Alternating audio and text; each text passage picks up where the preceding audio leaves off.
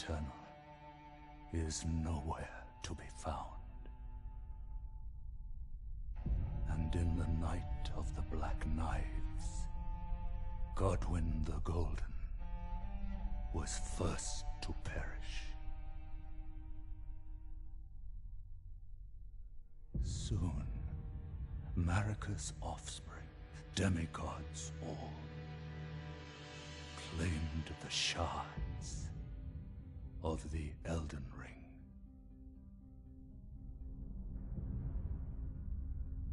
The mad taint of their newfound strength triggered the shattering.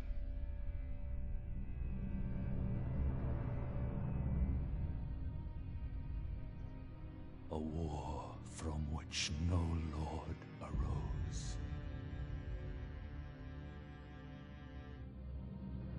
A war leading to abandonment by the greater will. Oh, rise now, ye tarnished, ye dead who yet live. The call of long-lost grace speaks to us all.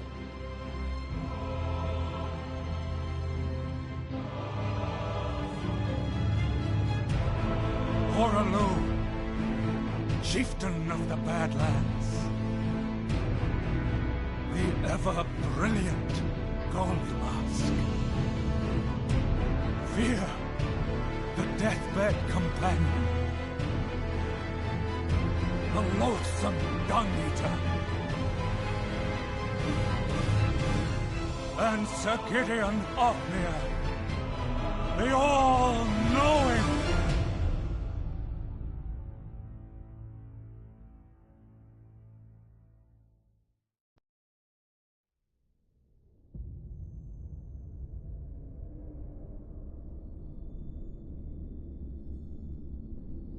And one other, whom grace would again bless.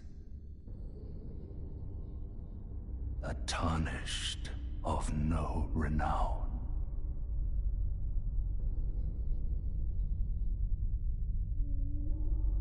Cross the fog to the lands between. To stand before the Elden Ring and become the Elden Lord.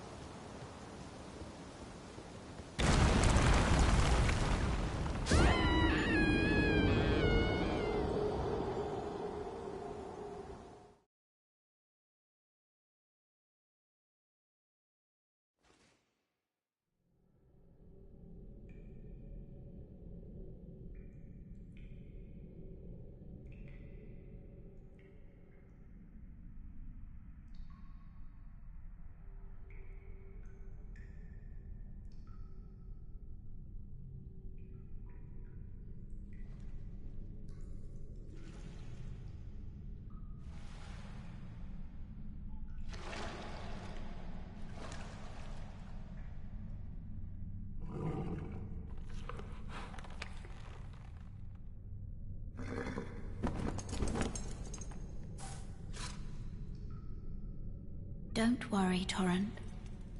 Fortune is on her side. We found her here after all.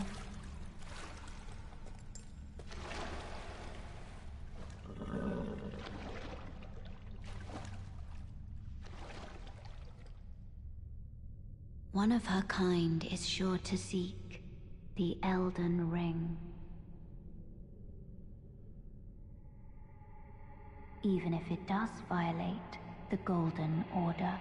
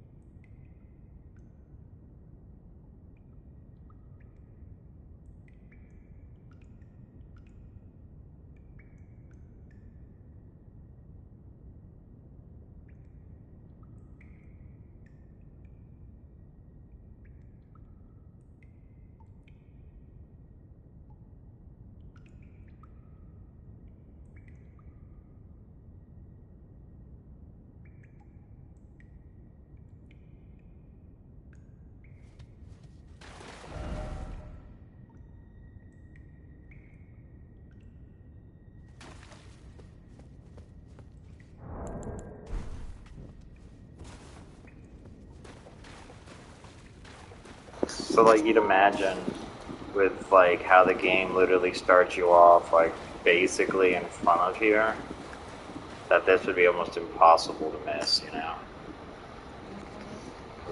And yeah, it's because they even leave a message, but as I was talking to Corey, not Corey, the other, I can't remember his name at the moment, about it. And I was like, well, this would be because, where is it? Network settings. No matching.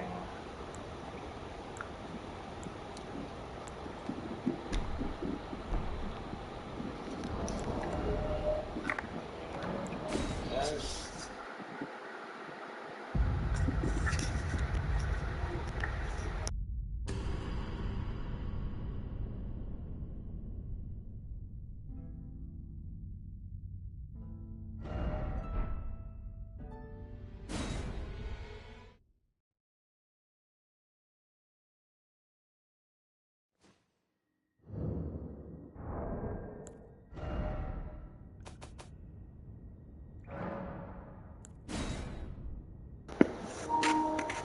Hi. Hey, you.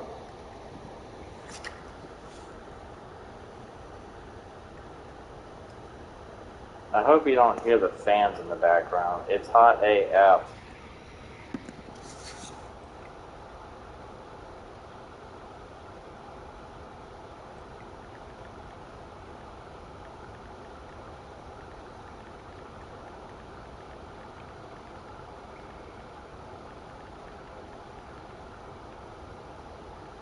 Sorry, I was chatting in there, elbow coffee. How are you doing today?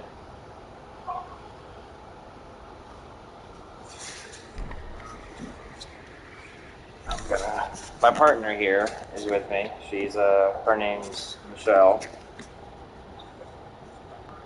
Ellie, actually. Oh, hi, there it goes. See, like this, right here, babe, what I was talking about? As soon as you start the game, bam. If you're playing under defaults, you get multiple messages, and now you don't know that there's actually messages that matter versus garbage. Like, and that's what I would argue is kind of why so many. And imagine, like, let's go back. I wish it would have kept my freaking stream from Twitch when I was streaming it at first, because on launch, the amount of freaking signs on the ground was my brain. Yeah, I do. That's so much extra work for someone who's so lazy they don't even stream at all anyways. I should have done that. That's for dang sure, though. I have to turn off the online feature because I don't want to see all the stupid signs all over the dang place from players.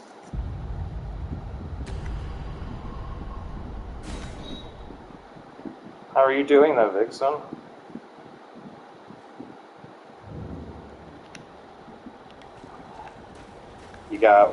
You said you're off tomorrow, so that's good.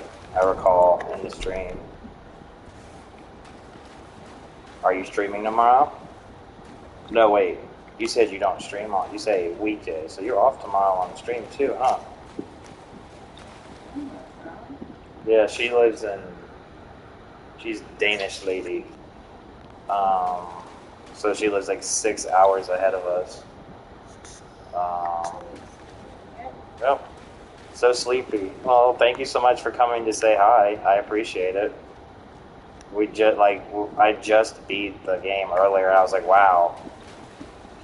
Oh, you do? Cool. Then you know you'll see me. Oh.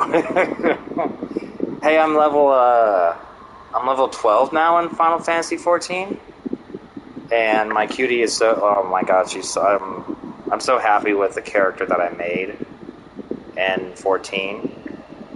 But yeah, like I actually, like, I'm having a little more fun because A, I might have people to play with, but also the stage class seems like it could be fun.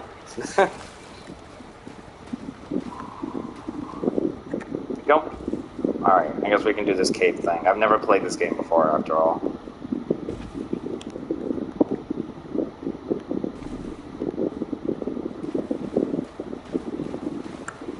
Oh, do I still have my eyes? No, I don't. Oh, that's cool.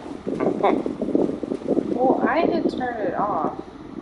Yeah. Well, if it's after the game restart, I think you lose it. Because you only get the eyes. Like, I think my body doesn't have the scars anymore. Yeah, it doesn't. Oh, okay. Yeah, that's just only because of you get the Flame of Frenzy on you. Mm-hmm.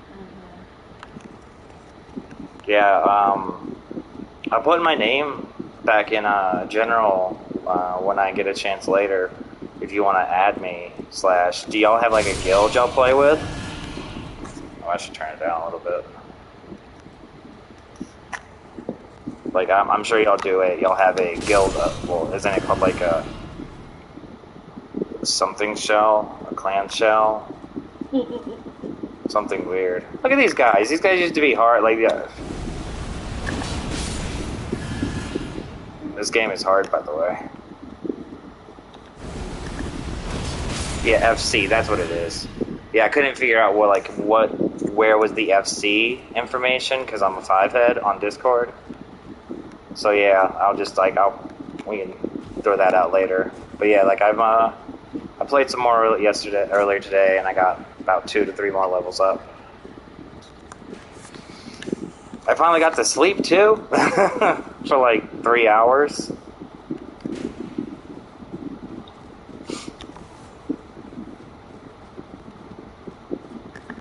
I never was someone who cared much about New Game Plus, but, you know, it's something that I think is just nice to have if you want.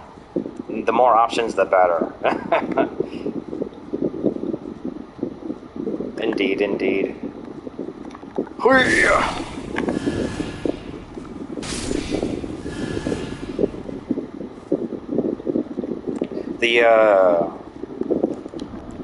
This Mimic Tier Ash, like, I'm sure you know about it, but if you don't, that shit's busted. Even without it, though, like, the Ancient Dragon Knight was pretty ridiculous. Oops. When it comes to, like, having a summonable teammate.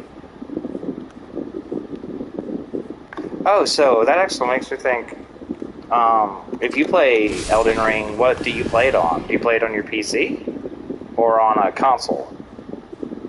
Because I've never gotten to see you play it, but I was just thinking, like you said, you were before.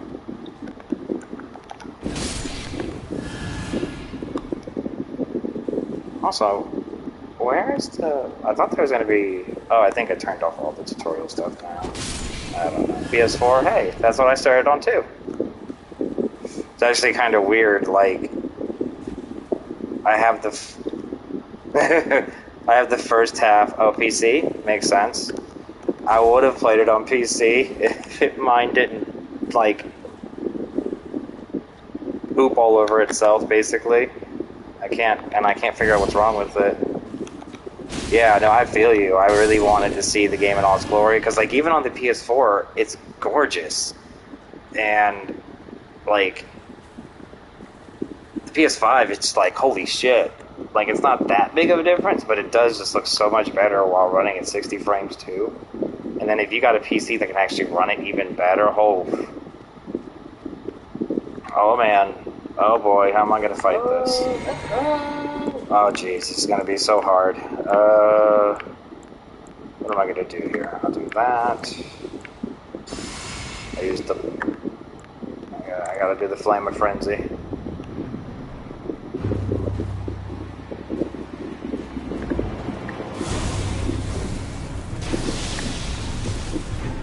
And snipe. Flat.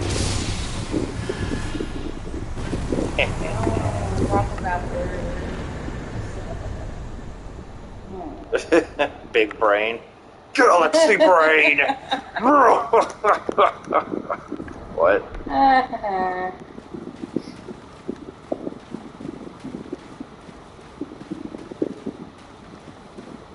This game is super hard, by the way. Get good. TM, smiley face. My ass still does not know how to get that item over there. I don't know how that is possible. This item isn't here either. What the what? Not like this. I wanted that gold rune one. No, but really. No.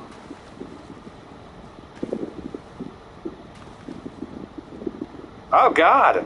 Oh god! Hopefully, like, ideally, since, you know, you're still using it, it seems like thankfully it didn't do any damage. But, oh god. Yeah, I'd imagine, like, playing this game on top settings, oof, especially on, like, the PC, oof, man, would be gorgeous. I'm gonna give up on that for now. Keep going. Like a professional, shifty eyes. You also don't get the golden seeds again? That's depressing. What if I want to have a ton of... Like, they actually give you more than you need. Because I have 12 more than I can actually use. I wonder if you can use them now. We'll see. Like, there's a set limit for how high you can go. That's plus 12 for increased healing. And the amount of flasks you can get is the maximum is 14 in the first playthrough. Also, that's crazy that Tiny Tina's Wonderland also had that same effect. I wouldn't have assumed it had that much, like, pull. Like, it needed that much stuff. That's even better. Oh, the marvel of newer technology.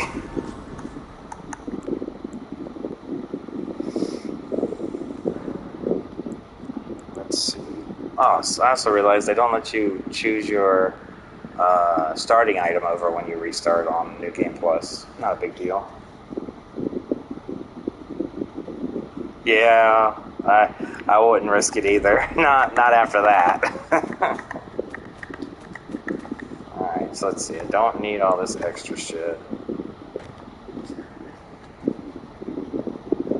Yeah, that's kind of like some of the stuff I love so much, and I'm sure you would agree when it comes to this, is like how, like, that's some of the stuff that's so cool about it, and yet I can't imagine how much it freaking takes up to, like, the further the draw distance goes.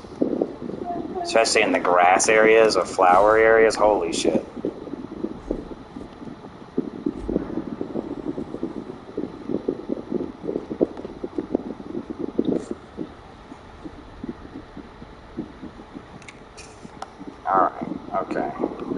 go do this thing.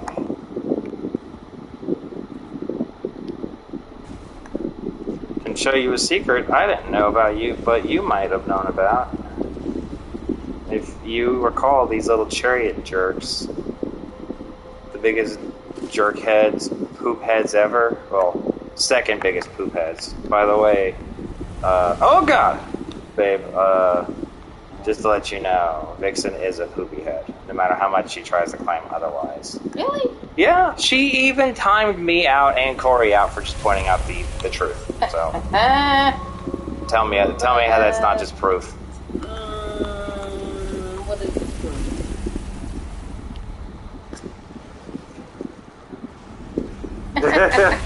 What? You know, poop head. That's not very nice. Hey. You should have seen her timing us out, feels like. Hey.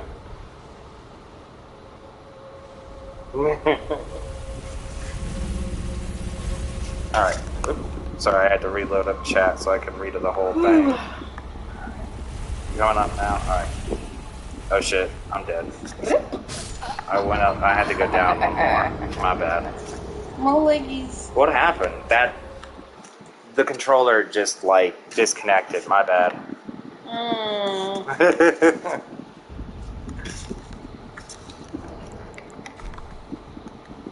Alright. Yup.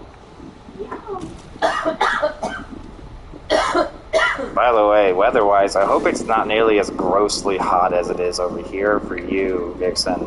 It is, like, so hot. It's, like, too hot. It's 91 degrees Fahrenheit, which, what's that Celsius, like? Hold on. I don't know the conversion. I'm just going to sit here and pretend like I do. Like I'm doing it in my head. Oh, God. Not like this. So it is hot as F over there, too, huh?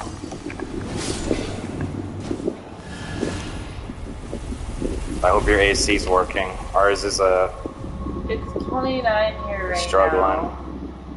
29 Celsius, yeah. But the high is 36. Yeah, like it just started cooling down because it's finally getting nighttime. Yeah. And it's still hot as all get out.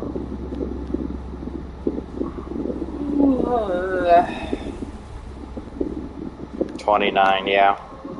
It was, like... 36. Yep. Nah, no, definitely always complain. F that. This isn't the, you know, whoever has it worse gets to only complain. Nah, that ain't how this works. I might be American, but I ain't that NA. Not anymore. Only I get to complain. Nah, what's... Oh, shit. Is that... Well, honestly, that's probably, like... Generally speaking, that's for the better, considering how much AC units don't help with the whole planet warming thing. Well, that's a whole thing. That's so interesting, though. Like, I can't, like, it's hard for me to fathom a place that doesn't have a bunch of ACs just built in, but that's like, that's to me, obviously, it seems like an American, like, NA thing, that you should be so used to it, like, to also just be so used to, like, a grocery store, like, specifically Walmart, rather than the ones that European and other countries have.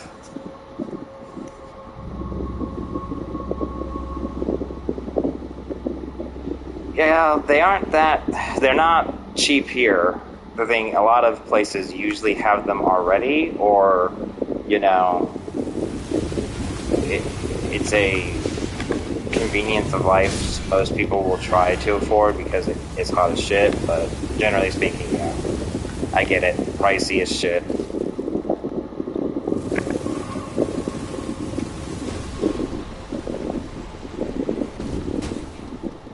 Freaking, speaking of which, that Majora's Mask stream, like, just crazy to me how like mixed up my memories were of the original 64 game and the 3DS, like quality of life changes that I just either did not remember they did or just straight up, you know, didn't know.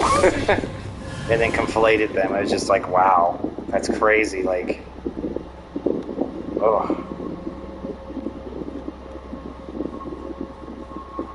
Made me actually load it up on the Switch, and I was like, dang it, I would stream this, but then I'd have to get, like, set up the capture card and find it. But then, no, that's exhausting. With what? Like, what kind of stuff? What you mean? Like, for the streaming stuff, you mean? Ow, I forgot they were there. And there's a second one, isn't there? Yep. Oh my god, that's rude. What is this? What is this? Thank you.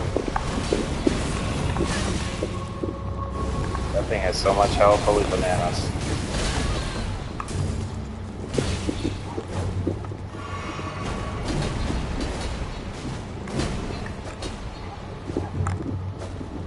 Come on.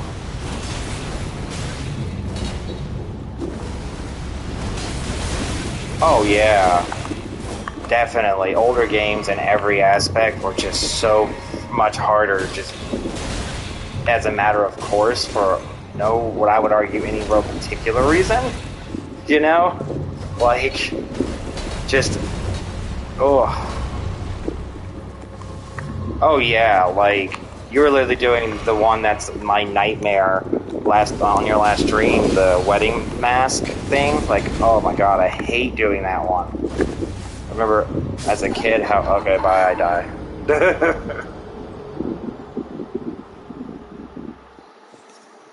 Yeah, I agree. Like, the quality of life changes to get a lot of the masks a little easier, slash the stuff like that added hole in the Deku thing that you're like, oh, hey, this actually wasn't in the 64 one.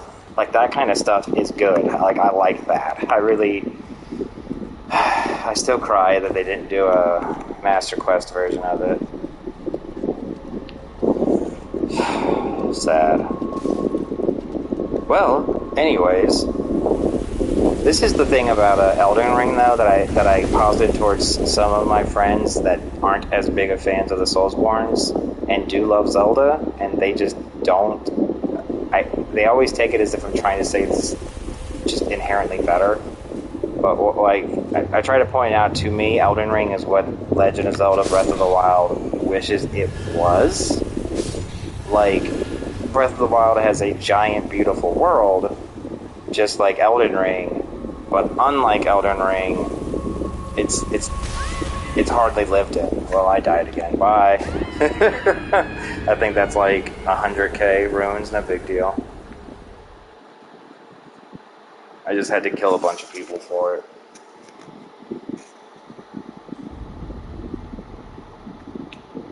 Oh, but yeah, like, in general, especially going on the controls with the Switch and just how the N64's control wasn't made for a human being. Because, you know, none of us have 3 arms.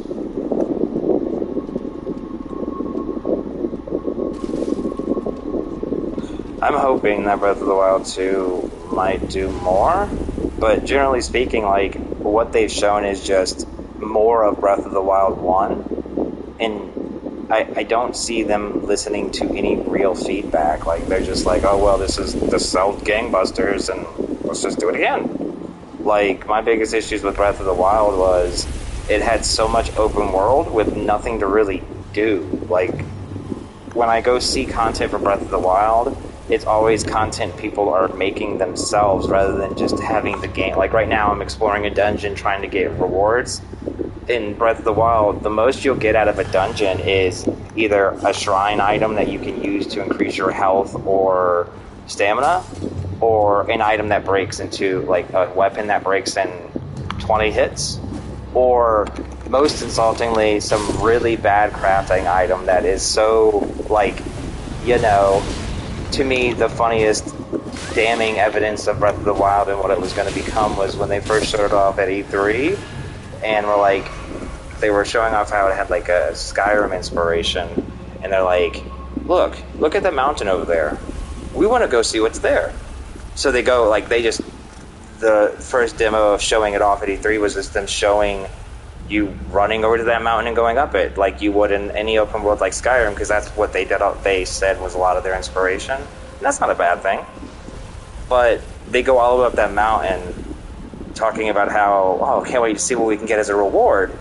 And I don't recall if they actually show you what the reward is, but in the game itself, the reward is flint. Just flint. Like 2. Like, what? Like, that's it. For, like, literally 40 minutes of your time, you get 2 pieces of flint. Like, I don't know how else to put not feeling rewarded for the time you put in. This isn't to say, like, you know, I'm not trying to say that Breath of the Wild isn't a fun game. Like, that's just not who I am. It's just, it's weird that these things they missed could have been so easily, like, addressed, but Nintendo is Nintendo. They do what they want to do. They are the company that made the Wii, but they're also the company that made the Wii U.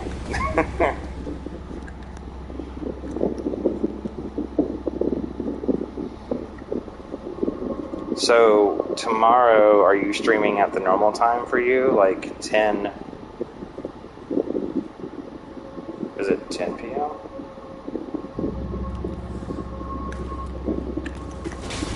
Kinda. Like, if you actually go back and look at, like, Skyward Sword, you can see that they were already experimenting with the open world concept, just keeping it limited in the way Zelda did before Breath of the Wild just threw it open.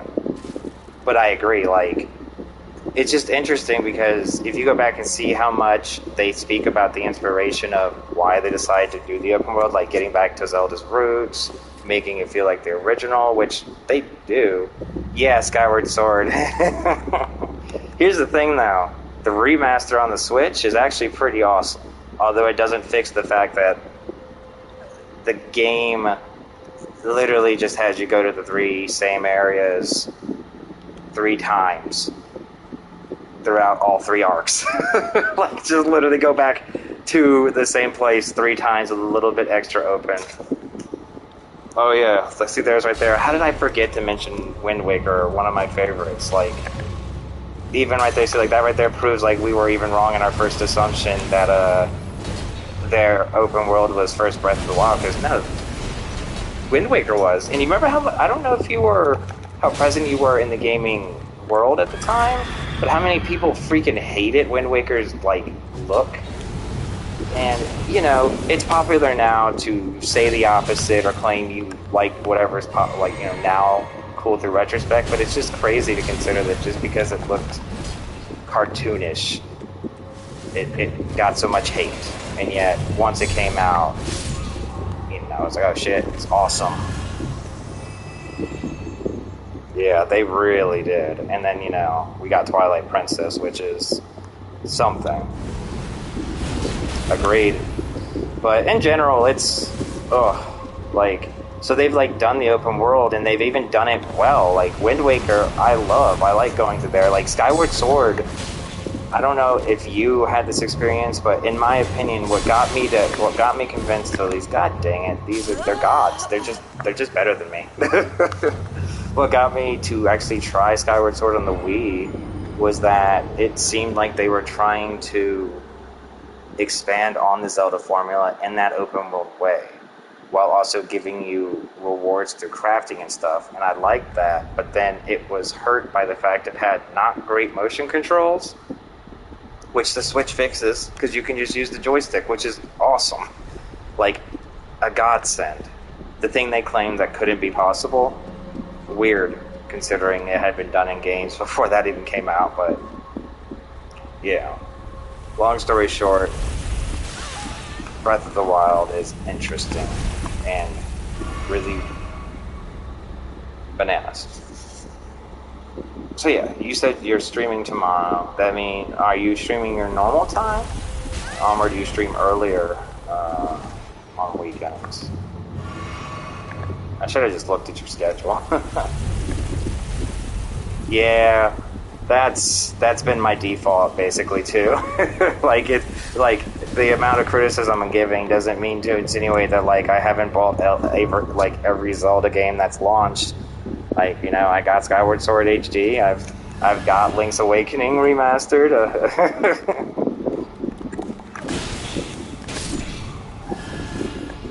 I'm hoping Breath of the Wild is more fun than... No, Breath of the Wild 2 has more stuff to enjoy than 1, but even with all the criticism of Breath of the Wild I've played through the game twice, which is something I never expected. And that speaks for how well a world they crafted as a toy box, I guess I could say. Okay, cool. I'll definitely be... like on / to say hi for sure. That'll be what? Yeah, I'll be up by then. If not, barely asleep.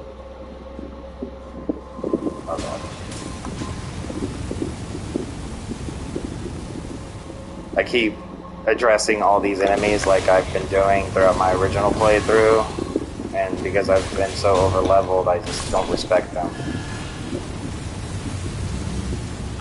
Now I keep getting my butt kicked.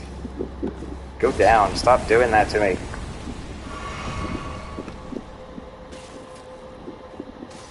But yeah,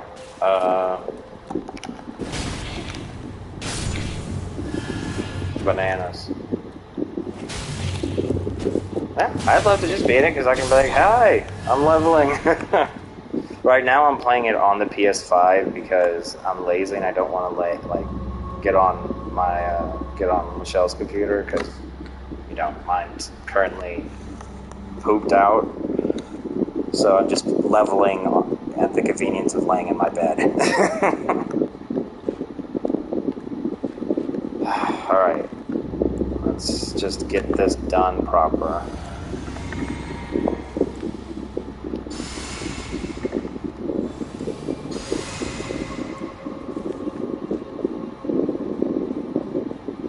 Yeah, like, so far I'm just having to deal with so much freaking health. Like, these things have so much health. Wait, where'd he go? Or did he not come back because I killed him? Okay, cool.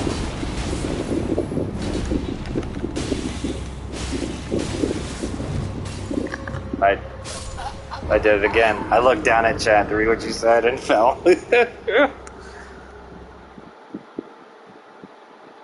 I haven't either, actually. Like, yeah, this is my first time doing New Game Plus on this.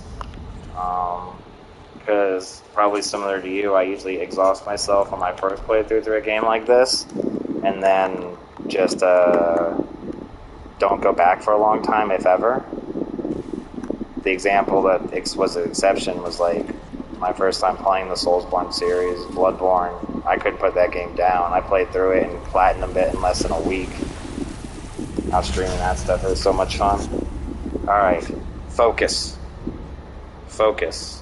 Although this isn't the time I really have to be that worried. How much does this do to me? I forgot. Yeah, like this shit does so much damage to me now as compared to before. Before it was doing like 1/3 my health. Now it does over half. Oof. Fall.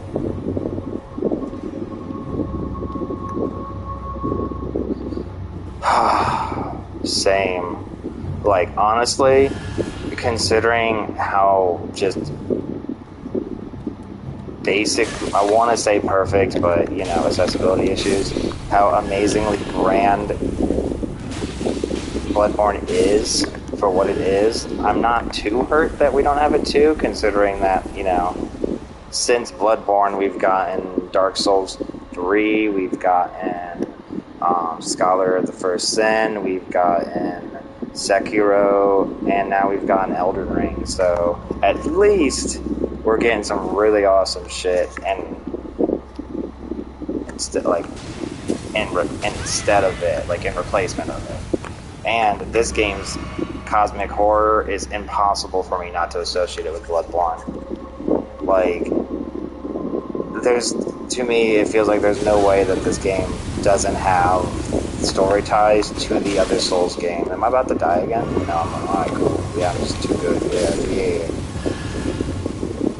You know, I just realized this thing doesn't stay down if I die. What the heck? I thought it did.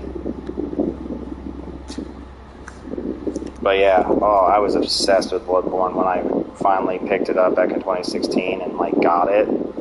Oh, I love the theming. I'm actually thinking about playing it again because I want what I call a perfect trophy screenshot, which is where, like, my character's bowing when I get the screenshot. I could show, like, if I had a capture card on, I could show you what I mean. But, like, I have, like, my profile image for my PS4 account is what you call it, bananas. Is actually, like, the platinum trophy from Spider-Man Marvel's game, like, where he's and I'm just on the subway getting the platinum trophy, which is just funny to me, and I like doing that with platinums. Anyway, sorry, you said...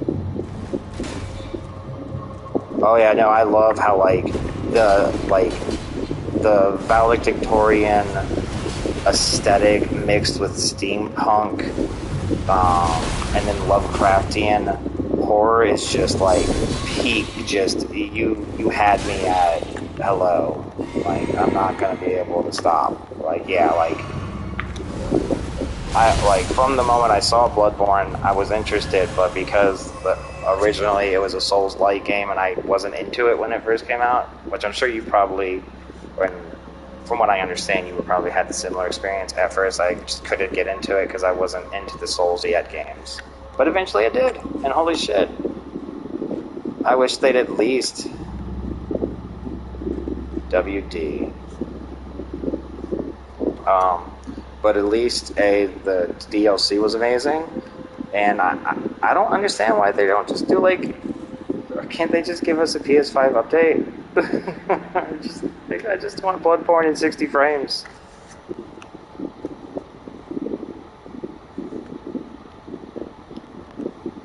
Paid it what? Oh wait, I actually finally finished this, wow.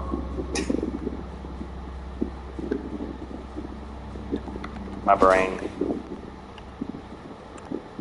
Sorry, I'm all over the place. Personally, I blame Vixen. I can't throw things at you.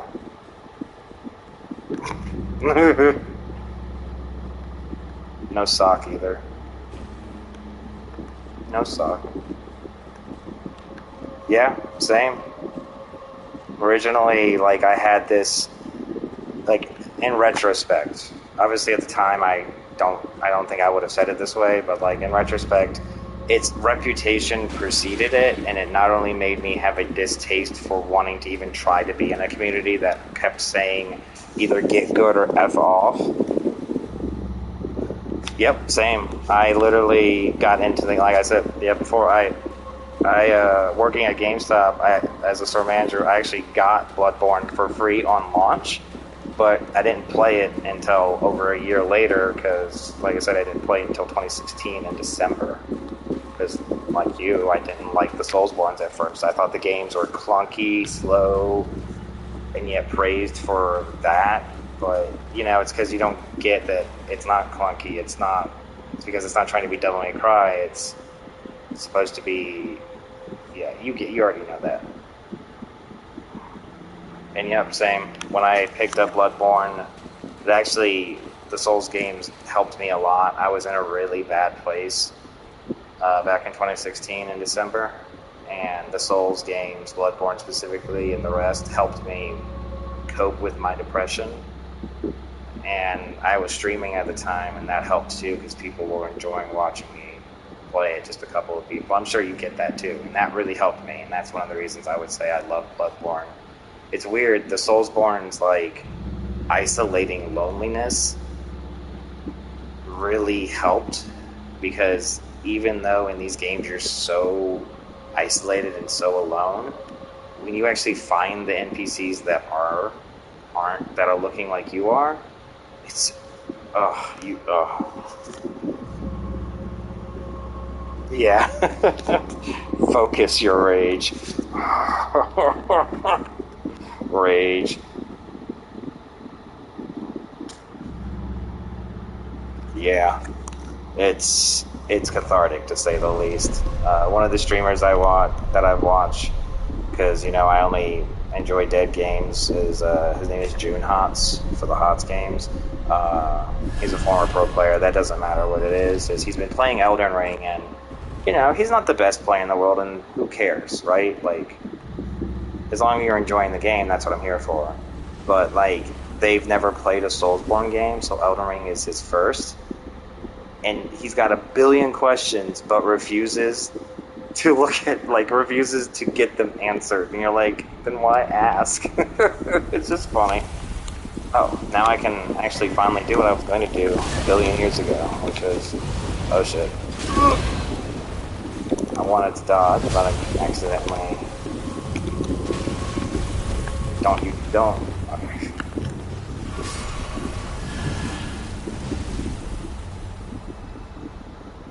First dragon. What was the first dragon? Well, the thing you say first dragon you meet, because of the open world aspect, it could have been any... Like, I could have seen it differently. But, I remember my first dragon encounter, and it was, rough, too. That sucks that I missed you playing that, because I didn't know you existed then. One day, maybe, you'll play it again. The one in the lake... Oh, the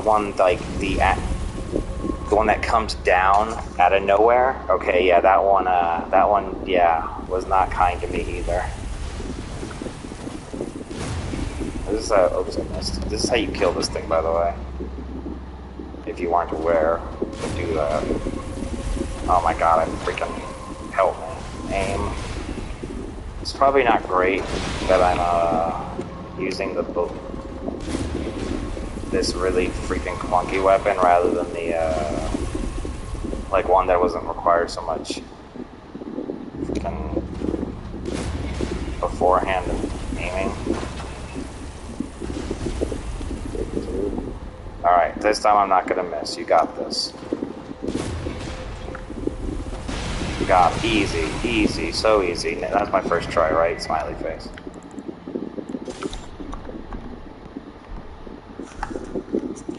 Fuck you. All that stress you gave me, fuck you.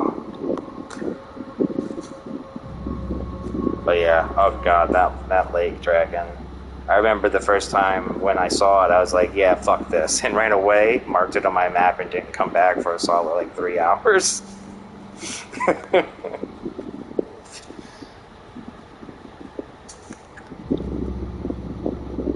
This, where I am, is the beginning of the game. This is literally the first area. Like, this is probably what's going to blow your mind further, this is literally the first area of the game. I'll go back to the beginning to show you, and you'll be like, wait a second, what? Because, yeah, this was when I learned that you could kill this thing. That was only like a week ago. And it was because of Adi.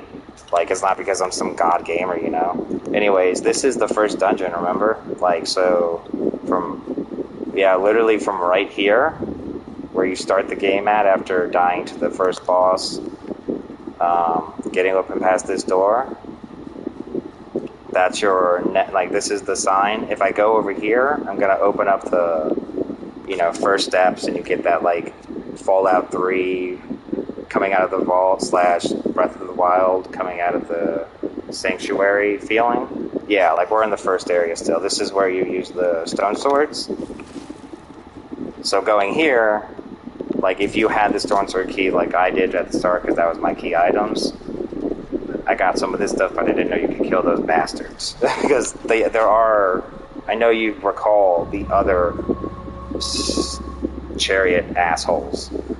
There's 2 other sets. The next one, you can actually kill those 2. The last one with the lava, you can't kill. But you can ride it, which is cool. But yeah. So this is where we are. If you use that stone sword and come here, you can kill not only that rider and get this bow, which is only given by him.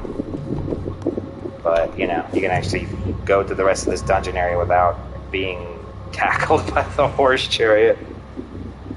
And I agree, this is why I also love the Soulsborne games. Like, you can come onto a random stream and bam, you can see shit they're like, wait, I thought I did everything in this game. And that's just crazy. That there's so much content that so many people are never going to see.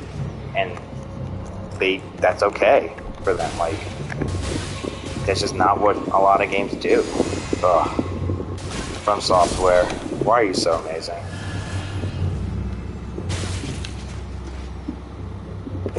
Yeah, that would have been me if I didn't, if my key item wasn't the stone sword keys. Like, I had the keys because that was my key item, so I got to come in here, but I didn't get far because this horse chariot just bodied me,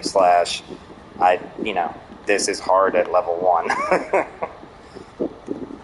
Well, this is annoying at level 1 would be the better change. But yeah, like, when you come back here, you can do this shit. And like, yeah, this is just one of the millions of things that you just don't know when you first go through this stuff. Like, crazy. Got the Dragon Communion seal. Like, literally first dungeon has this thing. That's the item I've been using, that I used from the start up to me getting this for using my magic. And it was in the first dungeon. And I only got it because I had the stone sword keys. Although, I don't think the stone sword keys are the best items to pick as your starting gift. I'm not sure what is. But yeah. Hi, Fred. Hi, Fred. I don't know if you can hear our kitty. That's Fred. But yeah, this is just one of the billions of awesomeness. I'm sure one day you'll go back to it, and I'll definitely get to see you play it, and we get to laugh at you die a billion times. Right now you're doing Majura's, so you've got like 3 or 4 masks left in Majura's mask.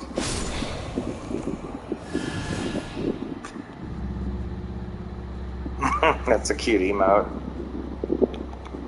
Do you know what you're picking up next? Hi, Fred. Come on, baby. You got food. You don't need more wet food. 2 left. Woohoo. And that's including the Fierce Deities mask, I think you said, too. What are you missing? What's the last one you're missing other than Fierce Deities? I always leave the wedding mask for, like, one of the last 2. I can't think of what would be annoying to wait for, but it's probably going to seem obvious when you say it. It's just like you, I also wait for the male one, because the male one's really annoying to get. I really hate the freaking bunny hat one, even though they made it a lot easier in the 3DS version. Oh god, you had to do that actually on the 64 emulated one. Oh, that's gonna be awesome. That game's so cute.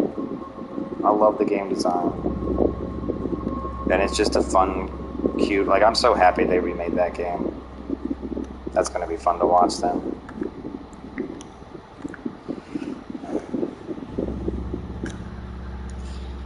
Oh my goodness, Freddy. Oh, duh. Yeah, duh. I was watching you haven't done the towers yet. See, how did you forget that, Vixen? Shifty eyes. Ulcerated tree spirit. Not gross. That's awesome. Cool. So, like, yeah, you're basically set up, and you already said you're not interested in getting all the hearts, so you're going to just go straight to the moon after getting the mask then? Like, after beating the dungeon? I guess.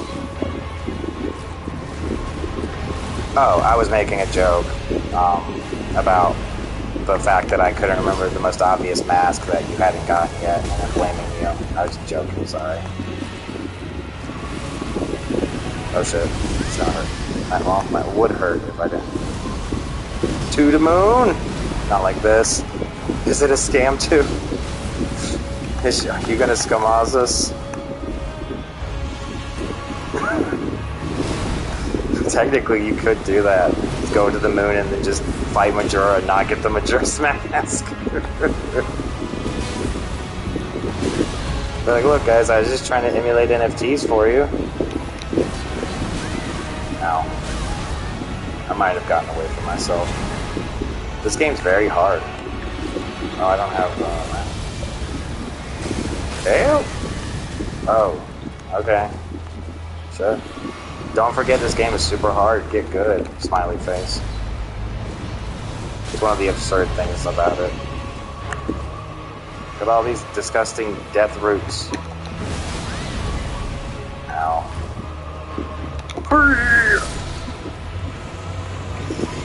What, Fred? What you hollering for? Oh yeah, it does. I love, like, even that that boss is a reoccurring one.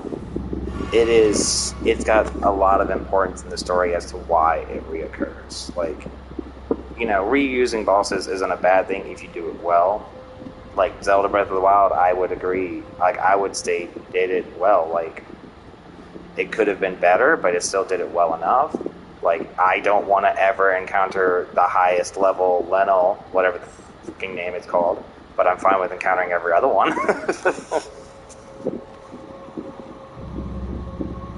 But yeah, that boss, you're dead now.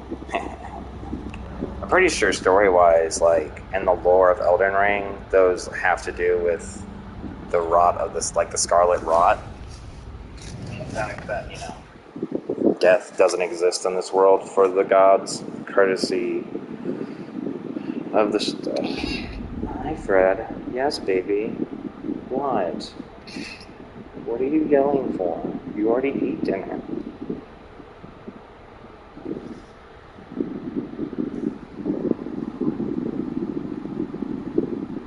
Oh man, Wind Waker. Are you doing that on the GameCube, or do you have a Wii U? Or are you emulating it? That's exciting. I love Wind Waker. Yes, Fred. We hear you. What is it, Princess? You can hear my very vocal kitty. Our kitty, Freddie, she's very assertive. Awesome. Yes, Wind Waker HD. It's crazy though, you know, considering that the cell shading is so timeless that it still looks so good on the GameCube. But the HD makes it look just... I wish it would. I really do hope that they'd release it. And crazy thing here, I'd love them to do a Master Quest version of it. Cries. Nothing's as good as Ocarina of Time, apparently.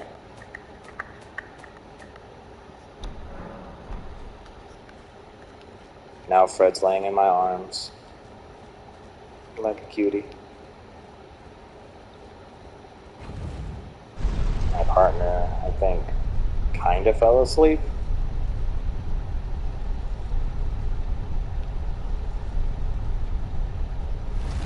Bonk.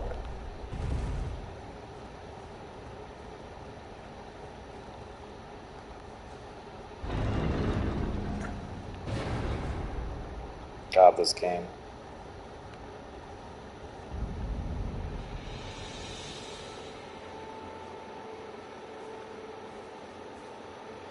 I just love how well they just make this game feel lived in. So gorgeous, Jesus. This is where I would argue that the realistic aesthetic from the game engine doesn't hurt it, unlike a lot of games like, say, Twilight Princess or Call of Duty games. They look worse from time. This, I don't think, is going to age poorly, because while it's got a realistic look to a degree, it still is stylized. Ooh, Breath of the Wild, maybe? Oh. Yes, DS Zeldas. Those are so overlooked. Like, I mean, they definitely have their problems, but I was pleasantly surprised when I actually played them for the first time. Like, I didn't think I'd like them, but I did. And surprisingly, I don't know if you have a preference between the two, but I thought I'd love, what was it called? The Wind Waker one, the Phantom Hourglass, more, but I adored Spirit Tracks. And That's crazy to me. They are. I agree. Like, I was surprised by how they did a interesting spin on the Zelda formula on the DS using the touchscreen. Like, would I prefer to not have touchscreen controls or have the option to not use touch? Yes, but I still enjoyed it when I actually played it. Like, when I actually tried the game instead of just complaining, yeah, I completed it. I still have the DS game. That's awesome. I'm excited to watch you play that.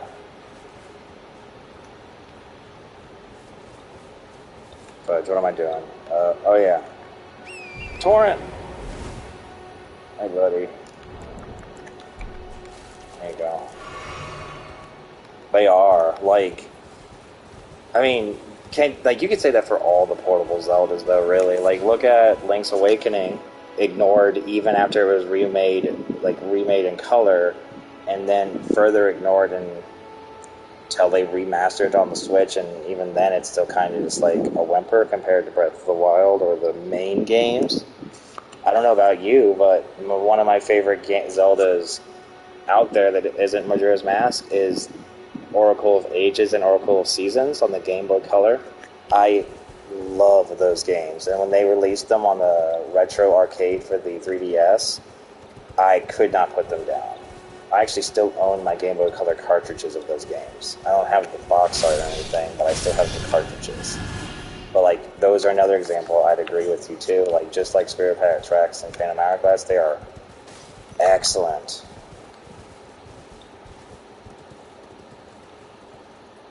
They really are so good. And then, I'm sure you were expecting this, the Game Boy Advance ones, like Minish Cap. Oh my god, I love Minish Cap. Everything about it. I don't know if you had a 3DS or know about the whole Founder thing, but I mean, you could just emulate it now on your phone or anywhere. But yeah, Minish Cap. Oh, so good.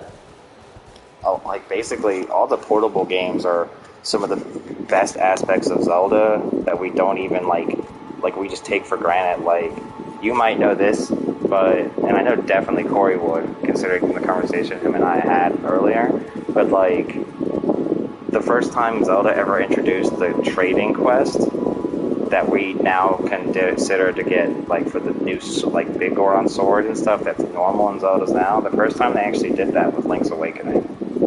A portable game that a lot of people don't even think about. That's now a staple in every Zelda. But yeah, freaking Phantom Hourglass and Spirit Tracks are pretty great. Like, they stand on their own merits, and it's sad that so many people just dismiss them out of hand. That's what makes me think that Zelda 2 could be fun, but every time I try it, I just don't get it, and I'm not sure what I'm missing. Yes. Tarnished, are we? Come to the lands between for the Elden Ring? Of course you have. No shame in it. Unfortunately for you, however, you are maidenless. Without Why does he gotta without come at me like that? Rooms, and without an invitation to the round table hold, you are fated, it seems, to die in obscurity. This man is just savage. Like, alright, I guess I'll just die.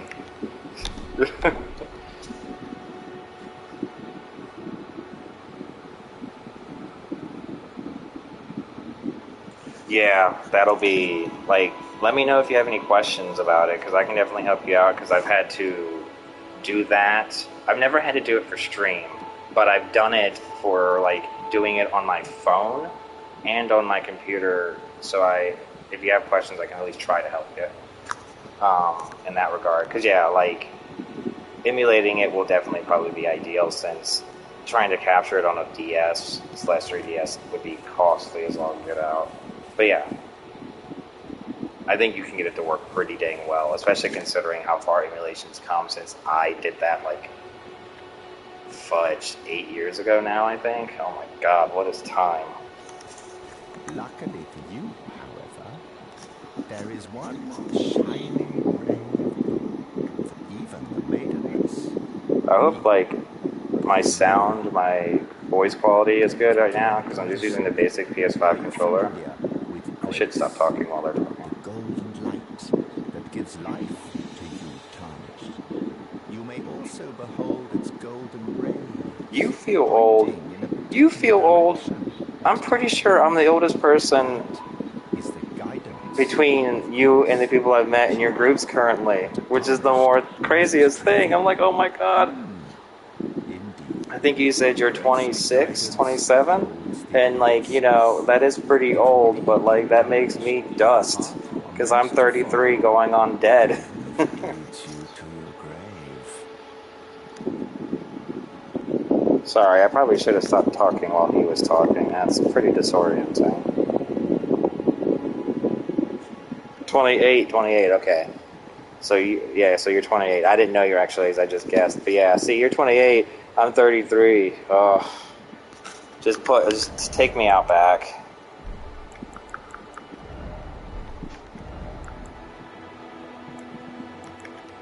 I'm done.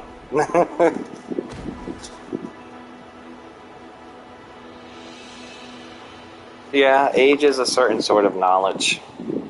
Sadly, you know, the kind of knowledge you can learn that you absorb can be not ideal or conducive to living in a society.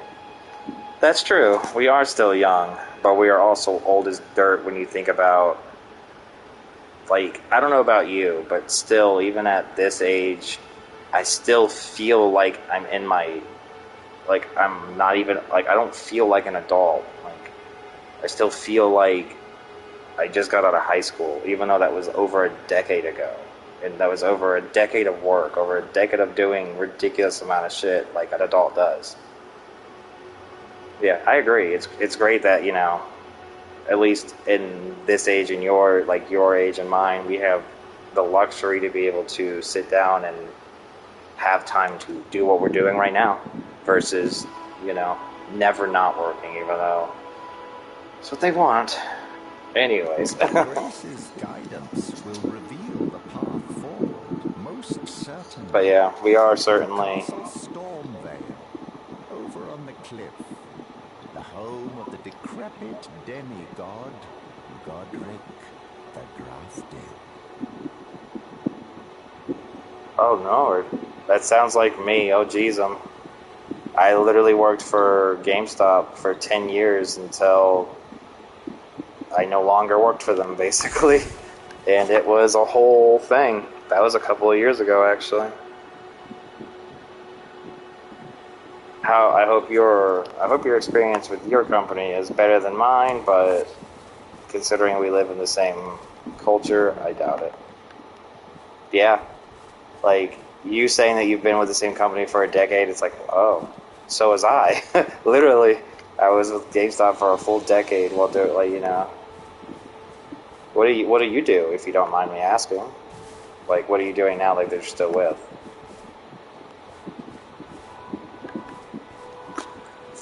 Let's go beat up this guy for being a bully.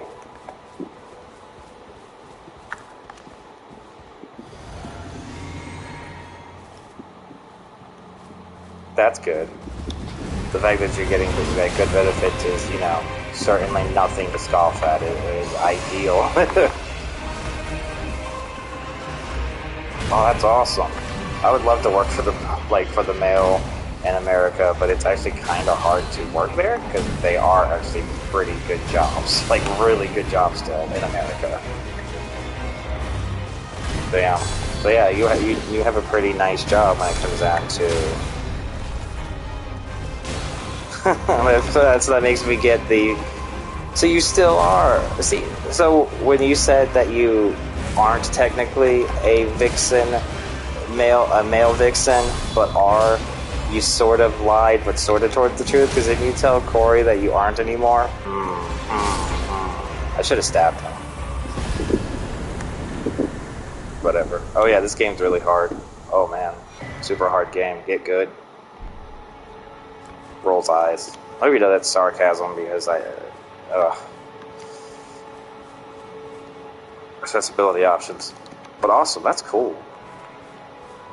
Yeah, my job experience and what happened with my job of a decade with GameStop didn't end well, let's just say. I got fired because of my assistant store manager decided to lie and claim that I did something I did not. And, you know, they went to HR about it. I said, okay. I told them exactly what happened. They looked at the camera, saw exactly what happened, but decided to take her word for it. And I'm just like, okay. It sucks. It's all awful. Honestly, I'm glad it happened because, like, here's the kicker: I'm glad, like, you don't live in America in this regard because, you know, healthcare is what I'm about to get to. Working at GameStop at that time, I was making a decent amount of money, so my healthcare was actually really bad. Like, I had what's called bronze insurance, which means, like, if I had to go to the hospital, I'm basically paying all that stuff unless it's over $10K, and then they might pay for some of it. And I don't know if you know, but hospitals in America is all about draining every cent out of you because that makes sense. Rolls eyes. But so I didn't have good insurance while being paid well because I was only being paid okay. You know, I wasn't making 40K. I was literally making like 30K, which ain't great. Especially considering how much I was doing capitals. It doesn't matter. Anyways, when I lost that job, I got on Medicare, which is basically universal health care.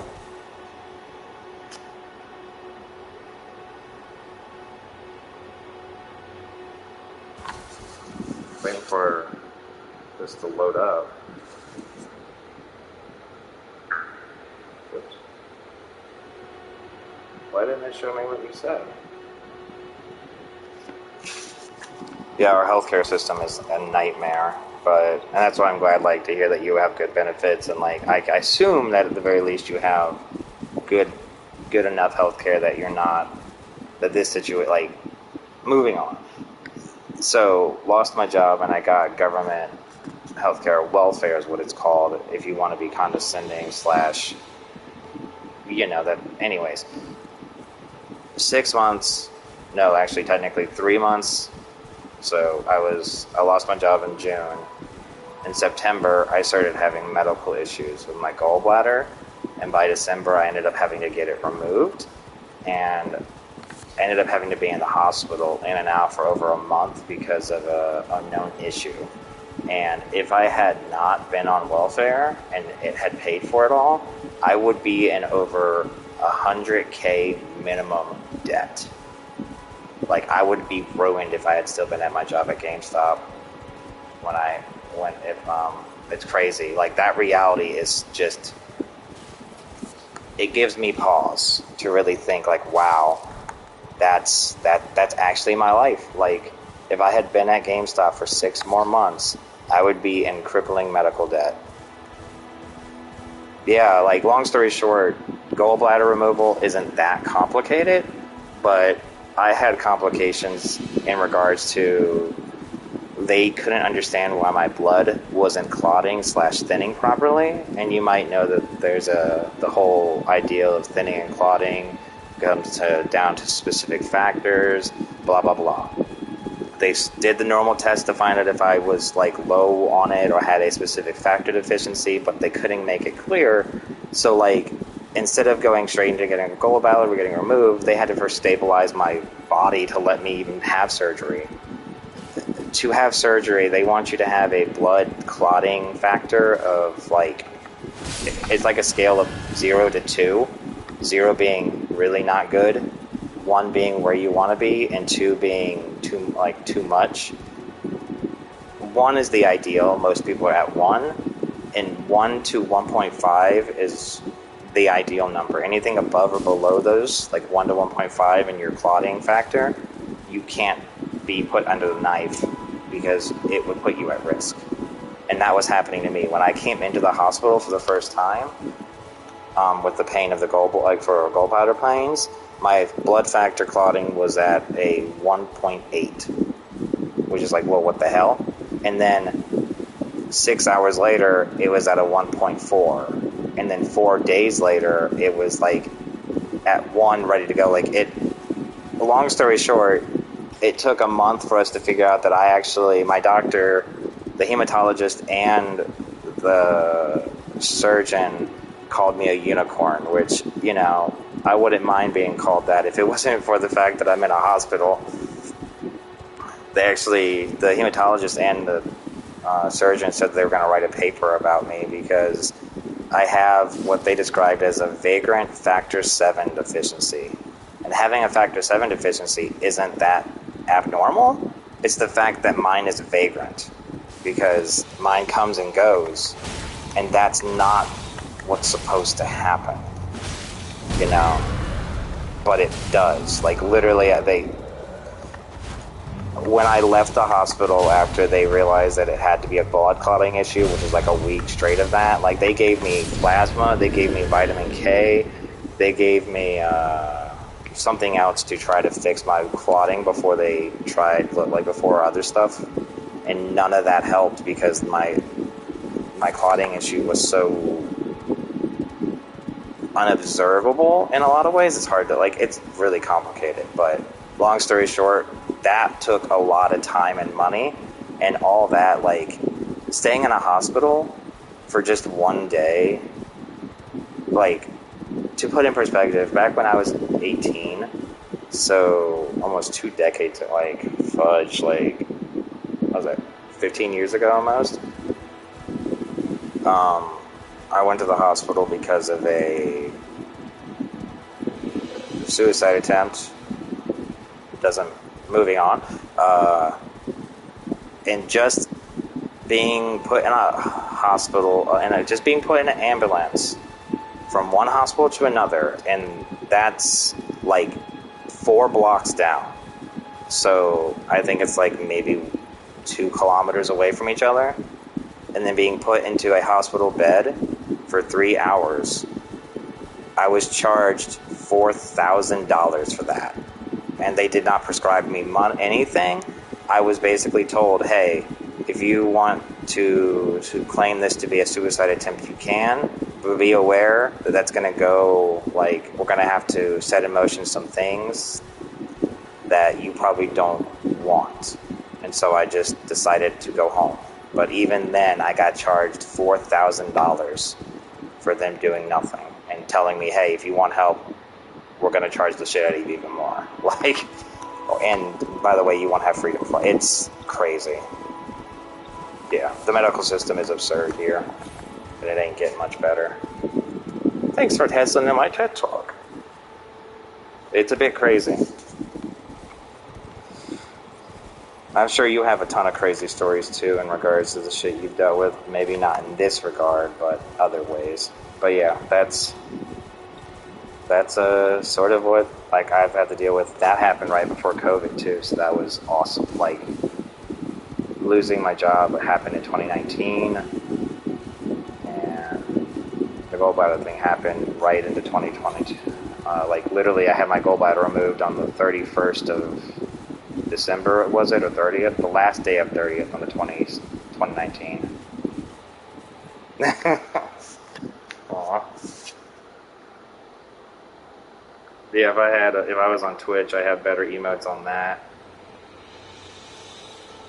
Thanks.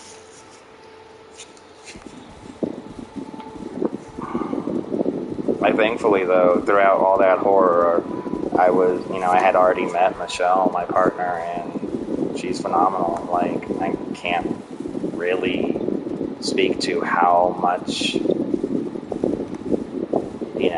she's helped me in that regard. And it's crazy, too, because not even a year later, she had the same exact gallbladder issue, but thankfully, without any of the complications.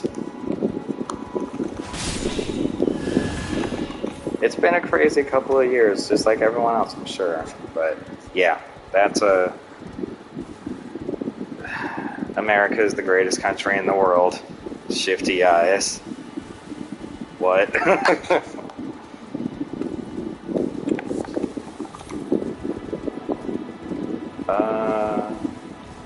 Just imagine if I could throw things at you right now. Oh, how satisfying that would be. I'll have to do it tomorrow. Yeah, that's what, from my understanding, that, yeah, yours is, and I'm sure what you're hearing from me, like, you've heard about it, but that it's like, it's probably hard to fathom, and it is. It's crazy. Oh, no reason to be sorry at all. Please don't be.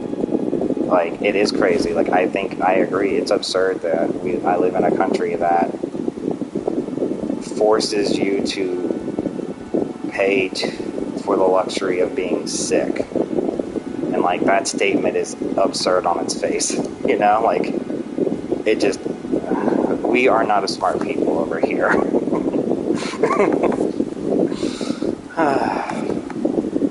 Hopefully we'll be able to... I don't know. Getting out to vote is what we can do right now.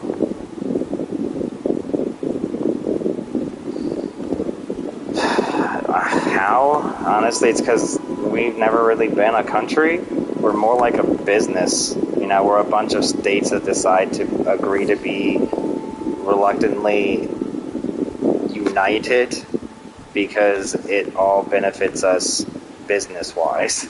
And if you see America as a business versus a country, that makes a lot more sense. Like, it's why we spend a ton of money on our military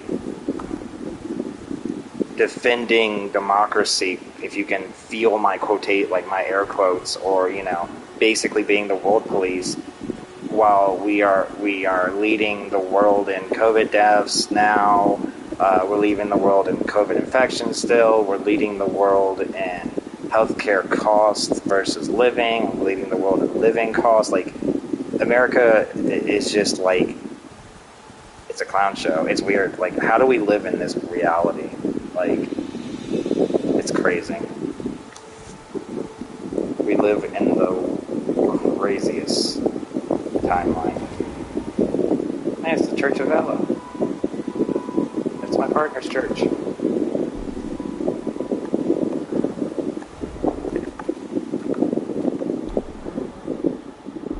Yeah, what you mean? You're trying to tell me that leading in the most COVID, the most deadly disease, the most COVID deaths isn't a good thing? You're telling me having a ton of people, like, you know, having the highest incarceration rate in the world, even though you don't account for most of the population in the world, is a bad thing? Sure. Maybe it's just because they're just criminals, okay? If you could tell my sarcasm. Again, we're not a smart people.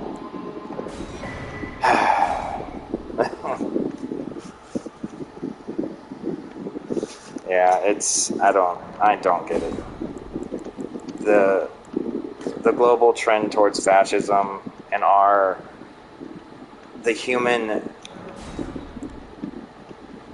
the inner human darkness, I guess I would call it, that we have of being okay, like, enjoying having other people suffer just because we don't like it. It's hard to get over, like, past that. Like, you know, we still live in a world that believes more in retributive justice than actually fixing problems, so. But yeah, it's crazy. I live in a time when, you know, all that dumbass shit's happening, but I can speak and have made acquaintance / friends with someone who lives in a whole, like, across the world, 6 hours in time difference. Like, right now it's 6 in the morning for you, right? What time do you usually go to bed? Are you as bad as me? I hope not. I hope you sleep at least a little bit. Well, I know you do, actually, because you were yesterday. I do appreciate you coming by. Thank you. The company is very much appreciated. Oh, you just woke up? So you were sleeping before, huh? So after you got off the stream, you went to eat, and that was around... It was like 6 o'clock your time, I think. So it was like it was 12 going on 1 my time. Sort of, I recall vaguely, because 6 hour difference, so yeah. So that makes sense. So it's now 6 in the morning, so you're waking. Okay, makes sense. I'm getting there. I'm not a smart dude. I'm just a tall dude. What?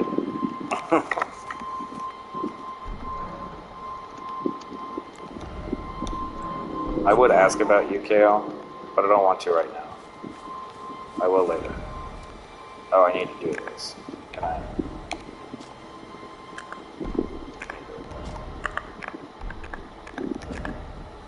Yep.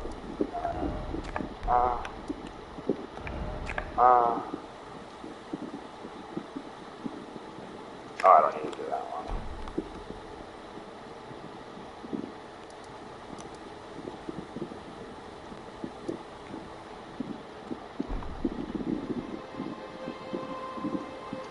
Crazy. Yeah, so like you wake up basically close to the same time that I do.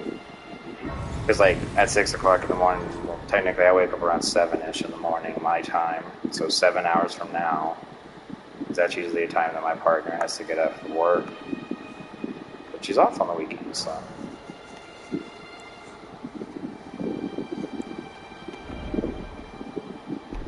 I can't level up. I'm maidenless. Feels bad, man. What's your plan for the day? I know you're going to be streaming a little later, but you're just going to be chilling out for the morning, getting done with some chores. Is it your work? You mean like your stream schedule / how tired you are?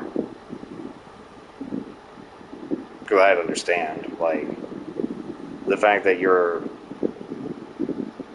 chill XD, chill. Me? I need to chill? But I can't chill. Look, I'm literally sitting next to a bonfire. What? Grace.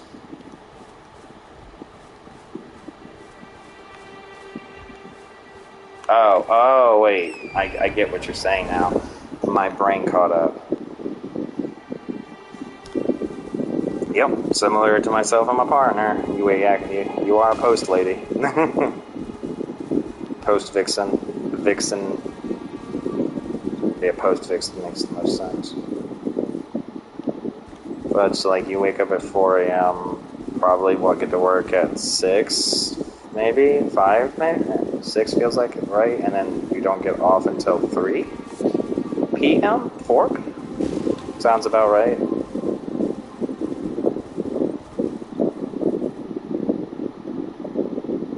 Yeah, sounds like you've gotten to the point where your body's so used to it.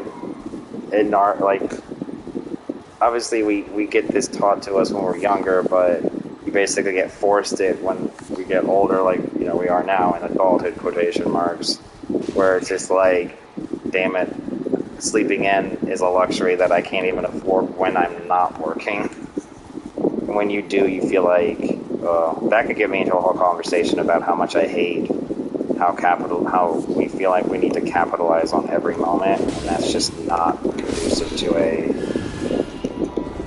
fulfilling society, I guess you would say, fulfilling life. Like, work being the only thing you care about is not ideal. And it's my country in a nutshell.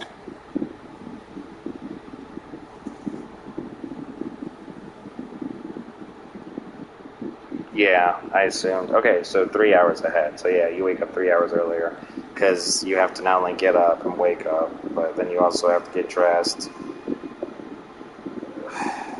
deal with what's expected of you and from society when it comes to preparing to go out in the world, and then driving there. Fudge. So is your commute that long? I hope not.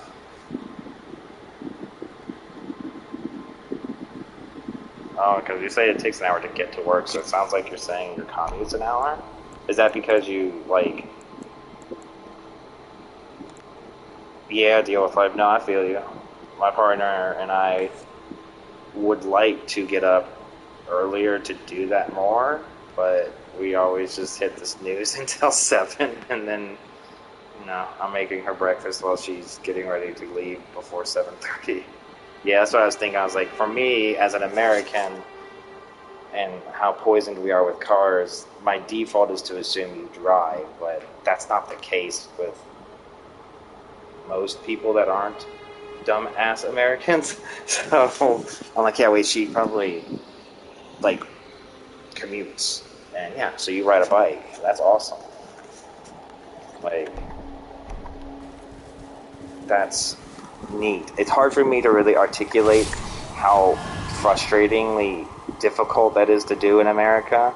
Not that it's impossible, but like if you've ever been to the States or have seen the States, like walking around them, oh, you would love to drive? You just can't, don't, or owning a car is expensive AF. Because, yeah, I understand all those.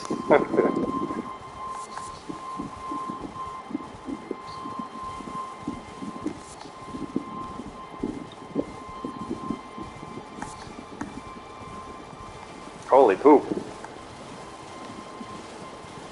Do you, so you ride a bike because it's just more cost effective, I assume?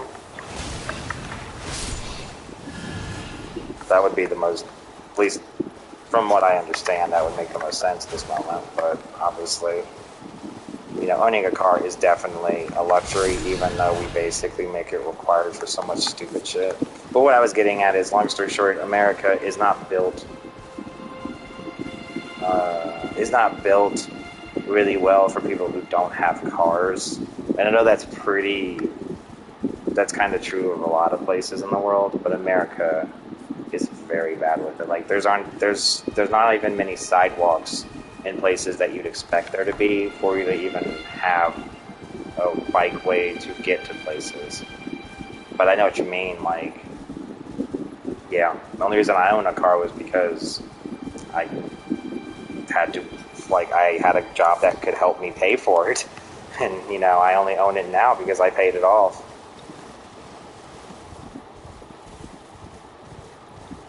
True, if, like, I agree that it's too big for bikes if we're arguing about going state to state. But the way, like, if you live in this country / have looked at the history of, like, how this country's been, how do I put it, like, how we built our cities, it's basically what America does best, and that's, you know, dumb fucking individualist bullshit because capitalism and making money is more important than making a system that makes sense. Like, our public transit in America is horrendous because we underfund the shit of it, because selling cars makes the Koch brothers and other, like, industries more money than people riding bikes and using public transport. Like, that's not a conspiracy, it's just the world that we currently live in. And, like, I find it interesting. Like, this conversation here is interesting because, like, one example of something, like, I saw a, like, meme where someone from a European country was talking to a friend in America, and they're talking about how they're gonna walk to the restaurant that they were gonna eat, and it was only 20 minutes away, and they're gonna walk. And the American was like, "Holy shit! Why aren't we just driving?" And, you know, the point here is Americans drive everywhere, and a lot of other places don't. And I can't help but, like, empathize. Like, I can't help but definitely see the American perspective because, yeah, that's, like, I do that too, but it's a necessity of the world that I'm being forced to live in. I would, like, when you think about walking, the first thing you need to even allow yourself to walk is time. Or use public transport. And, like, you are, like, I mean, you yourself have to suffer from this, and that sucks. Like, you lose a whole hour of your life because of not having better public transport options, is the way I would put it, you know? But maybe one day. Can't make anything better if we don't rally together, support each other, and vote. Smiley face. You are my comrade, whether you know it or not. I do hope you've been having a good morning. Smiley face. That would be ideal. Especially considering, like, from my understanding, and again, like I said, I believe, like, doing a postal kind of job is a really good job in America too. You're pretty much set for, like, that's your career, from my understanding, for the rest of your life. Like, you're pretty much set up in the way that you'd want to be. That's great to hear. I'm glad to hear that. But yeah, I understand that. It's probably what you've been saving up towards, is slowly, hopefully getting towards getting like a home / living somewhere closer to work. But, you know, you do also live in the world where, ugh, we suck. Yeah, brain power. It's alright. I gotta kick in the brain sometime. Wake up and get the coffee. The morning philosophizing and dealing with, like, talking about real world problems. I thought we were playing Elden Ring, man.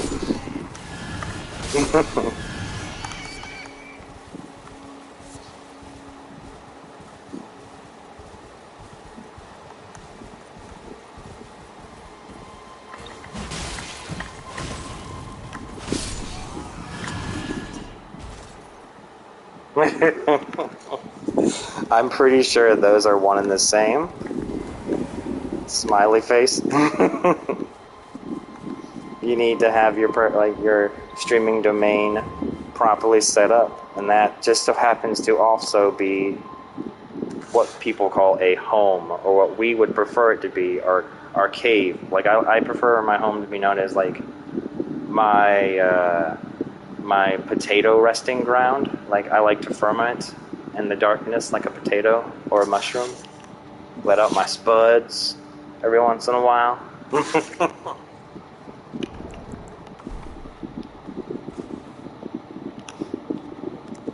Oh, probably a little random, like, what in the heck is this guy talking about? And this dude is just talking about potatoing. Best feeling ever. And you just capitalize on your time by just relaxing.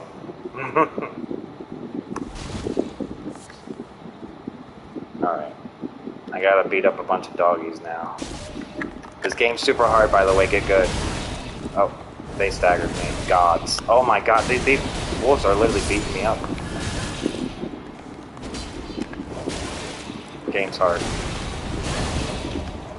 You know, you can stop staggering me and making me look like a fool, wolves. Thank you.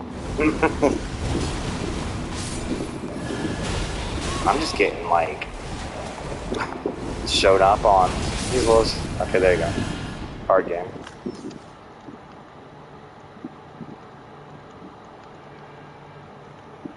Hey, I mean, I'm not... I hope you'll learn soon as we speak that I don't judge people like that. I get that, dude. I used to live, before I moved, like, before I started living with my partner, about 4 years, going on 3 years ago, I was still living with my grandmother because I was taking care of, like, she needed someone to be there to take care of her as well. And, you know, some people gave me shit about it, and I'm like, well, here's my options. I could go out and try to afford a house that I definitely can't, or I could help take care of my grandmother's home, pay for the same shit I would be in a home that I couldn't afford, and also have the benefit of being with family. Like, why is that a bad thing? So no, I feel you. It's great. Like, you're being able to spend time with your family, able to save up a little money.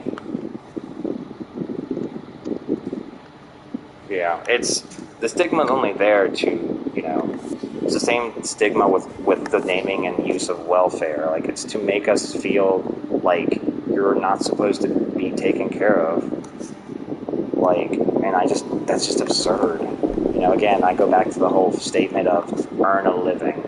I didn't ask to be born, so I shouldn't have to earn the right to live. We should just, like, we live in a culture in a society that should be past forcing people to have to, I don't know, ugh, so stupid. But yeah, like, when going back to the whole family thing and living with them, yeah, no,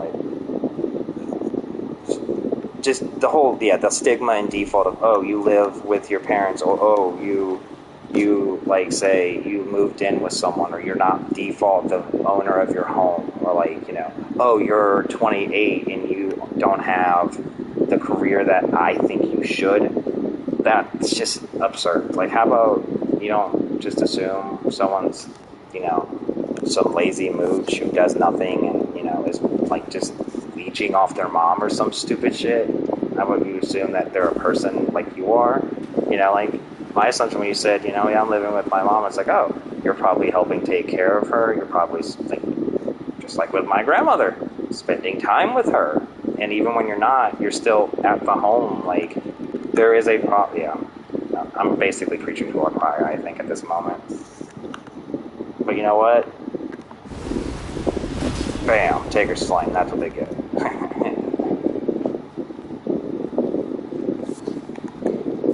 We, I re-downloaded Pokemon Unite, if you ever want to play together.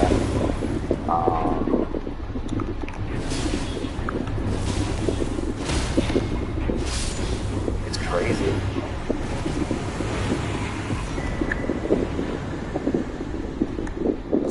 Like, I remember picking up Unite, and, like, I don't mean now, or just whenever, you know. Like, I re-downloaded it, because my partner and I played it when it first came out, but we just didn't have that much fun with it. But it looks like it could be funny, at the very least. But nothing to, like, no pressure or nothing to worry about. I'll just let you know, if you ever need someone. No, I know what you mean. I know what you mean, like, there's a worry that this is where you could get into a conversation about parasocial relationships, or more accurately, a concern that, I mean, the more realistic concern that I would have if I was you is, you know, at least from my understanding, you're a woman. And that don't work really great on the internet when, especially someone like myself, is always just looking to not treat you like an actual human being. So I feel you. I get your hesitance, your concern, and that's why it's like I never want to make you feel like I want to put myself on you. That's why, like, I was having fun chatting with Corey, and I don't know if I was chatting. I had a great conversation before, but yesterday with I can't remember his name. Such a jerk. Was it Silent? I think his name was. No, not Silent. Lucids.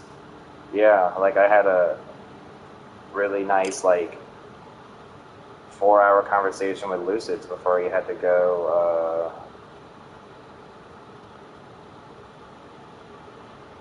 do something. I can't remember. Brain doesn't recall. But yeah. So no, I get you. I understand why you have hesitancy and you're concerned that kind of stuff. But yeah, I had a good conversation with Lucid, and then just recently Corey. So it's been fun. When I wouldn't hold it against you, like, to clarify, like, I understand the hesitancy and concern, and it wouldn't be a concern, like, I wouldn't hold it against you for the hesitancy or for it to not come to fruition, because, you know, we are still two just strangers. But, you know, no expectations. That's the thing that's important. No judgments. Expectations are like demands, because it's your life. You know, smiley face. Anyhow, did you know that this game is pretty damn fantastic? Just desperately needs certain accessibility options, smiley face.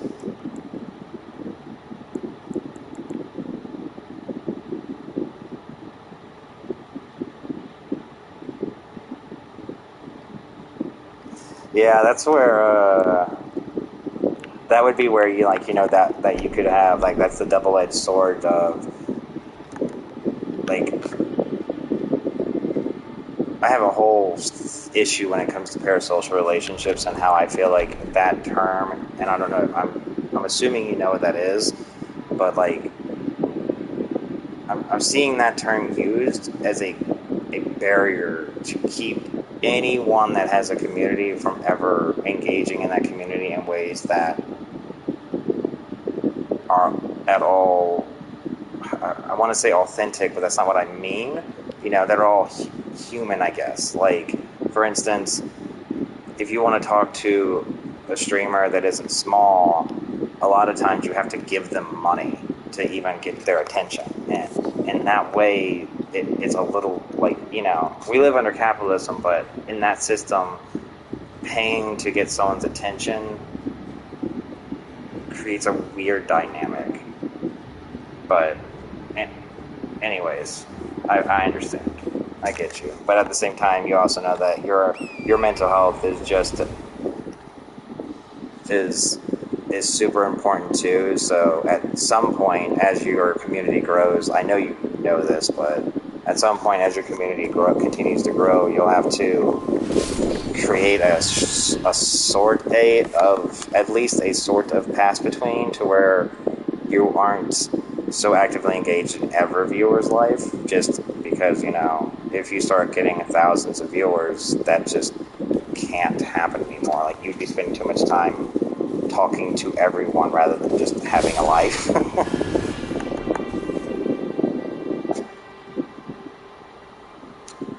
What the heck, game? What is... I'm trying to see what you said, but my dumbass phone didn't update what you said.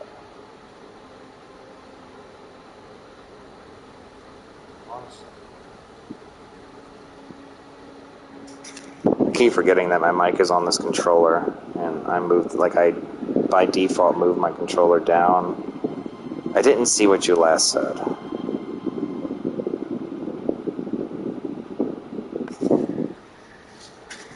Let's see if I can see it on here. Oops.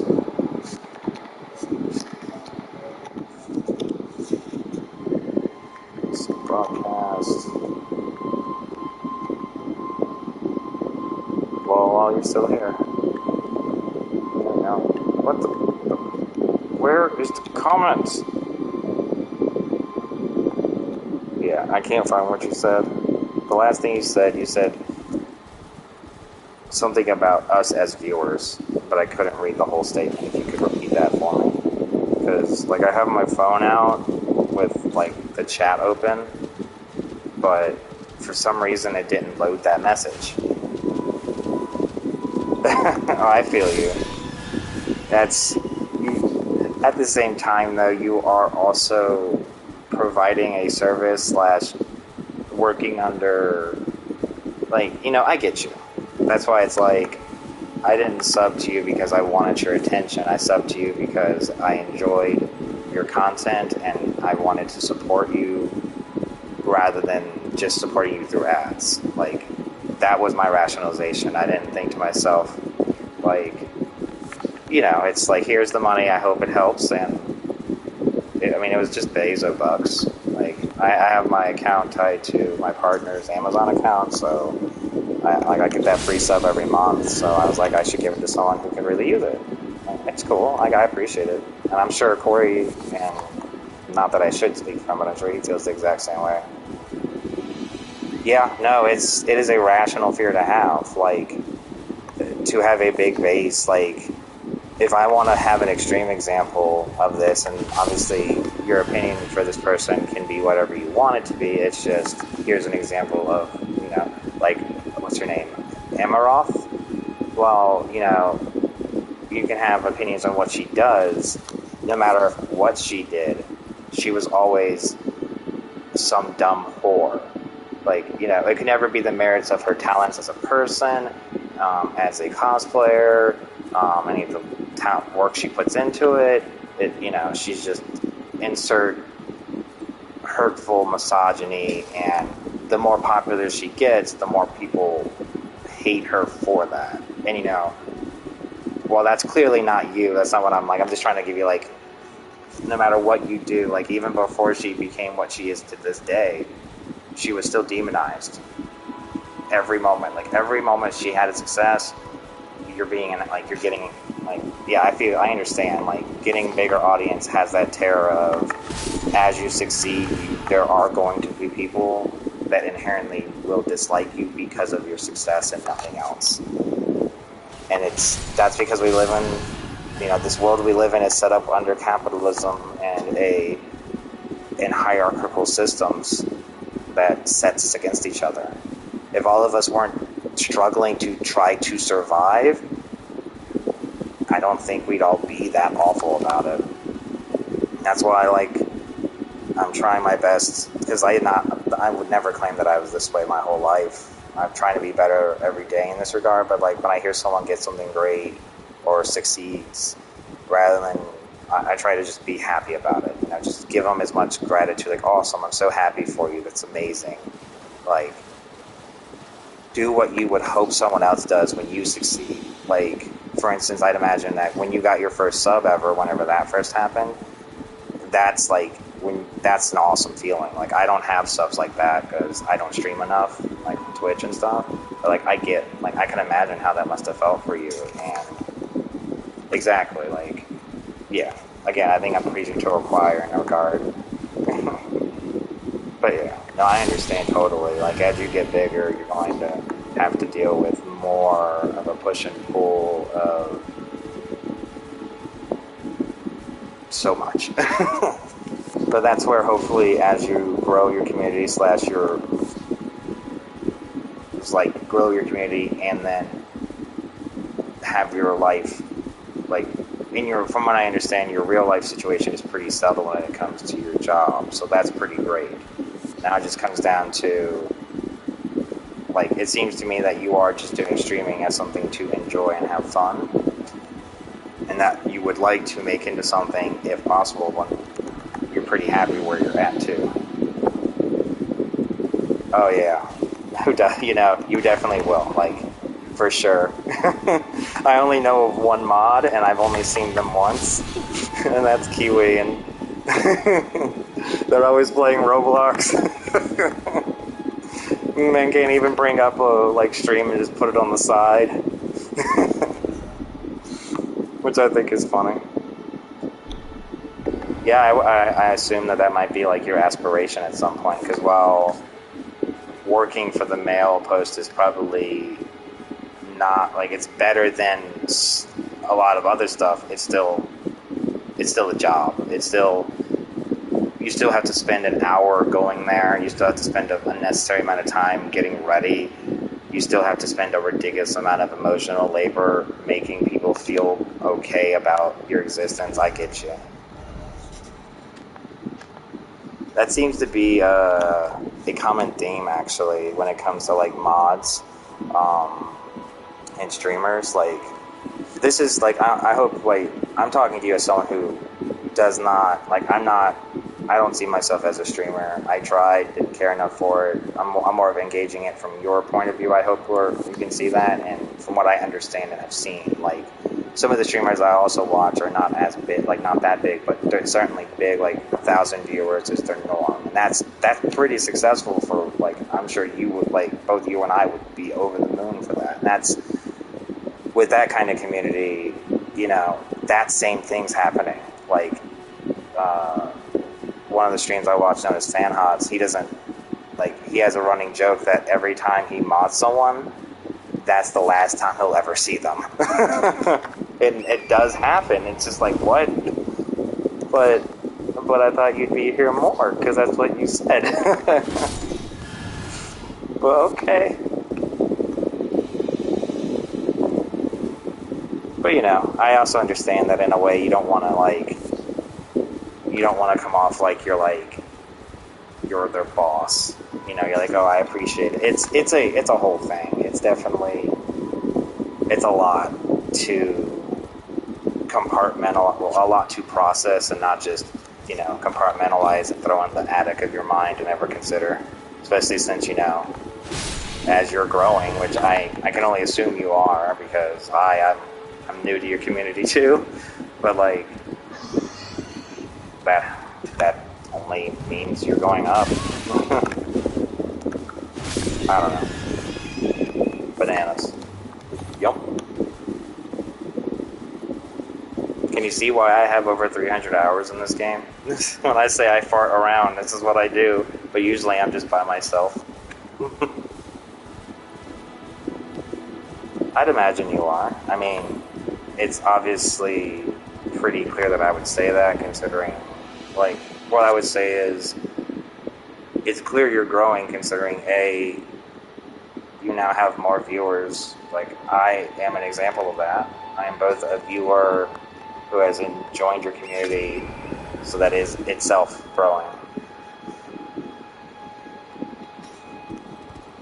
Yeah, promoting yourself is also so hard because it's like, I would say when I was looking through your like when I first got on Discord with you guys, I looked and I saw like one of the, I think it was Lucid actually, someone was asking you for tips about how to grow, and I was thinking to myself, she's just like, Vixen has just like, she's still growing, like still trying to learn that herself. Like while you are, like say if you were to compare yourself to me, if I was streaming, yeah, you're like, you know, you're a world apart from me, but in the grand scheme of things, you're still at like, you still even haven't hit like, you're still in first grade when it comes to like getting where you want to be at Twitch, is what I'd imagine. Like you want to, like, you know, you still have like, you want a lot, like you would like to have a community that isn't just a few people. I know, like, at least I hope you know that. I think I know what you mean. Yeah, bananas. Bananas.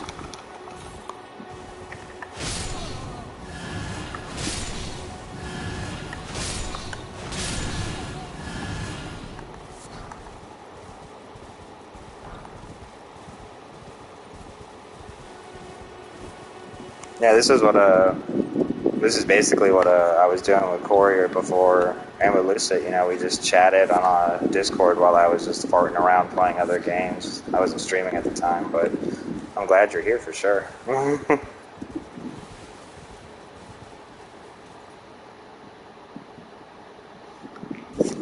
What kind of plans, if you don't mind me asking? And that's good. Like that's the thing that's great. Like I had assumed that like it's good that you're enjoying it, and it's like, how could you put this?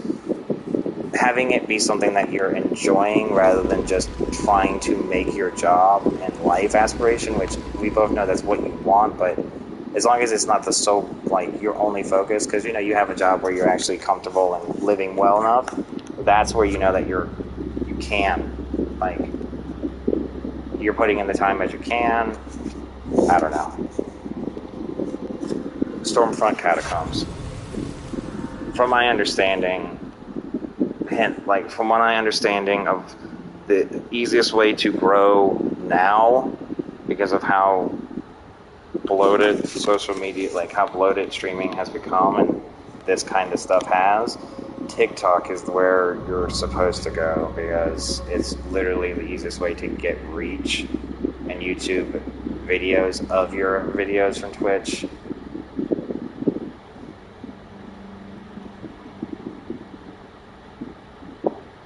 Oh, that's awesome. So you'll have that all done with, and then you're looking to, I guess you could call it, reinvest in a new opportunity. That's awesome. And you're hoping that by that time that you're ready to do the next opportunity, that you might be quite a few steps ahead, like further in your streaming career. I get you.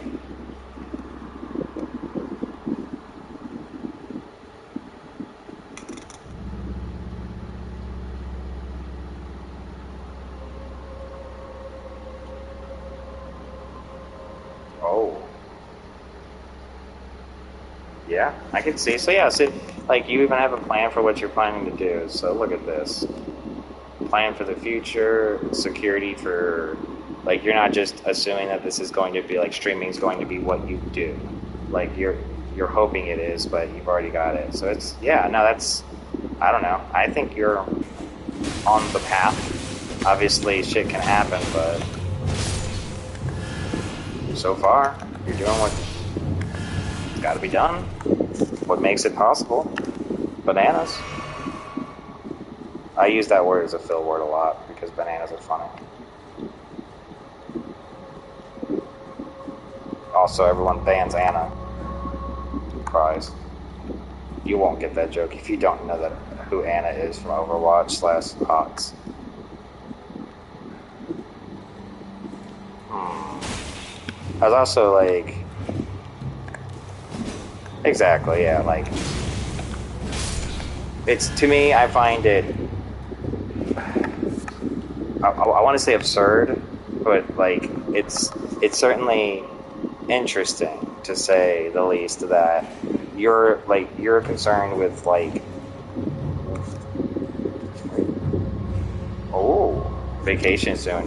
Are you going anywhere? But like, it's interesting to me that like how you're concerned about where you want to be in a year, and like I get that. Like, who wouldn't be that like concerned? But you at least have a lot of plans and ideas with what like you're putting things in place to have that happen, and that's the important thing I would say. Like, unlike say myself even, where I'll not put the plans in place, but just have the issue and not deal with it.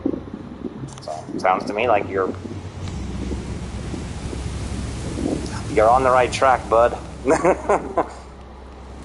Don't burn me up. My body. But yeah, so you're going on vacation soon. I wonder, like, I hope that means, you know, that also means time away from streaming just to do whatever. Even if, like, well, unless streaming is what you wanted to do, you know.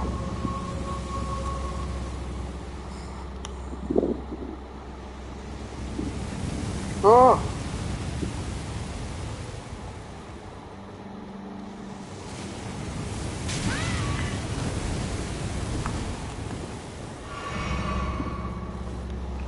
Hey, no sadness at all. That's why I was saying I hope it's like, you know, it's part of life. You need to be able to take vacations and just not work. Like, working is not not what we should only do, so that's good. I'm glad to hear it. Just, you know, enjoy yourself. And I'm not sure how well a sock is going to look in a pool, but that'll be interesting.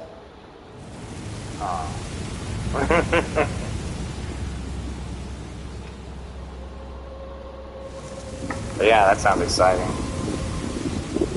You're gonna be there for like a week, or for a couple days to a week or more, I take it. Yeah.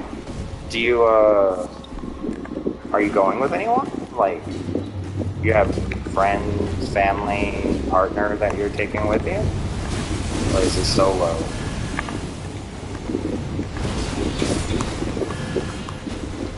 Fucking ow.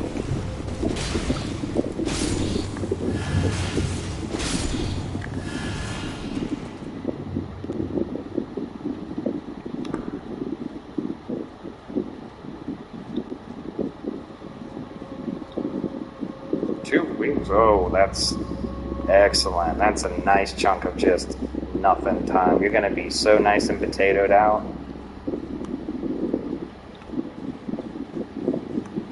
Such a relaxed sock.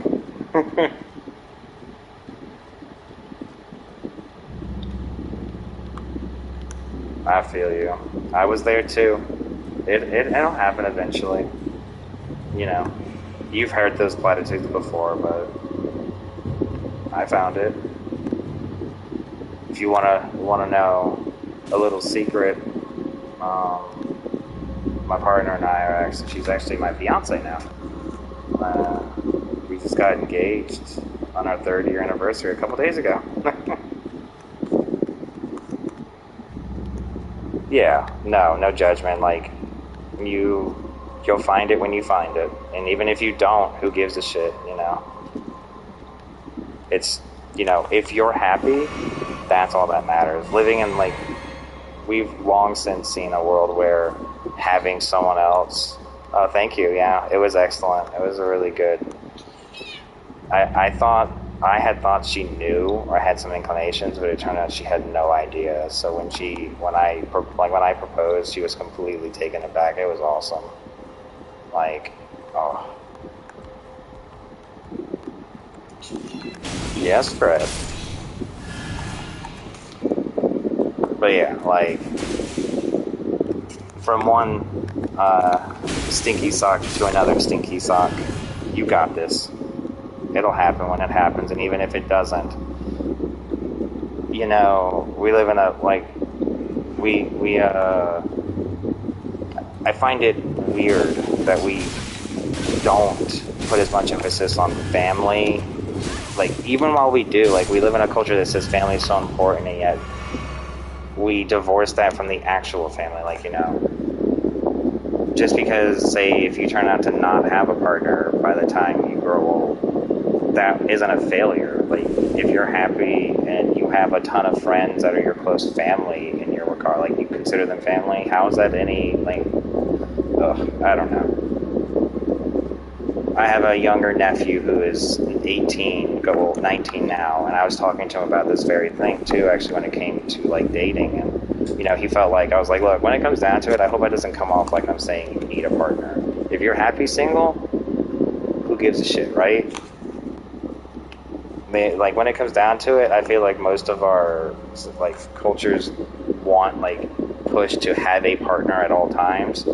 It's just because it's so hard to have friends just at all. And at least a partner can be that friend.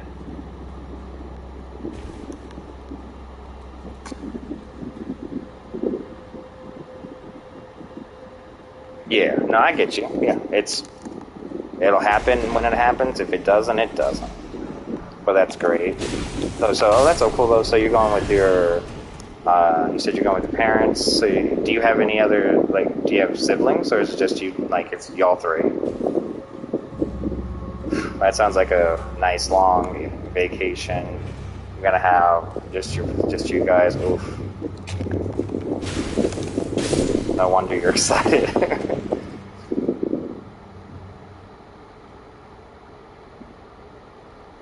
Very much so. I understand that totally.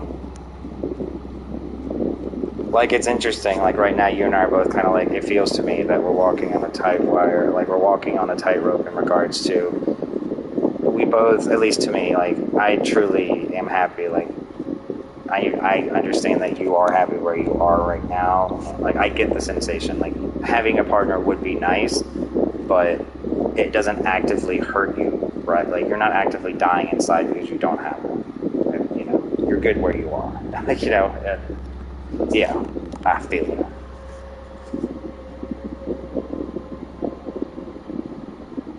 Yeah, don't worry about it. It's okay. I understand. I'm the oldest brother, if that makes you feel any better. I have 3 younger brothers, and family's complicated. But that's cool. So you're going, 2-week vacation in a summer home with a pool. Mm-hmm. That is certainly a vacation.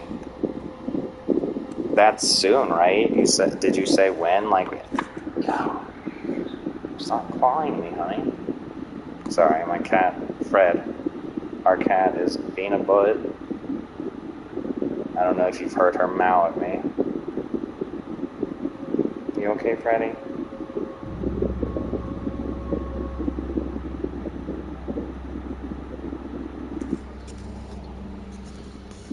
Okay. Cool. So forever, basically, for you, it's gonna feel like.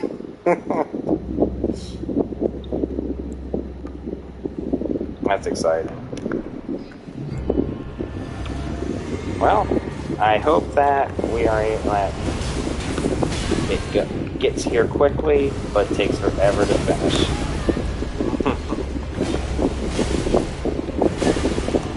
Ow, God, stop beating the poop out of me, thank you.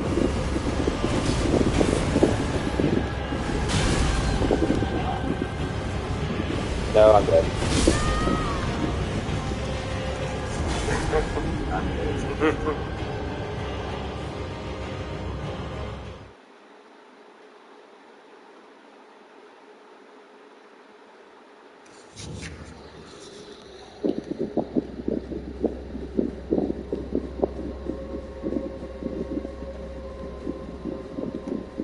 I did get, I don't know if I mentioned, I did get some sleep, finally.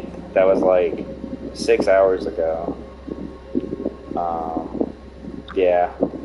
He is originally, I don't know how I died, like this time I shouldn't have died, because I'm so overpowered in this New Game Plus. Because like, this is all I can't, like, if I do this, you won't even hurt me.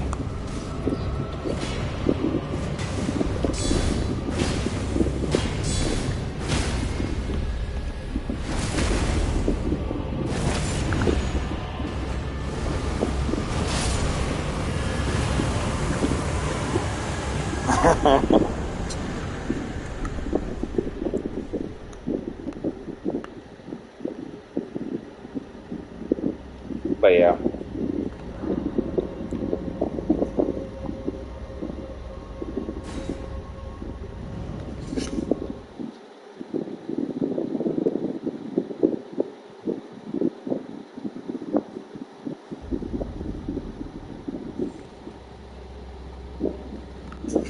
Yeah, I was like, I've been up and down on it. I understand and would never argue the importance of sleep, especially the health benefits of it.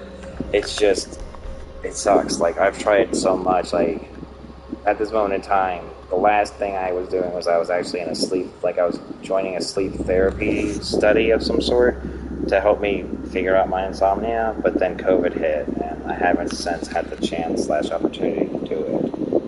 But, and like, you know, I've done different prescriptions and different stuff with my doctors, and none of that's happened, like, has helped. It's a whole thing.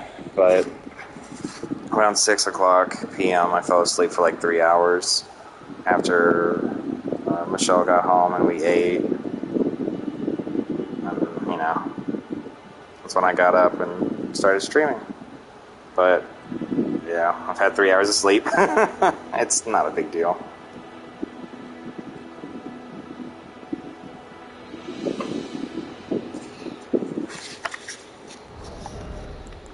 It's weird because, like, I say it's not a big deal, but I know it is. But there's not really much I can do about it, you know?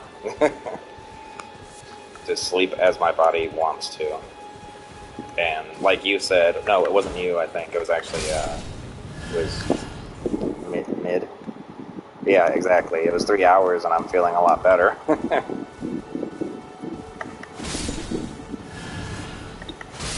I got all my house cleaning done earlier, so that's good. That's what I used instead, like when everyone went to work, after my partner went to work. My fiance, actually. Haha.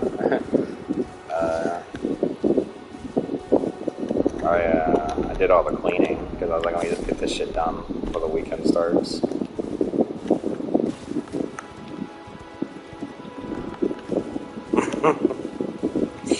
You should have saw it when like after the first time I saw it, like after the first time I came into your stream and said hi and all that stuff. When Michelle had gotten home, because she was working at the time that you stream, I told her about you, and I was like, the funniest thing is that she has the best sock ever, and she's like, what? And I just, you know, show her when you were first talking with me, and it's just funny. I'm like, I don't know what it is about the sock puppet, but it's just so adorable to me. And then I showed her your other, like, artwork that you had done, and yeah.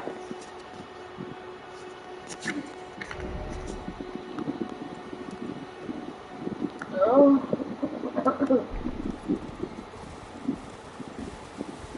This game, another thing about this game that's just crazy is how well they did the map. Like, as you start the game, it only, like, reveals so little. Like, I'm still in awe that after 300 hours in this game, I'm still, like, finding new places on this map that I didn't know existed. Like, I didn't even get this place unlocked, because I think it does. Yeah, it does. I don't know how to put it. I don't know. I like the aesthetic that you like, I also like. And so does my fiance, you know? Like, I guess another way to put it is, I like the color scheme that you like too, and that's appealing. I don't know how else to put it, like... Oh, the whole map? Yeah, this isn't even the whole map, because I can't go underground. Like, there's an underground, but I don't have it unlocked anymore, because this is the new game. But yeah, this is the start.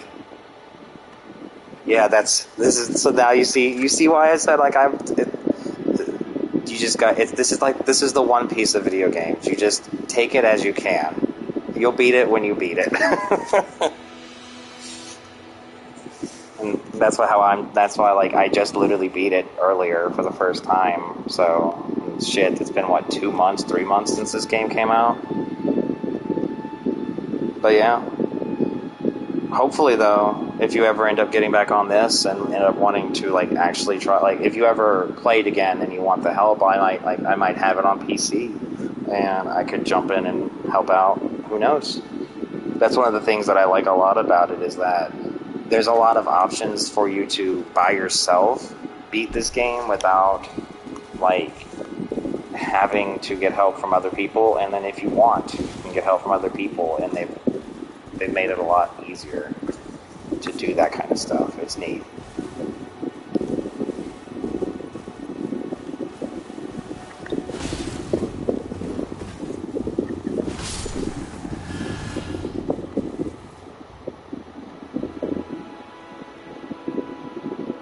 Yeah, I saw the original chibi design and then the new rework you did. I like both of them, honestly.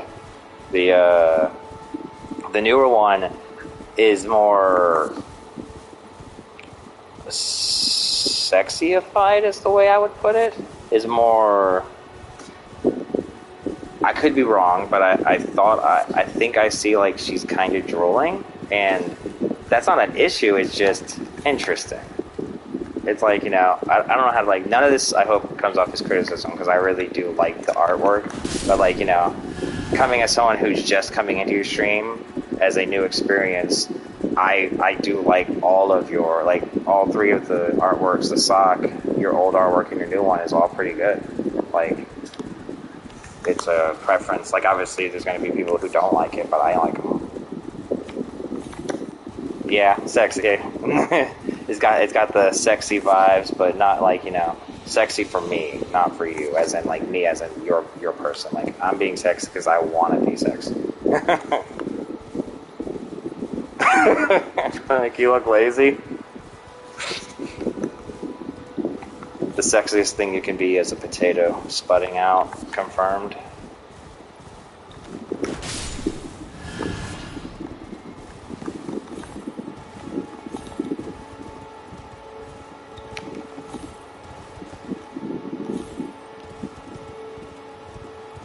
So I think I could point out something like this would be interesting, because this made me think about it when we were talking about like you and your stream and your the art design in regards to what we were talking about, like an insecurities themselves, and like how you don't like your voice, and you know that actually myself and others like your voice perfectly fine and find it quite pleasant. Wait, what'd you say? Indeed, yeah, I agree. She definitely nailed the laser. That's why I said like it has a sexy vibe to, like it has a sexy look to it, but I don't think it's like it's not. It doesn't feel like sexy as in like showing off sexy. It's I'm just being sexy from. That's how I got the impression, and I'm sure you're kind of like. Anyways, the whole voice thing. I was saying, I didn't want to make you feel like I'm trying to say, like, that I was trying to say, like, you should just get over your insecurities, because that's absurd. It was more of saying, like, I get you, I understand, but the only thing I've been able to do to help me with my insecurities is I don't like my voice either. Is just to remind myself that I'm probably more hooked up on it than most everyone else is ever going to be. Like, as someone like yourself gets bigger, or if I was trying to be a streamer like yourself and try to get bigger, sure, there is going to be people who will find out that you have that insecurity, or just in general want to be cruel. But that's where you gotta remember, how do I put this? I've not gotta remember, it's where I would say, I would never take criticism from someone that I also wouldn't take advice from, you know? Like, but that's just something that you'll eventually, that I'm sure you already do. Bananas. Of course, no reason to say thank you at all. You're more than welcome. No doubt. It's just the reality of the fact. It's crazy how much of the stuff that we think, like a lot of the insecurities that we all have of ourselves, how much of them just don't actually come to fruition, is the way I'm trying to put it, you know? So yeah, I'm glad to know that that's like, you know, I'm glad that situation happened, and I'm glad that it definitely seemed to have gave you good feedback in a way that makes your day better in a good way. I don't know. Bananas. I'm rambling again. I'm gonna dance. There you go.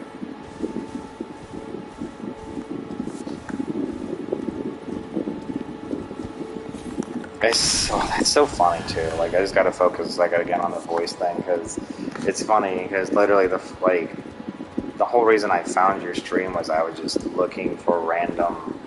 Like, I filtered random, and yours came up, and the reason I pressed on it was because of the name of your chat at the time, which was the Banta Hour /Sock, and then just your general personality, and you know, I liked your voice. And then literally 2 days later, you're like, I really don't like my voice. I think it's the worst thing ever about me. Like, seriously, I really don't. I'm like, oh, like, yeah. And then, you know, Corey's over here like, hey, wait a second. You don't have to like it, but that don't mean it's bad. Just because you don't like it doesn't mean other people don't actively enjoy it. And like you were saying, you don't even hear your voice the way it's actually spoken because, you know, we hear our voice. Like, that's why when we hear our voice recorded, it sounds so weird to us. Because our voices are filtered when we talk through our freaking brains and skulls and anatomy. I'm rambling again. Bananas.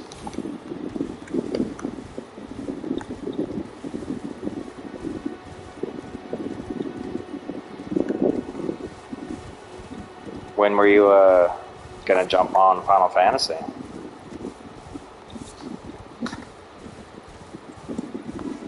If you haven't already.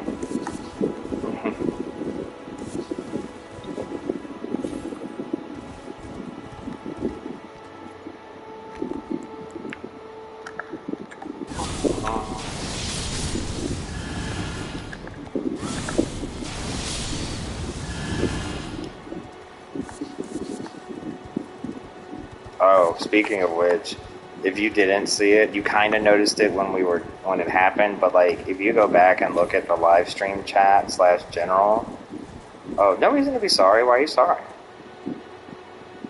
Oh, no reason. That's perfectly fine. That's what I was assuming. I was like, wait, she's definitely not just like watching just my stream at this point. Like, she's got to be doing something else because, you know, it's just reality. So, no, I get you. That's what I thought. Like, I was like, she probably is playing 14 right now and is more than likely. Did you want to chat on Discord instead? Like, if not, it's cool. If you'd rather just type when you feel like it, but otherwise, what was I saying? I don't remember. Like what we were saying before. But yeah, no, you're good. Take your time. Do what you need to do. I'm just chilling. Because I was thinking, like, at some point I want to do some more leveling in 14. I'm actually, like I said, I'm actually getting, like, when I spoke with Lucid first about 14, and, like, my storied history with the game, and, you know, him and I went over different stuff and, like, classes, and I didn't know that the way Sage works sounds really awesome. Oh, take your time. Don't feel like, I know. I'm sure you know too. Like, yeah, do what you need to do. I'm here. But yeah, like, he and I were talking about it. He was telling me how much he likes the Reaper, and I was like, oh, and he told me like how it works, and I was like, oh, that's really neat, because for me, the one thing about 14 there's a couple of things about 14 that I've never been able to get past to enjoy it as much as I think I could, and one of it is the combat. I'm not a big fan of tab targeting. It's not that it's bad, like, it works. Like, there's a reason why WoW was the juggernaut it was, and why Final Fantasy XIV is the juggernaut that it is. Like, combat system doesn't have to. Okay. Like, the combat system doesn't have to be amazing to be a fun game. Like, if we really wanted to discuss this, I would argue that 14, and a lot of games like 14, like Call of Duty Modern Warfare, which is probably weird for me to say that, but games like that are trying to create communes now. Basically places where we just spend all our time and money, whereas we used to do that in real life. You know, it's a whole thing. But the combat system for 14 I struggle to enjoy. And that's also because I used, like, my first MMO that I fell in love with and put all my time into, like y'all guys do 14, is called Terra. I don't know if you've ever heard of it. Probably just through how long it's been out, you might have.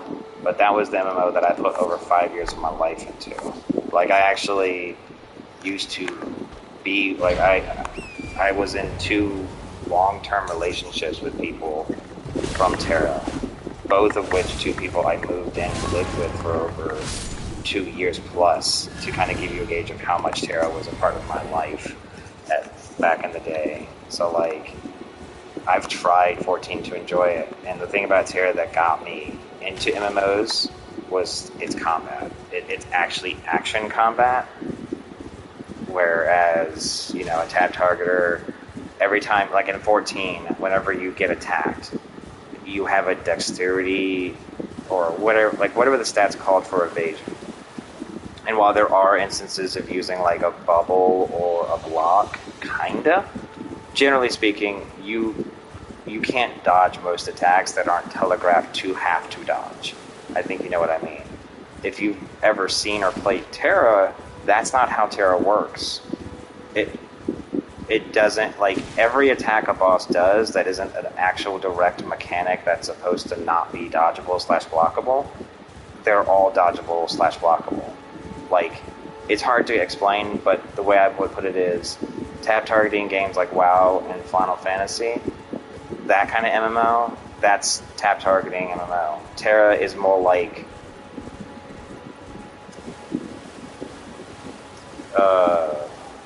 Elden Ring, honestly, combat system, but more fast-paced. So think like Elden Ring meets Devil May Cry. Its action combat was actually the thing that's what I love about it the most. And that's what's called, like, one of the things that I didn't like about, but I wish 14 would have done was a better combat system. But, you know, it's still one of the most popular MMOs and continues to be unbelievably successful because they continue to do all the right things.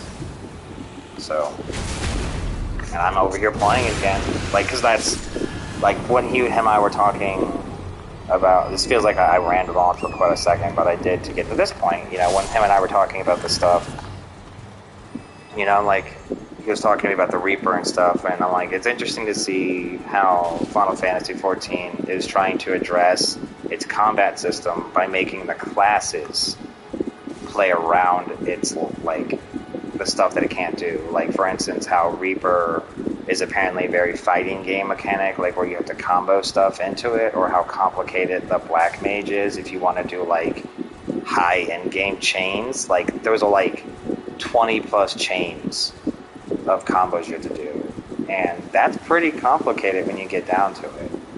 And when he was explaining to me how the Sage works, that, like, they can throw bubbles on people and stuff, I was like, that sounds awesome. And now here I am, possibly going to be into it if I keep trying it. So yeah, the combat system of Terra, oh man, Terra makes me so sad. It's actually about to close down forever next month. Like, Terra itself, just, I only play dead games, man. That's why if I play 14, it's gonna die, just like everything. I started playing HOTS, Heroes of the Storm. 2 years later, they stopped development on it.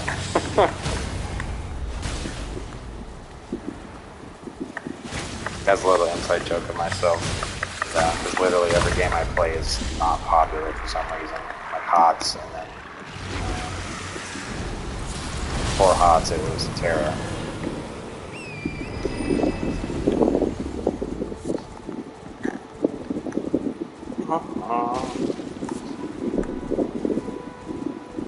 It's still so hot. Like, what degree is it?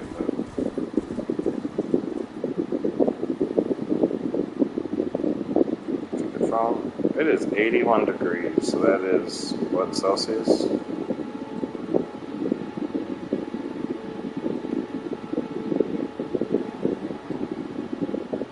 Too goddamn hot. I think that's like 28 maybe, from my understanding.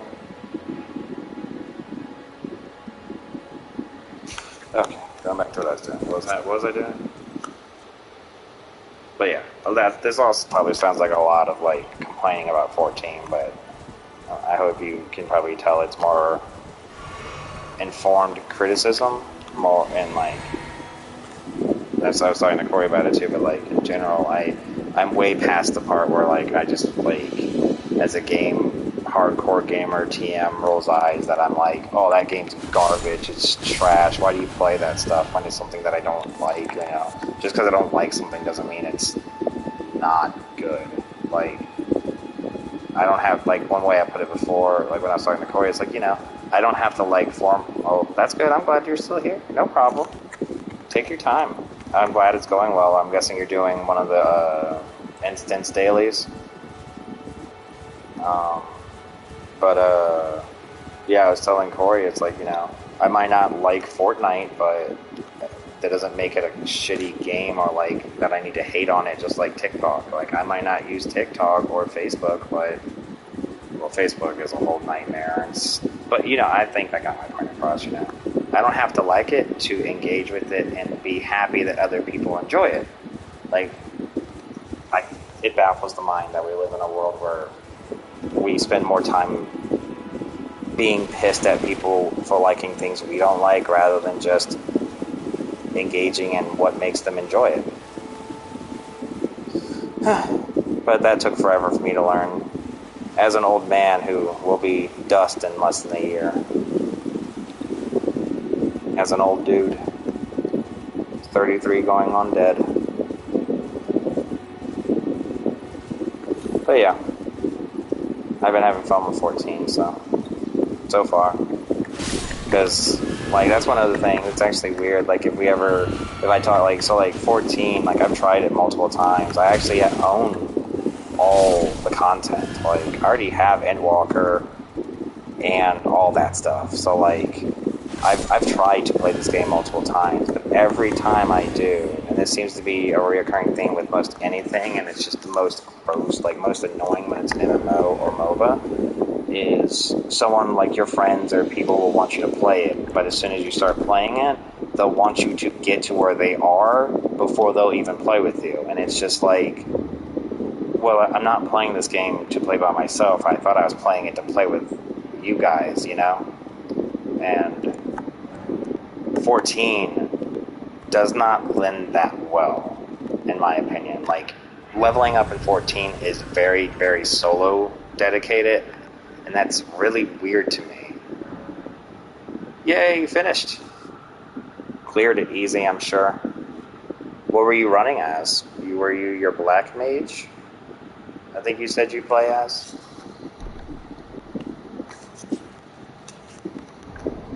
We gotta...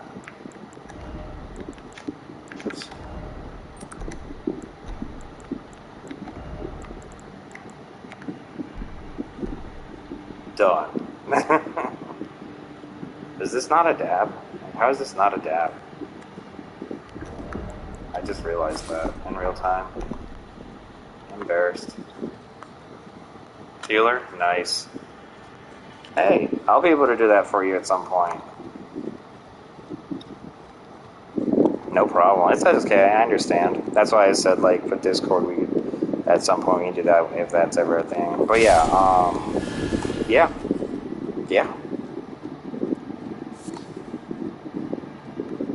Bananas. I forgot what I was saying.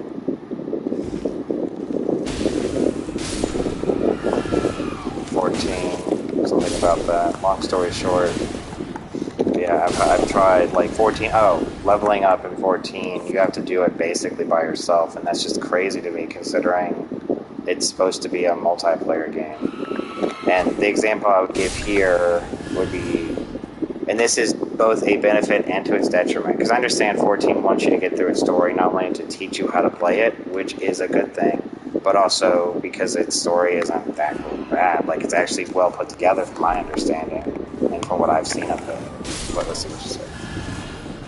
They have always been good. Yeah, like, I get that. So so one thing you might, like, you know that I've worked with games for so long, so I know a lot about 14's history. And, you know, that's one of the things that I've always been drawn to 14 was because, like, it released as a game that was really bad.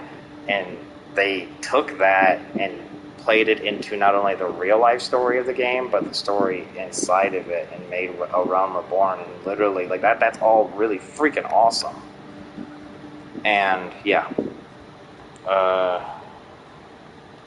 What I would say is when it comes to the leveling thing, that's just weird is, like, I agree with the MMO part, but, like, most MMOs are like that. Like, what MMO doesn't treat you as the one true hero, and everyone else is just, like, that they barely don't even exist, you know? What are you going to say? Go with the game's like, wow, true, that's true, too. Like, I feel like... Because, yeah, like with 14, they stress the Warrior of Light thing motif as Final Fantasy. But it's not, like, how would I put this? So in regards to, like, I'm going to use Terra since that's the example I have. With Terra, it treats you as if you're the only hero, and everyone else doesn't really exist. Kind of like 14, like Terra's story. But Terra does not take its story that as seriously as 14, because you can literally just blast through it. And that's, like I said, that's not a great thing. The fact that Terra's story is an afterthought is not a good thing to me. I think that is a great thing for 14. I'm glad about that, and I don't think that should change. It's just weird to me that you can't just do that content with someone else. Like, I don't know. I'm not sure how I could articulate it beyond in Terra, from level 1 to max, I can play with up to 4 other people at all times. Even when it comes to story stuff, and that story stuff requires you to be solo, that story stuff is always just the stuff that needs you to be by yourself. It's not the whole game. And that's, I don't know. Hopefully one day 14 will address that. But it's obviously not that big of an issue considering the game literally can't stop growing. Like, God, it's crazy that last year it literally ran out of physical copies in the world. That's insane.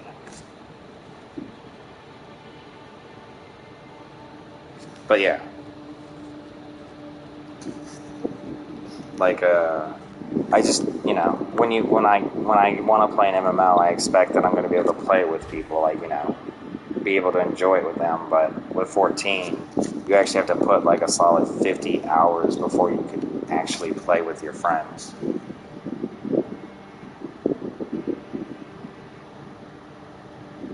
True. I agree. Like I said, the criticism I'm giving isn't to say that what 14 is doing is wrong, because that's not at all our point, you know? Like, when it comes down to it, it's doing it for a good reason, and I get it. And it's also because its story is actually something it wants you to take seriously.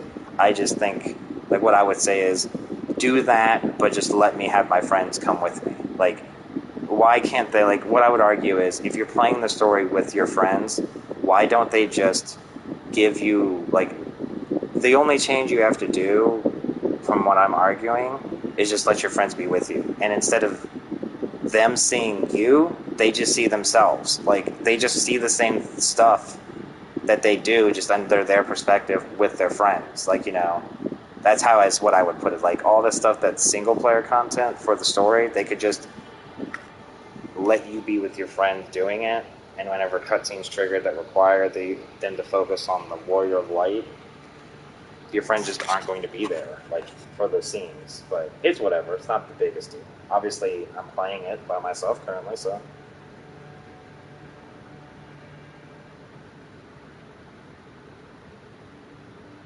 Yeah, it's interesting how Final Fantasy is trying, like, is answering and solving different problems about the MMO genre in regards to certain failings. Like, you know, eventually a game like an MMO like Final Fantasy will eventually hit the power creep of just having too much stuff to do. And while that's definitely always a thing, because like that's what they want you to have, I think you know what I mean when it comes down to like having too much to do can be a bad thing. Like look at WoW, where there's so much to do that everything seems frivolous. Whereas in 14, what I've understood, and this is just from me talking to tons of people who play it and reading reviews, is, you know, just learning about the game. That 14's, a lot of its content is actually like, say at your level, what I understand is like one of your dailies isn't to just do some random dumbass dungeon for the 500th time. Like it is, but there's like you're going back and doing old content to help like a player like me who's leveling up. And that's a good way to, like, that's not only because leveling is hard in a way that requires time, and like each dungeon isn't just some tank and spank like it is in WoW/Terra when you're leveling, but it also, you know, makes being max level not totally boring and have all the older dungeons still have a important point. Like I like that a lot about it. Like I would never argue against those aspects too. I hope that's to become clear there. Like, I am personally someone who prefers, like, I like doing dungeons over and over again. I am a instance whore in that regard, I guess you would call it, although I guess I should call it something better. Like, I do like instances a lot. Terra is basically just that. But at its best, Terra has so much more to do than just that. But I do understand, like, I am also completely like, I don't think a game having only instances is a game that's going to last very long, you know?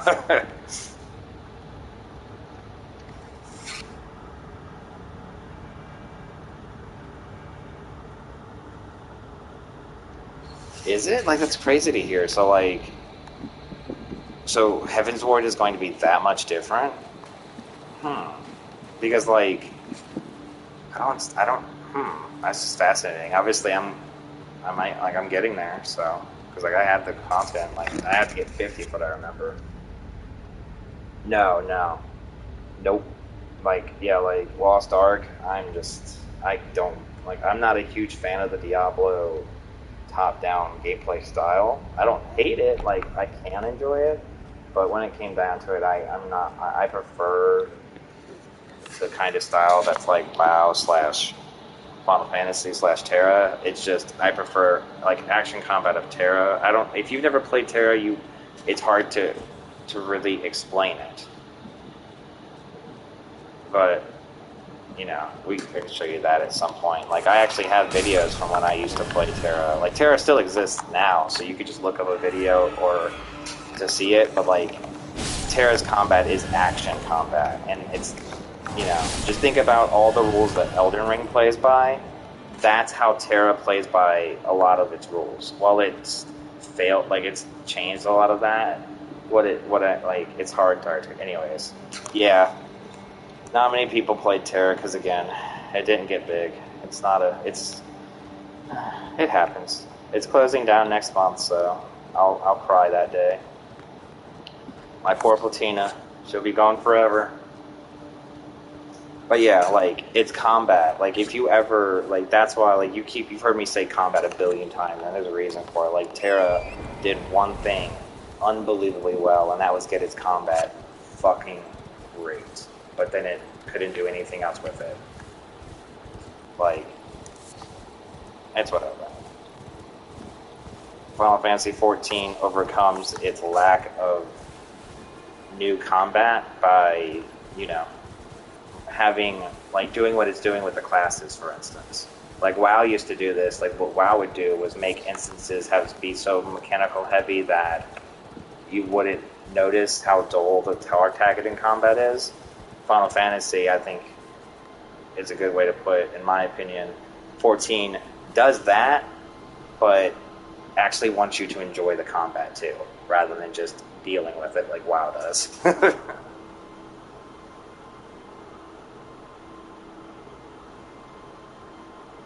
Yeah. Like, the thing is like, you know, when I complain about shit. When I say something like about HOTS, it was made by Blizzard, a company that couldn't have like tried to make it not fail, and yet it did. It's just crazy that happened. And HOTS is still playable and exists and enjoyable. It's just no one wants to play a game.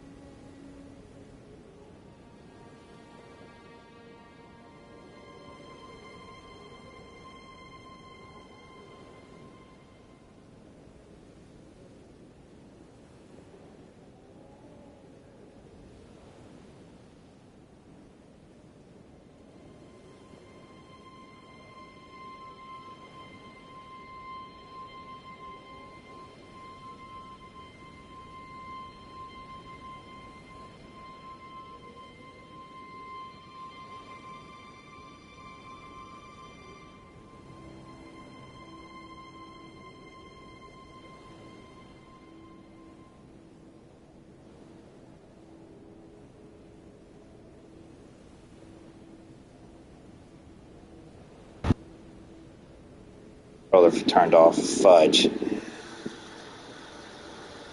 Something did go wrong. I went to go grab some tea, and I think my I'm a plant, Tina. I'm a plant. Can you hear me now? Oh my gosh. So my controller just turned off. Hilarious. Let me see if I'm caught up here. Yeah. Thanks. Oopsie daisy. But yeah. Oh, what I was saying, like, yeah, Final Fantasy, like, WoW, to me, like, when it comes down to it, WoW overcame its tab targeting combat by making its, like, instances complex. Final Fantasy does that, but also makes, from what I'm getting and learning more and more in, but also is trying its best to make each class fun while in the type targeting. And that I find interesting. Like, that's what video games can do.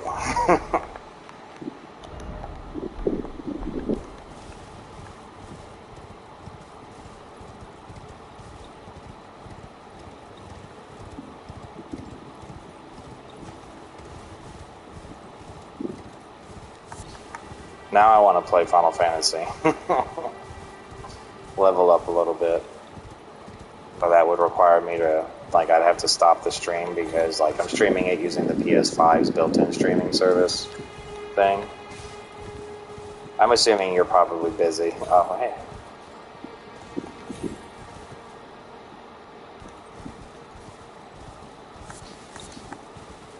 Asked about the jobs. What jobs? I'm wondering, I'm thinking you either mean the jobs as in their jobs working there or the job system.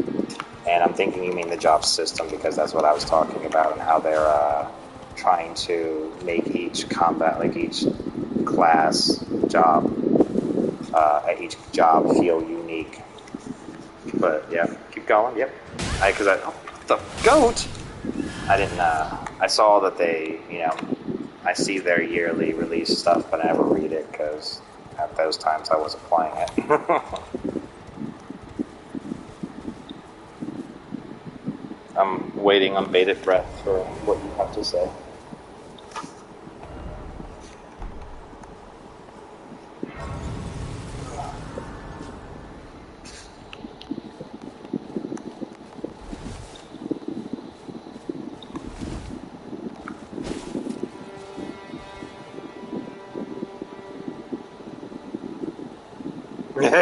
Yeah, that makes sense. Honestly, considering how many classes they've added in, like, I still remember back in the day when EverQuest was big, and I wasn't someone who played it. I actually didn't have internet in my home until 2008 when I had a job and could pay for it. To let you know. But like, I find it interesting that, like, back when EverQuest and WoW was, like, the big things, and just when they actually existed as the juggernauts that they were, and where all their ideas were fresh and new, a game like 14 was thought completely impossible. And what I mean is that you could have one character that can play every single class. And yet 14 does that, and it's effortless, I would say. Like, it's just like, this is just what Final Fantasy is, and deal with it. And they do it. And it's just kind of crazy to me. Like, tons of other games make you have to level up a whole new character, if it's a, you know, monetized game, spend money on new cosmetics and all that shit. But 14, you literally can have your one avatar that can do anything, and that's something that I think is awesome. I find it baffling, like, just with how much I love Terra's combat and how I just don't know why more MMOs don't do that combat, other than the fact that it does take a lot of time to make action combat work like that. I don't understand why more games don't take that aspect of 14 when it comes to their class system. Like, the job system is just awesome. Like, anyone who doesn't think that is just, I don't get you. Like, why wouldn't you want to be able to do whatever you want on your character that you like? Like, I like making alts, and that's why having alts is a thing in 14, but you don't have to, and that's the cool thing. And yeah, I agree.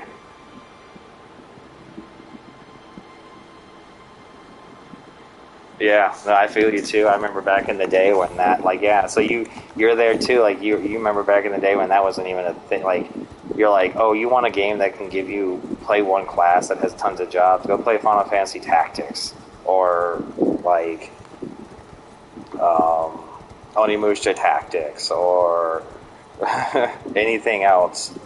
You can't have one class that has, like, you can't do one character with all the classes. It just doesn't work. And you know, 14's like, excuse me.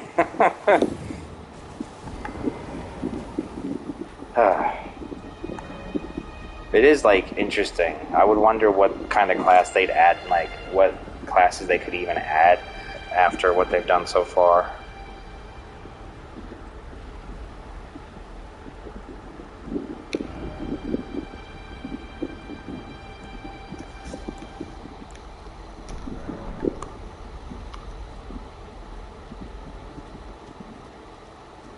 The race I picked, I don't know the name of the race. It's the cat people. My cute little cat girl. I would have picked the Lollifile, but the cat girl's super cute. That would be really interesting. Yeah, Joker class. How would you imagine it would be played, though? Like, when I think of Joker class, I'm thinking of Final Fantasy Tactics, but I'm not sure why. What are you thinking of when you think of Joker? Because I'm trying to think of, like, which Final Fantasy. McCurt. Who's that? Is that 6? I probably said that name really badly, too. Please ignore that.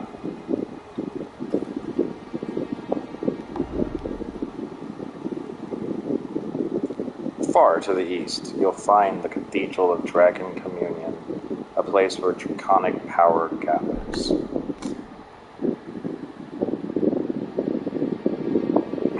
So I was right, it is 6. Are you now? That's good to hear.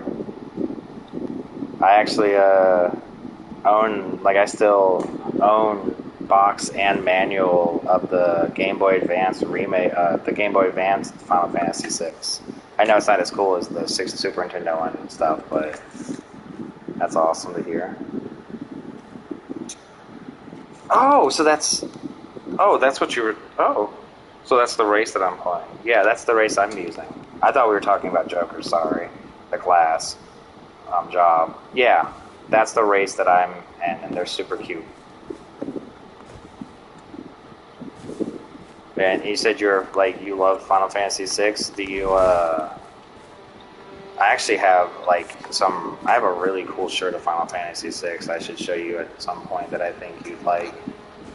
It's got like Terra in her what Esper form. It's really cute. Sets. I was wondering, so that's the Joker character you're talking, like the Jester character you mean? Like him? So, cards on the table too. I have never finished to completion Final Fantasy VI. I have started it a million times, but I have never finished it, and I need to at some point. So, go ahead and beat me up now about that. I'm sorry. Because like I actually don't know how his roulette ability works, but I know of it. So that's the important thing. And that's interesting. So yeah, like him, okay. Yeah, I mean, I can see that work. Like I can see them doing that pretty easily. So that would that could even be range too. Wait, doesn't his roulette work kind of like Tifa? Oh, you are?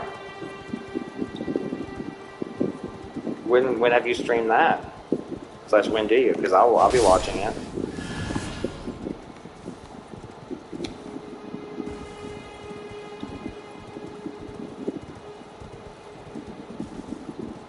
You lost your note for the game? What do you mean your note? Like your note? I'm confused. When you say notes, do you mean like notes as in like what you wrote down or something else?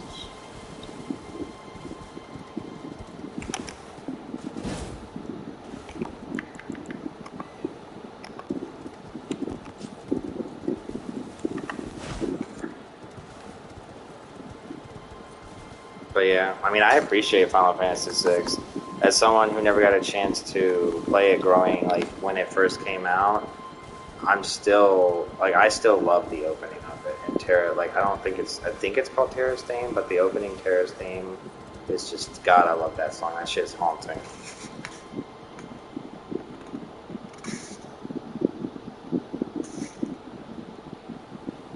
Yeah, okay, that's what I was wondering what you meant. Yeah. Yeah, that's another problem with the older games, and one thing I'm gonna have like when I actually beat Final Fantasy VI or actually try to complete it, having to learn all this stuff that the game just will not tell you. You know, fudge. I remember the furthest I got in 6 was past the train that you suplex because that shit was hilarious. It was like I had split up for the second time. It was after I saw Terra in her Esper form, and yeah, like she had gotten out of a bed after the first time she did it. That's as far as I had gotten before I stopped again. But I get you, yeah. But like not having notes, especially if you don't play it every day, and like you know maybe play it only once every week or so, fuck, you'd be lost.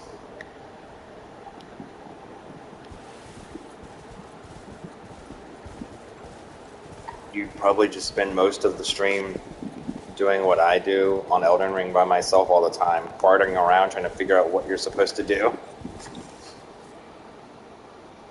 Oh, give me those old stream VODs.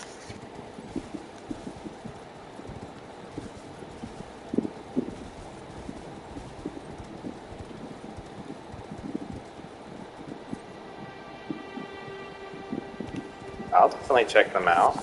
I don't feel obligated to, but I'll look at them because I'll be able to, like, at the very least, I'm going to find something that I can make fun of you for. I mean, what? Because you're a poopy head. Success. I win.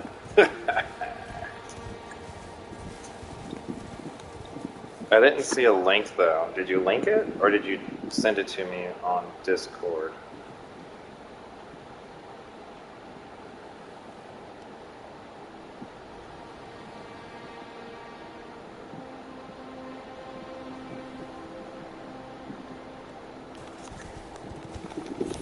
Alright, what am I looking for here?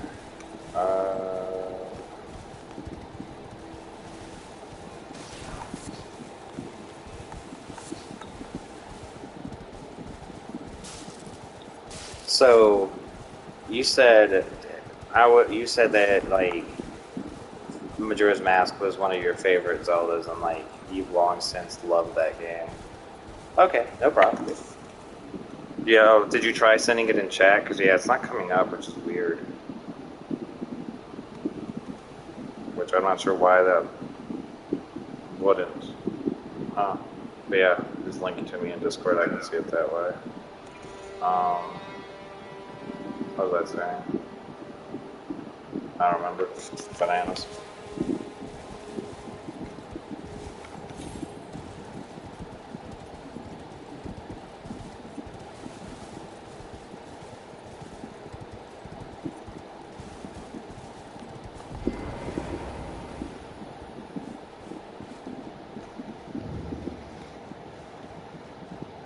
Gosh, I don't know what I was saying. I feel like such a five-head. Talking about Final Fantasy 6. Talking about you being a poopy head.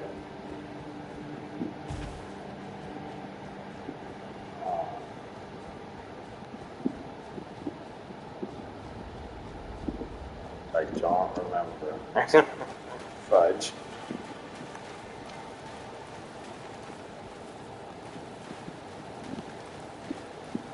Oh yeah, Major. You said. I think you said that it was. Is that was I? Am I right to remember that you said that it was your favorite Zelda, or you like it a lot? Slash, you've had a lot of history with it, and because that sounds similar to me. Like, I literally remember. I told you this in your stream actually, but I still remember the day that it came out back in 2000, and like getting it for my birthday, and remembering that I had to wait an extra day to even be able to play it because at the time I and my mom did not know that we needed the expansion pack. So I remember having to spend a whole night just looking at the case and reading the instruction manual, being unable to play impotently the game I wanted so bad to play. Oh man.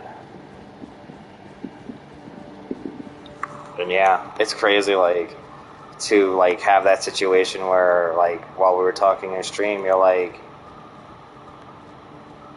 damn, a week? Oof. I just had to go to sleep and wake up. You had to do that 7 times. Feels life, man. But yeah, like that situation where like you were like you showed like that shortcut wasn't there. That was like mind blowing. I'm like, holy shit, God, I can't believe that it's been that long that I totally forgot it. It's crazy. Oh, yeah. So it's because it was sold out. Well, at least that sucks, but it's better than not knowing. Is what I'd say, I guess. That's funny. Well, not that's not funny, but that's unfortunate. But yeah, no, that's crazy. Like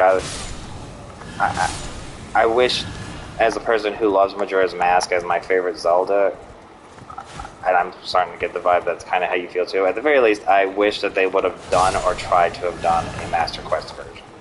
Because while I do like Ocarina of Time, I don't care about its Master Quest like I would if it was Majora's Mask.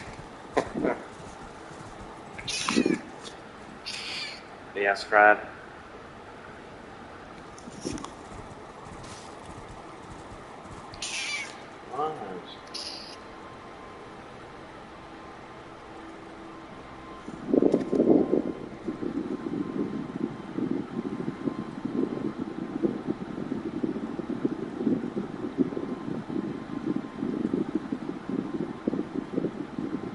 I feel like an idiot. I'm gonna blame Fred. Oh yeah, same. Like, I would totally. Like, yeah, I agree too. Like, I still remember when I was a kid, how long it took me to figure out how to finish the stone temple. Because I didn't know you had to flip it upside down. Like, fuck. That took me so long to figure out. And then, like, the water temple in Majora's Mask is something, is definitely continues the legacy of Ocarina of Time and its nightmare aspects. I would argue that the whole current system is a lot more confusing than the actual Ocarina of Time Water Temple, but that's just me. So yeah, I agree, but that's where it'd be interesting to see how they, like, having to relearn how to play the whole game is basically what Master Quest does to Ocarina of Time. I would adore that Majora's Mask, but it's not what we got.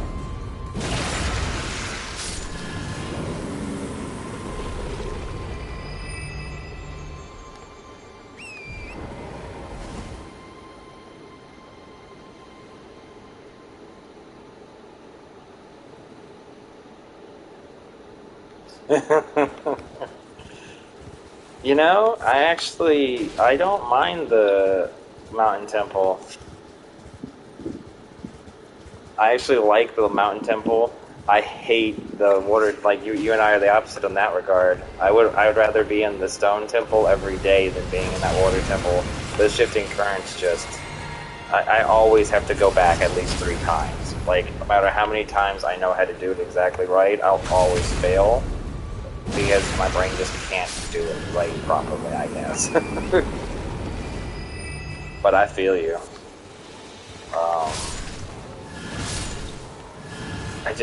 Oh man. The whole, like, in regards to just gushing over Majora's Mask, this whole theory that you've definitely had to have heard by now, but I find so interesting, is the whole concept of Majora's Mask being a metaphor for grief.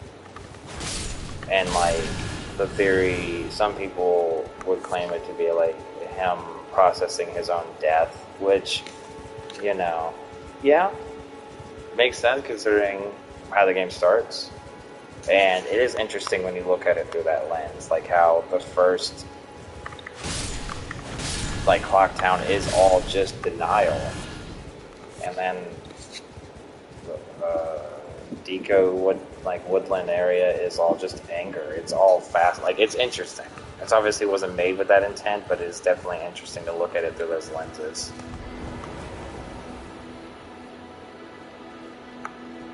Oh yeah, I've been there. I keep thinking this is a merchant, but it's not. Because I'm just not paying attention.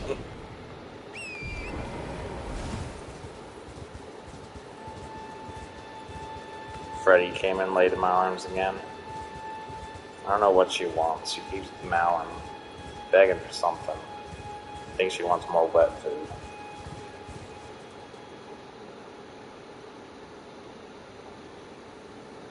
But she already had dinner. She's got plenty of kibble.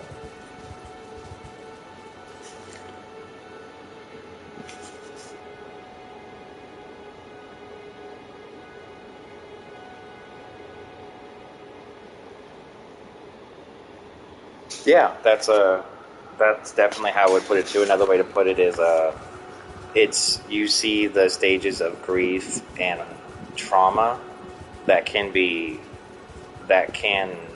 like, how do I put it in the way you're framing it? Because it's like, so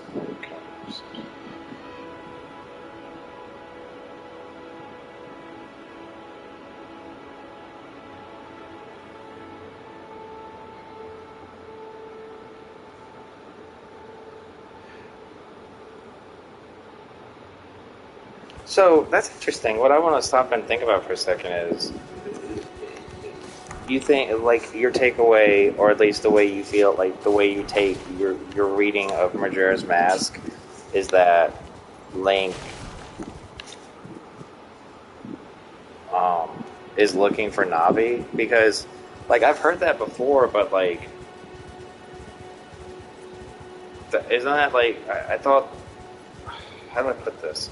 I know that the game starts off that he's in the Lost Woods just kind of traveling, but I don't recall that it was for him looking for Navi. I thought it was, like, the lost friend he's looking for was Epona.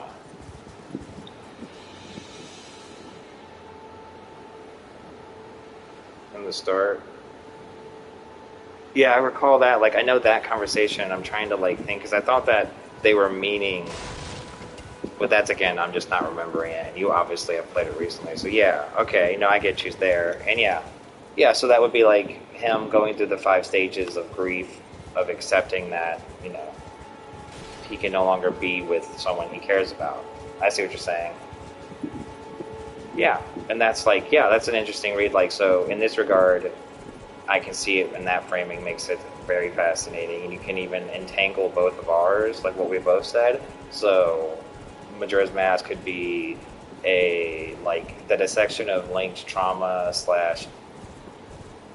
acceptance of no longer being able to have the friend Navi, and having to accept that. And that's exactly, that's interesting, sure. Like, Clock Town is the representation of his denial and refusal to accept it, like how they refuse to accept the moon that's literally getting closer and closer to them. And then Woodland is all about the rage and, like, lashing out and trying to attack because of the consequences, and then depression for Snowfield. It's all, like, interesting. We all know it wasn't, theory crafting can be fun.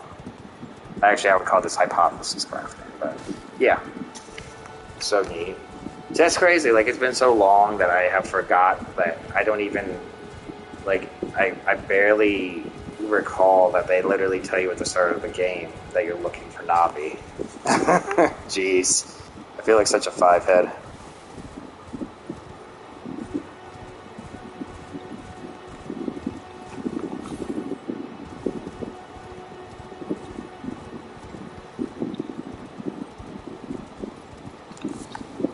Because, like, I remember that. I'm not a smart dude.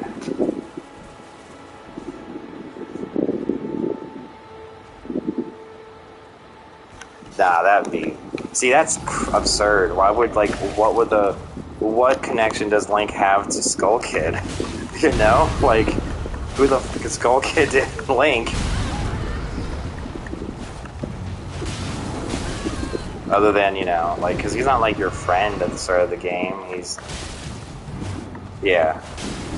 I agree on that. Like, that makes no sense. Like, why would Link... Like, yeah, Link's a hero, and, like, he's a good guy in the sense that he would help anyone that needs it. But that doesn't mean that Skull Kid's his friend. Is it confirmed that that's the same one? Because, I mean, I wouldn't be surprised since they do have the same look, but I just thought that was because... same models, because there is a Skull Kid. Like, when you do adult Link and Ocarina of Time, you can kill the Skull Kids, and so it's confirmed that it's the same. But do you see what I'm trying to say? Like, why I wasn't aware of that, because I thought, like, they all looked the same. I remember that. Yeah, that's neat. Like, I remember that, so that makes sense. But even then, like, it's still, like, that's not, like, I'm still, like, well, I wouldn't argue too much against someone wanting to say it's him trying to find Skull Kid. It still seems like a stretch, like, Navi was someone that he became friends with throughout a whole, like, epic adventure, is the way to put it. And, like, in the terms of Link, that took him, like, tons of years of his life. Whereas, for us, it only takes hours. And so, like, that's an actual friend. Whereas, like, if you or, like, generally speaking, I'd imagine if someone needs help, they'd help them. That wouldn't just make you their friend. That would make you just helping people. Yeah, I agree 100% on that. It wouldn't make sense for a Skull Kid. Like, when I read that, I always took it to mean Epona. I always took it to mean that you were chasing to get Epona back because you lose Epona at the beginning of the game. And the only reason you stay when you get Epona by the third of the game's ending is because you're a hero. But, Navi does, like, it does make sense. Like, to me, it's hard to argue with the logical story progression of the end of Ocarina of Time and Navi leaving Link when he goes back to being a kid, and, Majora's Mask, him looking for his lost friend. It could be Epona, which is what I used to assume, or what makes even more sense now, Navi.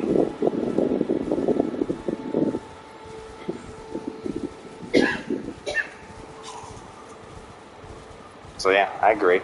Long story short, Vixen is cool. What?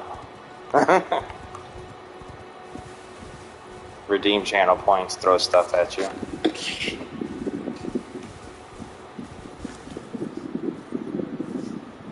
Indeed, very much.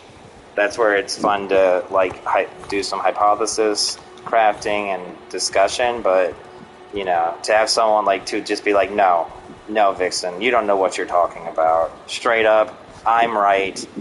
It's what? No, like, ugh, and that's too much discussion nowadays too. Rather than, oh, you're welcome, no reason to thank me. It's just the truth. Smiley face.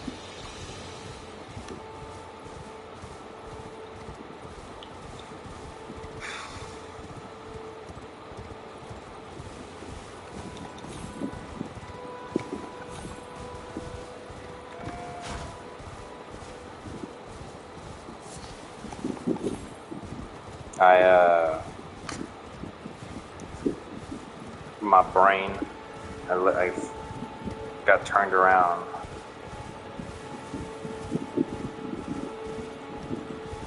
Oh yeah, you know, I should probably do that. Let's see. You wanna see some bosses? All right, let's go kick some bosses' butt. Let's see. Where is a boss here?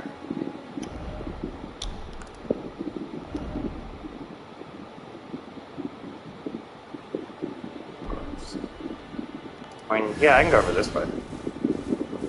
That is true. I get some. You can see how unbelievably entertaining my streaming is. I'm such a good streamer. So entertaining. Just farting around, doing nothing. So when I tell people, like, I have 300 hours in Elden Ring, and they're like, holy shit, that's so much time. It's like, not really when you know what I'm doing. Okay, no, I see what you mean. I appreciate it. Yeah, let's do it. Let's go kick some butt. All these people caused me stress when I was younger, so... Duck you. And you.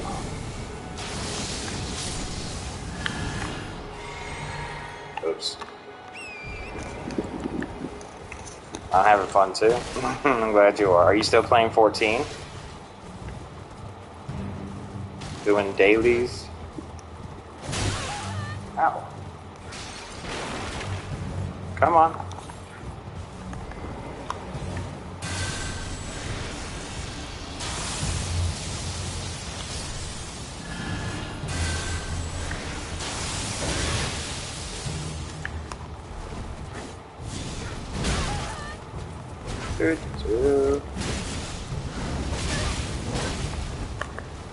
Why is that? Waiting for reset?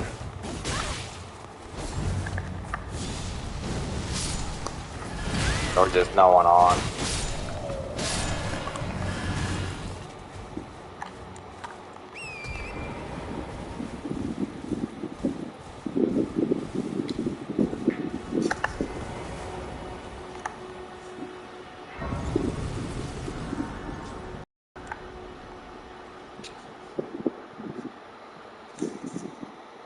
Oh, yeah. This lady's gonna be here. What time is reset? Well, better would be how much longer before reset?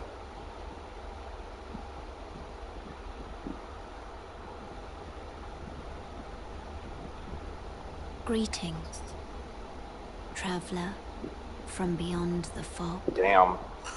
Damn. I am Melina.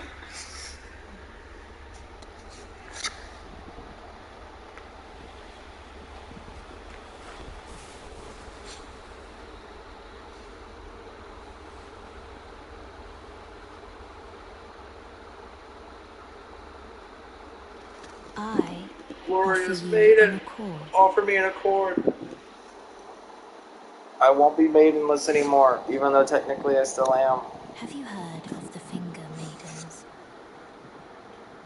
They serve the Two Fingers, offering guidance and aid.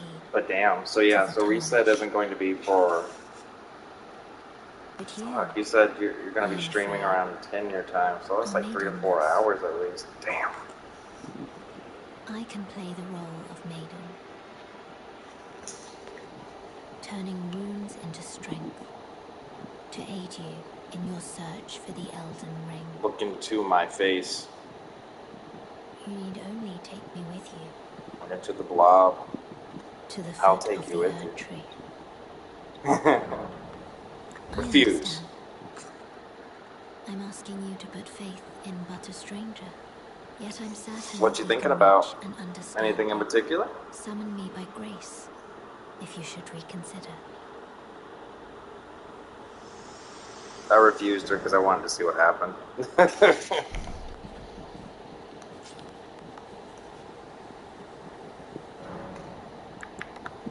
Her again. Come on, maiden. I like you. Have you Even though reconsidered my offer? you like... Oh wait, I don't want to say anything, but you might not have gotten to her. Oh. Then it's settled. I need to download that. Summon me We could play by that at some grace point. I'm really, really to bad turn at it though. ruins into strength. Ah, the torrent has treated him with respect. But that's not the point. It's all about fun. I'll heal you. I like playing healers, so... Like in MOBAs, my preference is healer. And... I don't know. I've seen you do extreme speed, and that's spooky. Shall I turn your runes to strength? Let my hand rest. But yeah, like I upon was playing... When I was playing Unite For but a with moment, my fiancé, share them with I me. was playing that little your thoughts, your fucking ambitions, healing the principles you would puffball. follow.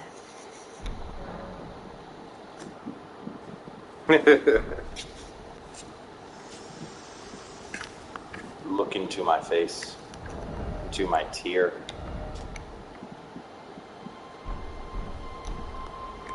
Alright, let's go kick some more butt. Fear it, Willem.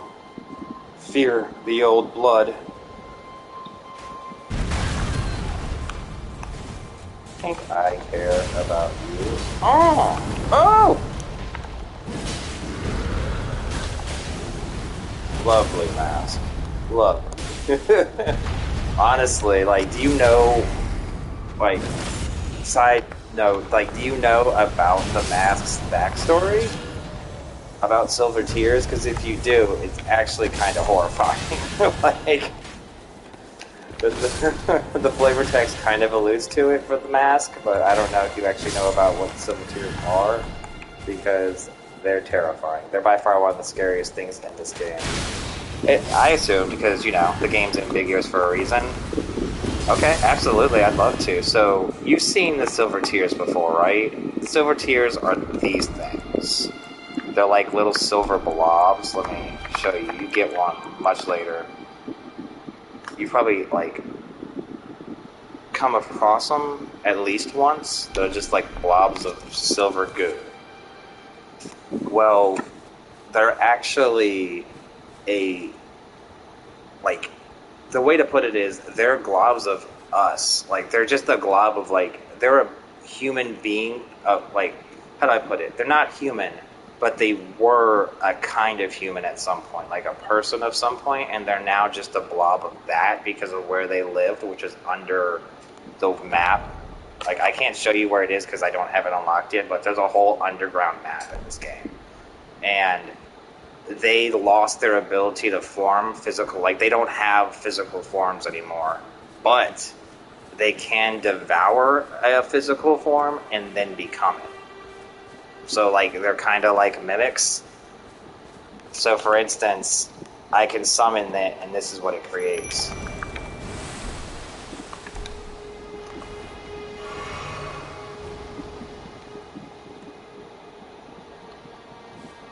But yeah, mimic tears are terrifying. They're literally like-likes, if like-likes were 100% like the horror that they are in Zelda. Like, that's basically what these things are. And the mask itself, mask fashioned from the corpse of a formless silver tear, to imitate the imitator is a currently cunning play indeed. Like, I wear this because it increases my arcane, which increases your, like, drop rate. Like, basically it increases your luck for items to drop. And the reason it is because the silver husk is a copy. Like, it mimics things, like a mirror. So, look into my eye. But yeah. I don't know as much about this game as I do Bloodborne, but I dorked out. Like, I actually, back when I was playing Bloodborne a lot, when I platinumed it and I was streaming and I had a couple of people watching me, I had done Bloodborne first and then I was doing the other Souls game. Yeah, it is. It really is dark. They wanted me to play Bloodborne again because I was telling them that, like, I had obsessed with it so much that I basically knew the whole story. And because of how much I'd watched Vadi's videos about it, had read into the stuff, that, like, I went through the whole Bloodborne game for a third time on stream with a couple people and just, like, explained the story as the game unraveled. It was really fun. But yeah, this game, like, oof, these games are dark, yo. Fuck, I mean, if you want to talk about dark, let's talk about Pokemon. Pokemon dark as shit, dude. If you think about old school Pokemon, let's talk about Drowsy and how he kidnaps little girls. Like, the fuck?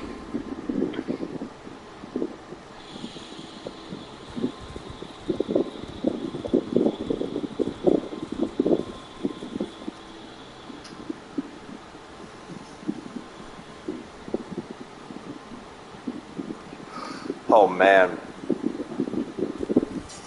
that shit used to be terrifying for me when I was a kid. The ghost episode of that in the anime cartoon show, fucking, I don't know if you know about this, but here's a little bit of, like, oh wait, yep, yeah, Drifloom's fucking creepy as shit too. But here's a random tangent about the red and blue ghost Lavender Town thing we were just talking about. Did you know that there was actually a fan-made game called Pokemon Black? And this was back, like, it's a ROM hack for Pokemon Red and Blue. And I cannot find this game. It doesn't exist in any ROM that I can find anymore. But the game itself was basically just, you start at Lavender Town, and you get that ghost as your only Pokemon, and you just kill everyone in the whole game. Like, just think of it like Undertale if you've ever played that, but in Genocide Man. It was a really interesting ROM hack that I can't find anymore, and haven't since, like, the one time I got to see it over a decade ago. Completely random, but I thought it was neat. Like, when you pointed that out, it made me really think about, like, I was like, oh yeah, that shit happened, and that was crazy. Here, let's mix it up. Use a different sword. We'll use this sword. This is the sword of the Dung Eater. Sword of Milos. It's fucking grotesque.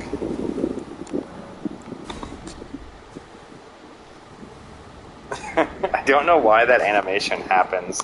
Like, it just bends over and you're like, oh, huh?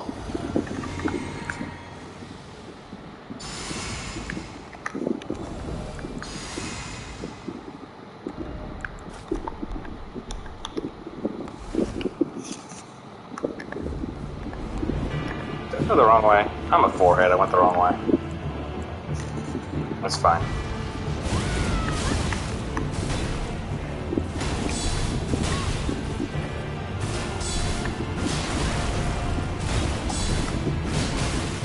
Being really bad. Just kind of being lazy as shit. I should play with them, but I don't really care. Yeah, this boss, this reoccurring guy, the Crucible Knight, I hate them. They're so hard. Like, they really fuck you up for a long time. And it didn't occur to me that they're a reoccurring villain like a reoccurring enemy actually for a while.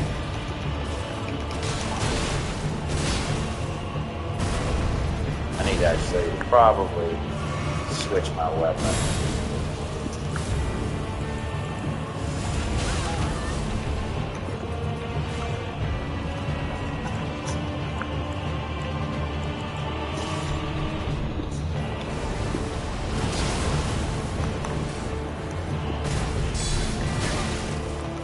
Yep.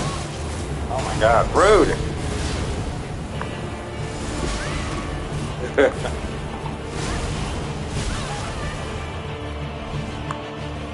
Rude. Just rude. Literally smacked me with his butt twice.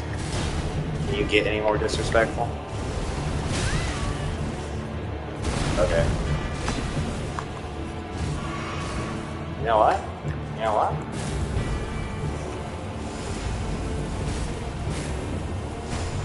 Give you the eye blasts. Here they come. How'd you evade all those?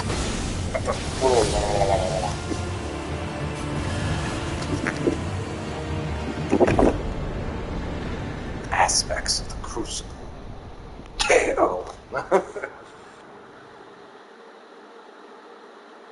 Yeah, that's it. Like their dragon aspect tail like attacks are really neat, and it's really cool that you get them as your own attacks. That thing, like that guy, that Dragon Knight, has fucked me up so many times. The one time he fucked me up the most, you probably haven't been to yet, because it's an underground late game area. But fuck, like, I died like 80 times to him in one instance. Like, probably not that many times, but, you know, I died a lot. And I'm like, I fought you so many times, how are you kicking my ass this time? It's crazy.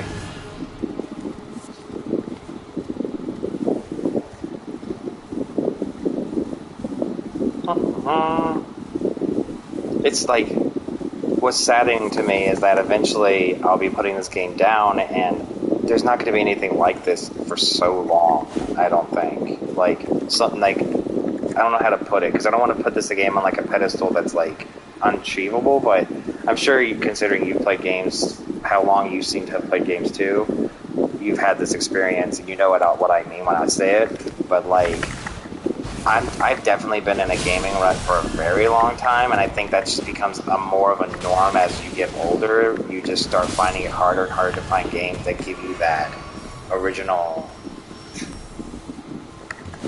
Don't rush through.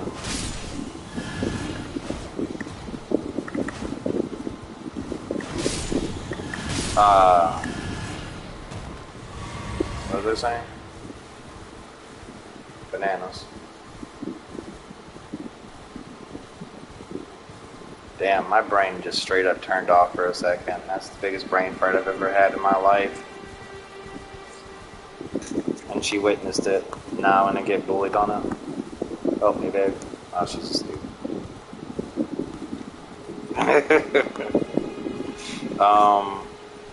Fudge. Oh, I was saying, but I feel like as we get older, it gets harder and harder to find that feeling of a game that's just like drags you into its world and you just can't stop thinking about, you know? Like, I'm sure that's how you can explain most pieces of media that people fall in love with, you know? When you find something that that enraptures you like the real world can, this is what that game's done for me, and I don't know what's going to be able to do that for a long time again, because before this, it's been a while since I've been enraptured by a game.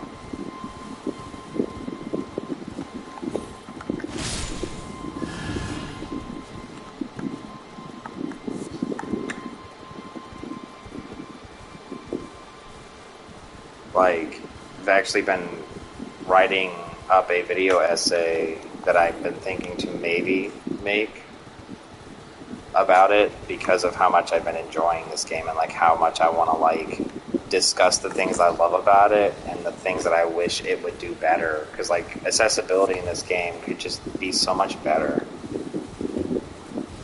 Cyberpunk, yeah. That game could have been so amazing. Like, there was so much promise for that game, and it's so sad everything that happened around that. Like, CD Projekt Red, I will never buy a game from them again. Like, I just don't support the kind of shit they do. But, you know, I love The Witcher 1, 2, and 3, even though I've never beat 3. But I did beat 1 and 2, weirdly enough. But, yeah, Cyberpunk, I was so excited for it, too. I was really hoping that it would at least be fun. And, like, I'll have to put cards on the table. I didn't buy it. At the time it came out, I can obviously claim now that I already knew it was going to be bad, because anyone can do that. But, like, I didn't have the money, even if I wanted to buy it, because that was when I didn't have my job, so didn't get the chance to buy it even if I wanted to. But everything coming out didn't look great, and it sucks that it really came out that, you know, those assholes literally released a broken game with lies and have still yet to this day fixed it. Like, it's going to go on 3+ years that they're still selling a game for real money, the real made-up money to get into live stuff, and it doesn't fucking work. It's crazy, and it sucks, because there's so much cool shit about that game that could really have been fun to enjoy if they didn't bungle it so much.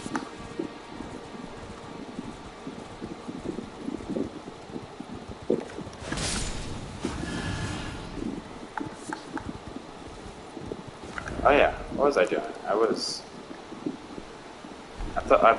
My brain thought Stormgate was going to have a boss for some reason. Dumb. Ow. Chop. Chop. God, your health's high.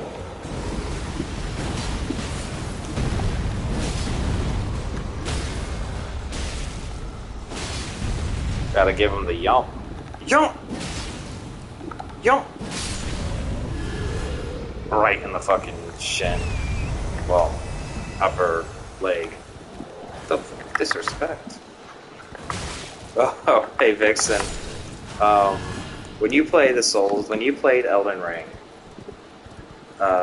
do you use a controller? I assume you do. And if you do you use the normal default controller scheme? This might sound random, and it is, but I'm just curious because I want to show you something if that's the case, because I think you're gonna be like, what the? Anyways, what did you? Yeah, the latest one, I think it's like 1.6. It's got a lot of updates and fixes, but it's still unplayable. Like there's still a lot of problems, and then other stuff. Hello, how you doing? How you doing? You're an average person. I'm just some dude.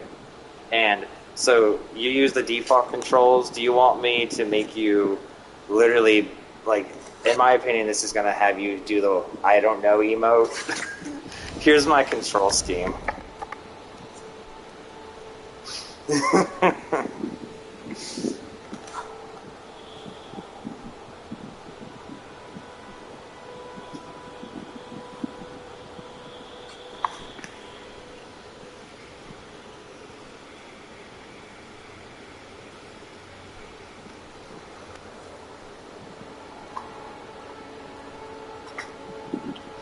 Mine's been doing awesome, actually. Thank you for asking, and I'm glad to hear it.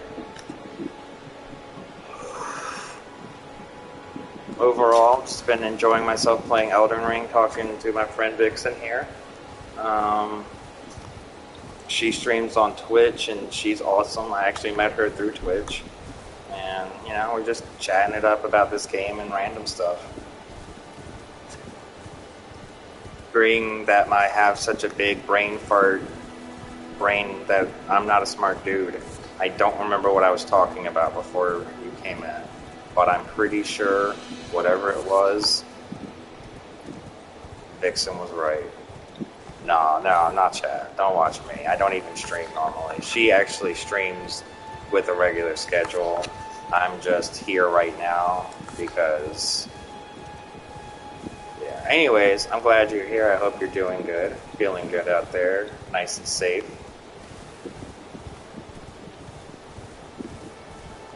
Here to break up the loneliness, isolation of capitalism using words.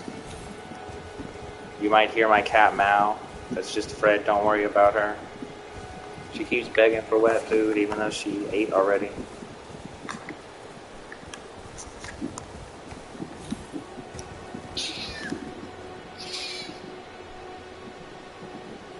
Come on, Fred. What do you want, baby?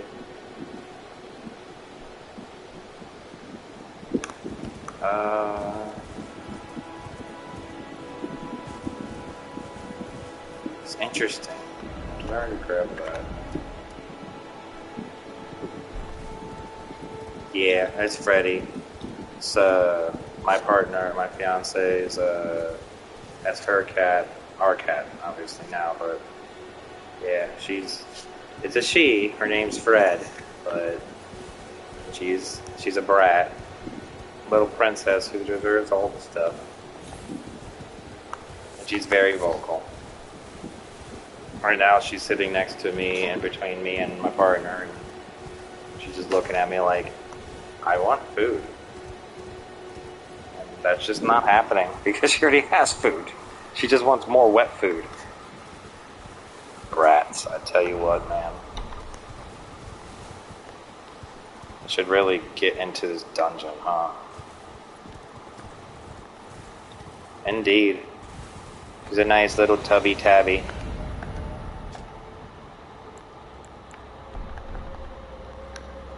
I'm just getting all lost in myself. I'm supposed to be killing people. I'll have to show you some, you'll eventually probably see pictures of her on Discord. She's being a little cutie. Yup. You know what I'm gonna do? I'm just gonna walk right past your ass. Ow. Ow, ow, ow. What, do you have a dog? I take it that you do. What kind of dog? How many? What's their name?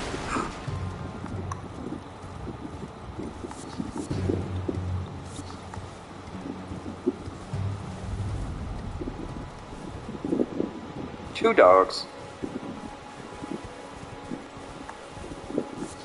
Names and breeds. I'm not like, I didn't, Jack is a Jack Russell. Oh.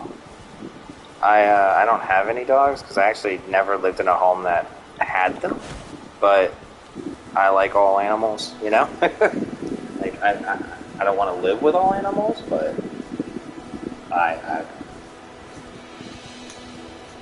haven't met a dog I don't like that hasn't, that isn't a specific bad story. River Desmond. Ducks is... Oh. I don't even know what that breed looks like. Is that... I'll look that up real quick.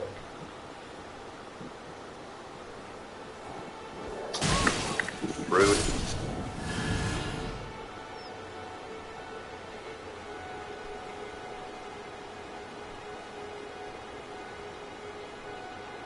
Oh, there it is. Aww, that's super cute. I love their ears and their shaggy little legs and their shaggy little face. I didn't know they existed, because to me, I was going to say, the only dogs that I've come to really, that I'd like to like, yeah, big foofball. Like, the only dogs that I've come to really like as a breed specifically is a Yorkshire Terrier. And that's because it's basically a cat. But, like, my former roommate had a golden, not a German Shepherd, and she was a sweet dog. Yeah. But, then I found out how much Yorkshire Terriers cost. Like, just to have one. I was like, the fudge? Like, this is just to get it. Not any of the extra stuff I need with it? No. And I was just like, oh, for the record, I don't know what it would be like where you live, but at the time... Oh, okay, cool. So it's not that off. Because I'm not trying to speak as if I know a lot about that whole market, but yeah, it was like over $1,000. I'm like, I was like, bitch, you think I have $1,000? I'd get a car if I did at that time. Like, I'd be trying to get a car. Like, at that time, I was trying to get a car. I didn't have $1,000.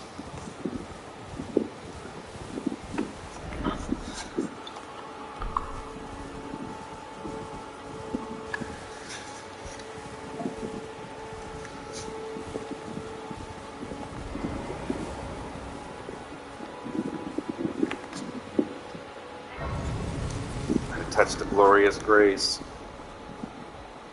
There's this bitch. Not seen you before. Name's Bernard. Tarnished, just like you. Let me ask you something. Are you here in the lands between to take up the fight? Does your faith in the guidance of grace hold firm, despite the collapse of the Golden Order? Hell Honest no. your fault, I see. Such thoughts won't behoove you as a Tarnished. But Fuck there's you. nothing wrong with that. Any Fuck interest in bearing the torch of my battle arts? All I know is the sword. Picked up a fair few tricks in my time, too. Now's the time to pass them on. To a good Tarnished like you. Thanks, buddy. There's a myriad of battle arts in these lands that I've yet to discover. Mementos of all the warriors who raised their arms in battle, lost and died. A fine tale, all told of true chivalric romance. That's how I fell in love with the He is sword Mr. Badass over and the here. arts of combat. It grants meaning even to falling in battle, to death itself. And of course, all his techniques are all kind of basic as shit. Well, I'm pretty sure you eventually fight him too, because he's a bitch.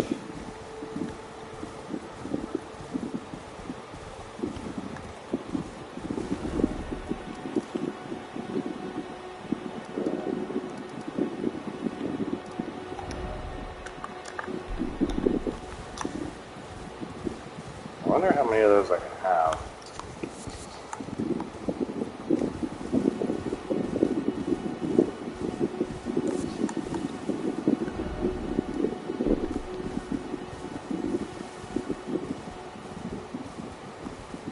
I don't know if you've gotten the chance to try or look at and or play Ghost of Tsushima, but that game is also extremely gorgeous too. Like, just like this game, it's just like, wow. How'd they get this to run so well?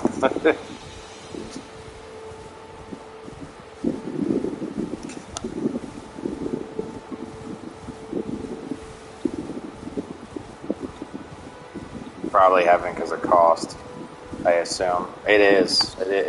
Well, I haven't beat it. I only played it for a while and then work. But it was pretty neat, yeah. One day. One day it might be a PlayStation Plus free game, you know? Like, that will... Alright. But yeah, it's a good game.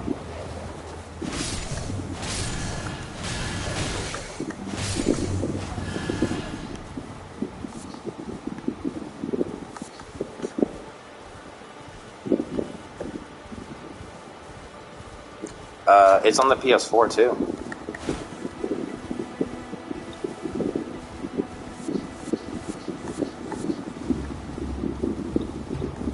So if you have a PS4, you can play it on that too.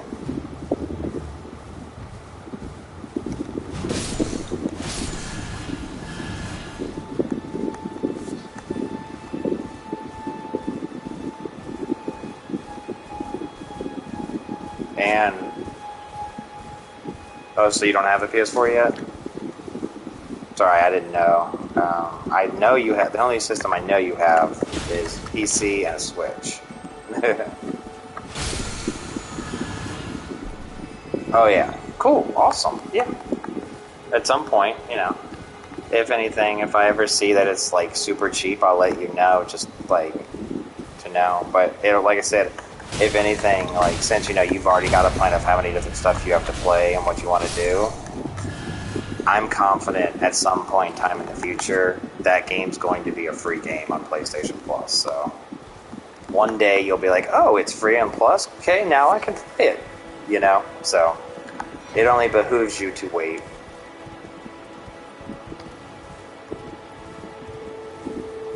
Yeah, since, you know, you've also got so much more to do. I'm over here trying not to play, I've been wanting to play Zelda Majora's Mask again because of watching you play it, but, since I already started playing Banjo, I wanted to actually finish that first, and I actually got to the third world of Banjo-Kazooie now, and it's just like, oh my god, I'm back in 4th grade. I need to, because clearly I don't remember shit about the original Majora's Mask. I only remember the 3DS version. But yeah, no, it's so many great, it's like so much cool stuff to do, and then life happened. You're like, oh, I have to go earn a living before I'm allowed to do things that I want to do. Cries. Uh-oh, I'm getting invaded. I'll two-hand this shit.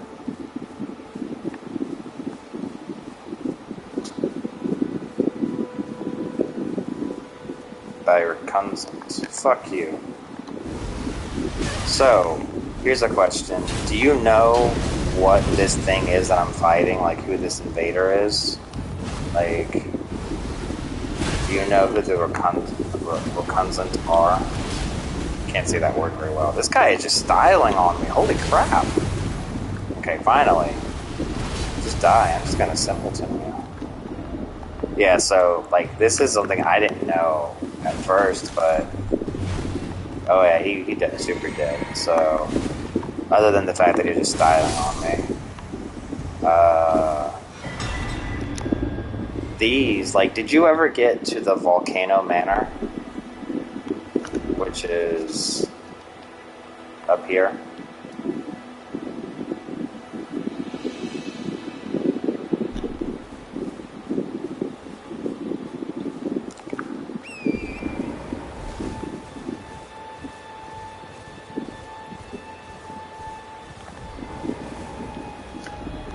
Basically, if you've gotten up here to the Volcano Manor, you would have, no problem, it's not a big deal. Basically, here you'll meet a cast of people that invite you to join their group, and they are that word I can't say. That's them, and they're basically the faction that kills their own kind. They're the Tarnished that kills other Tarnished. That they don't, they Rakunzan believe in killing other Tarnished that they don't believe are worth chasing Grace. That's them. Bunch of dicks.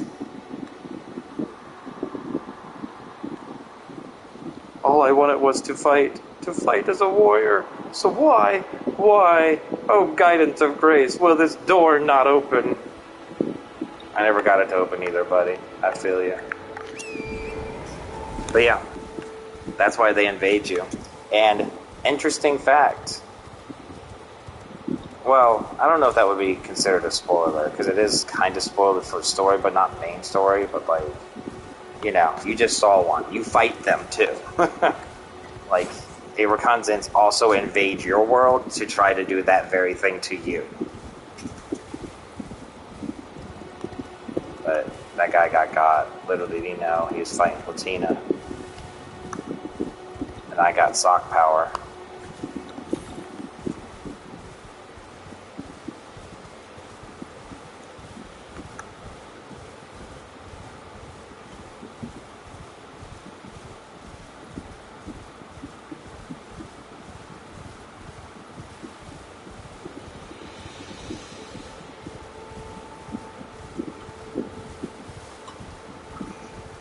Kind of sad, I don't know where, I think it was either Lucid or Cody have gone to, because we were talking earlier that we were gonna watch some, like they wanted to watch anime, and I was like, yeah, I'll watch it with you. We were gonna watch maybe like Samurai Champloo,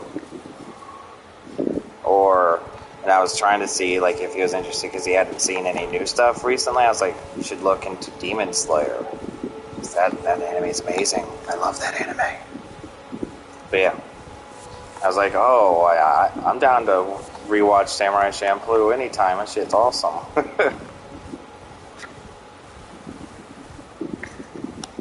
Oh, you watch Demon Slayer? Do you read it too, or just watch the anime? Yes, I can't either. It's gonna have my favorite character in it. Awesome. So have you finished it or no? I'm about to freak out. I'm about to poop my pants as an adult because you might be the first person I can actually talk about the story about. It's like my partner. She loves the story too, but she doesn't care for the manga. She prefers it on anime. And, you know, cool. So I have to wait for for her. Oh. So do you use, like, I need to, how do I ask this? I assume you like owning them physically, because I know I do. But have you, like, you know that Shonen Jump actually has an app that you can read all their manga, and, like, it's only $1 a month? Hi, trash bag fashion lover. How you doing?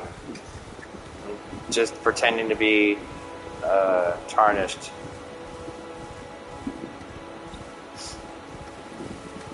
I have used plastic bags before, yes.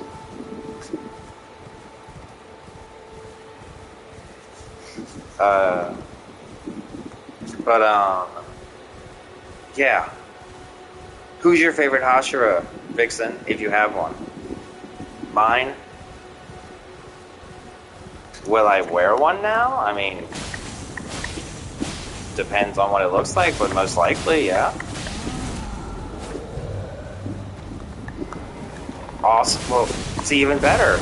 That's awesome. So, like, what'd you buy them off of? Did you buy them off of, like, an Amazon thing, or did you buy it off, like, one of the, like, digital comic stores? Yeah. I don't see why not. Wearing a trash bag isn't that much different than wearing some of the clothes that we wear now, considering how they're made. Yeah, okay, even cooler. So yeah, you should check out, if you have a moment, check out the Shonen Jump app. I don't know if it'll be in your country. It should be, honestly, considering. But, like, you can try that app for, like, free for 7 days. And it lets you read 100 chapters a day of any manga you want from their vast collection. For free for 7 days, and then only $2 a month. Like, it's pretty awesome. That's how I keep up with a lot of the manga now without feeling like a dick by stealing it, you know? I get it, though. It is a hard question. For me, it isn't hard just because of how much I love this specific Hashira, and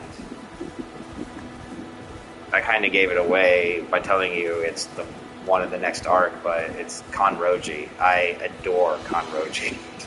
It probably was clear when you saw my Discord picture and my YouTube picture.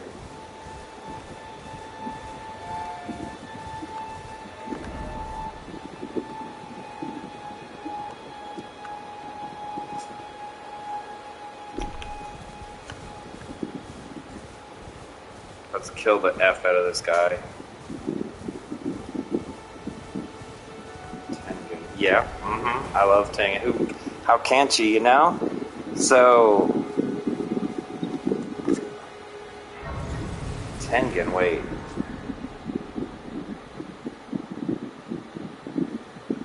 Wait. Tengen. My brain. Who's Tengen? I thought I knew, but now I don't think I knew. You said former? Former Hashira Tengen. Tengen.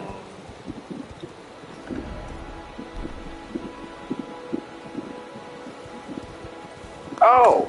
Oh, Uzui. Sorry, yeah, Tengen Uzui. Yeah, oh, dude, yeah. So, obviously, I would state that it's pretty hard to not love all of them in their own ways. Because I agree, like, you know...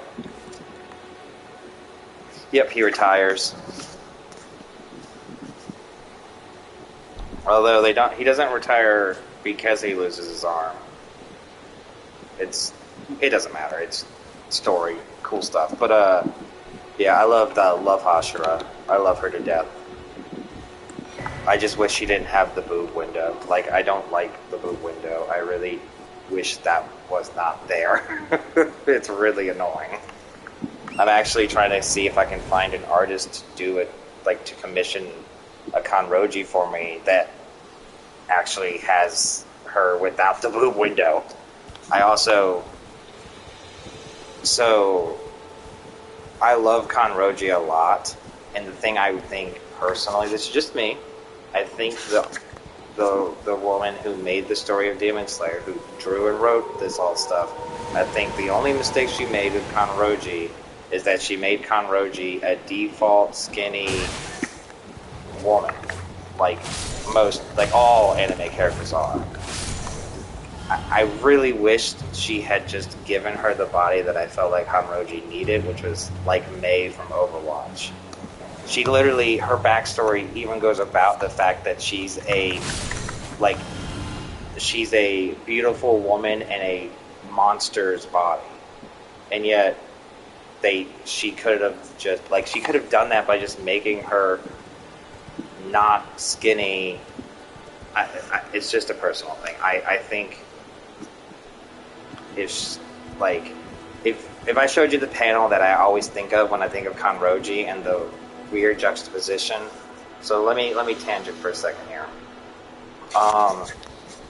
Shinobu, the insect Hashira, her whole story revolves around the fact that she's too weak to be a true demon slayer because of her anatomy and the fact that she's a woman. Like, yeah, we can agree on that, I'm pretty sure. And yet, Kanroji directly contradicts that.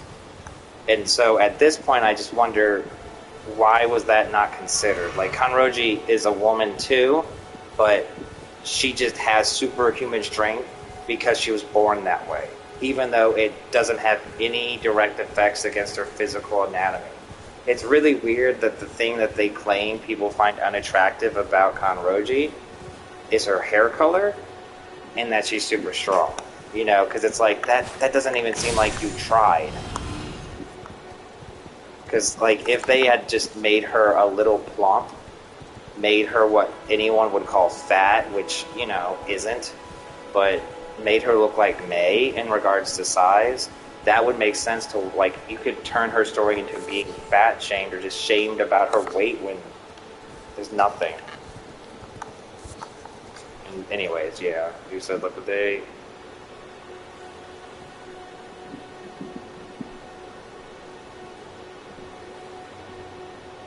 What do you mean? They is not like Shinobu because of her genetics. I mean, I get that, but the genetics is a really hand-wavy kind of explanation, you know? Like, yeah, and that's, like, part of her backstory. Shows off that, like, she has, like, just petite arms like a normal skinny woman. I hope you can tell my air quotes here. But she has the strength of, like, a strong, muscly, or big, overweight woman. And what I'm saying is if she had actually had the muscle or fat look, I think that would have been really good as a character design aspect, in my opinion. Yeah, they are. I mean, by default, most all anime are going to do that. So that's why I'm saying it's not something that's like a huge complaint. It's just, for me personally, I love Kanroji to death, and these small things I feel like could make her even better. Which is like, you know, when I find someone to do the commission for me for that, it's going to be great because She's just gonna be a little plump, badass girl who uses love breathing. God, I love her fucking fighting style.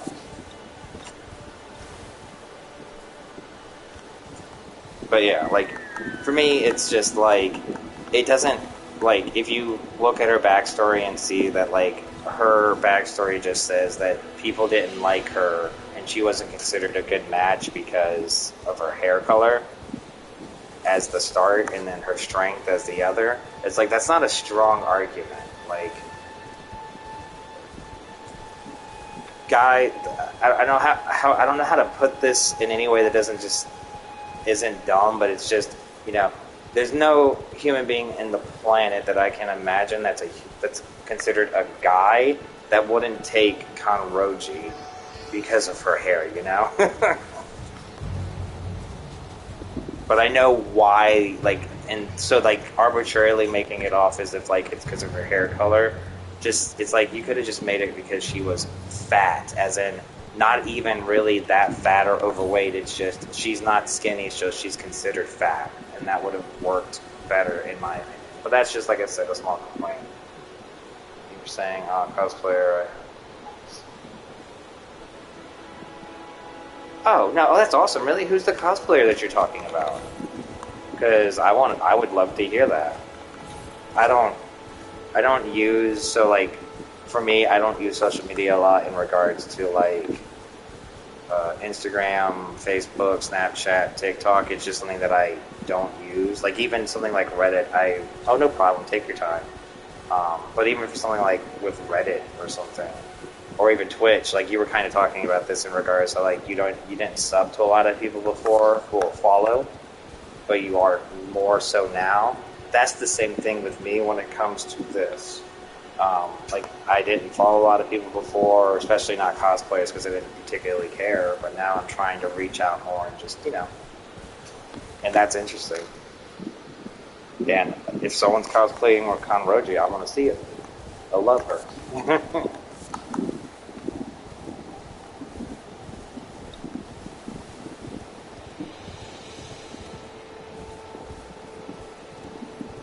There's jellies.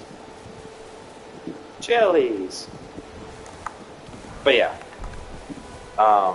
Uzui is phenomenal. Oh, man, we can gush about how amazing Season 2 was. Like, just how they just nailed everything right about the entertainment arc. Like, I have very little to complain about the entertainment arc in regards to the anime and or manga. And that's just crazy.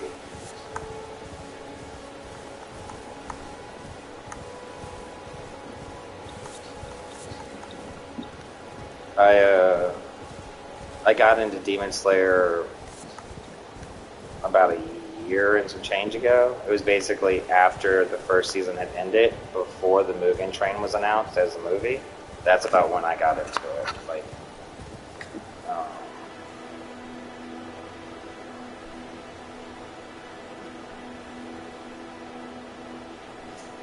I understand that. Kind of don't want to follow a ton of people because you don't want them to feel like you're taking from them in a way that, you know, I get that in a lot of ways too. I mean, I could, like, so in that way, I usually don't seek out listening and speaking to cosplayers because I don't want to come off as if I'm just trying to get in their panties, is the easiest way to put it, you know? Slide into their DMs, because that's what it'll always feel like or come off like. And it's just like, fuck. You know? Because I can't ignore the reality that we live in, that there, as a person who cosplays on the internet, you're going to have a ton of people trying to do some really weird things. Like, no matter what gender you are, but especially if you're a woman. But yes, Jujutsu Kaisen I have, and it is phenomenal. I haven't seen the movie yet, because I didn't want to do that with COVID, but I did read the manga for it, and it is amazing. I take it you have too? Are you reading the manga too? It really is, like, we are in a renaissance of really good shonen. actually good shonen versus like combat fun shonen in regards to like we're getting, in my how I would put it is, as fans, like as on the medium, we're getting not only really good fights but also really good character and story and philosophy versus just really cool fights, and that's really awesome. Like Jujutsu Kaisen just hit me so hard.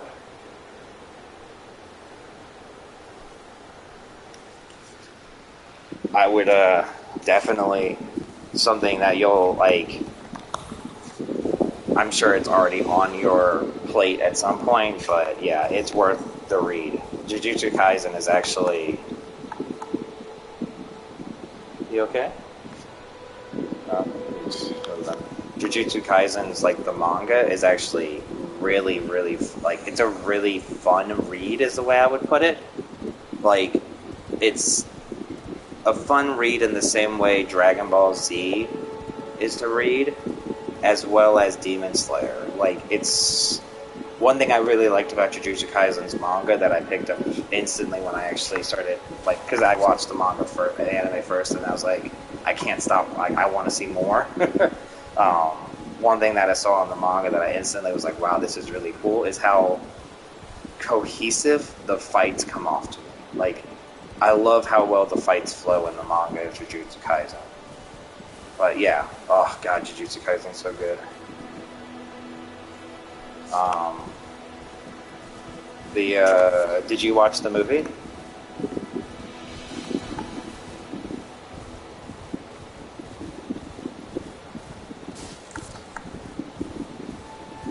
I actually, last night, just last night, I rewatched episode 7 of the first season of Jujutsu Kaisen again. And the 20th episode, Non-Standard, Assault and Non-Standard. I love those episodes. Just, they have such great, clean animation and so much Sakuga, and they're just a great, like, compact story. I can dork out all over time for it. You're not missing out on a lot, by the way, for not seeing the movie. Like, if you... Oh, you found her? Awesome. Let me see if... Because you tried to link me something before. I think.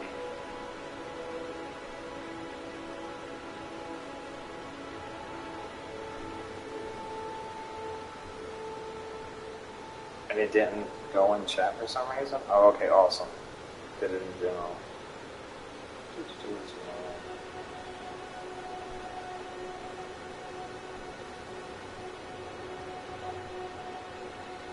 Oh, this link I'm looking at is from this the thing from earlier. I'm such an idiot. What am I doing?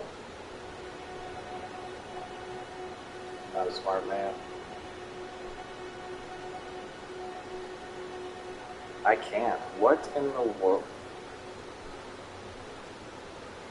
Yeah, it's not coming up on mine for some reason. It's so weird. It's probably a setting I have that doesn't show links. I'll have to figure that out, but... So...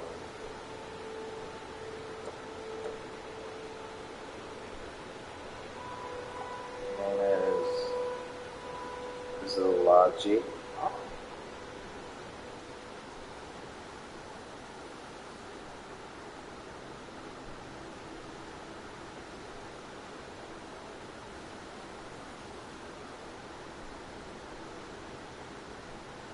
I see it. Oh. Okay. I'll have to nerd out about that later. Awesome. I saw her I saw the cosplay for it. That's great. She looks super cute and oh. I have to look at what we were talking about, like what she said. She talked about that too. But yeah, that's kind of just how I came to it. As like, oh, is she? Bunch of Danish people I'm apparently meeting now. You guys are too far away. Or maybe I'm too far away.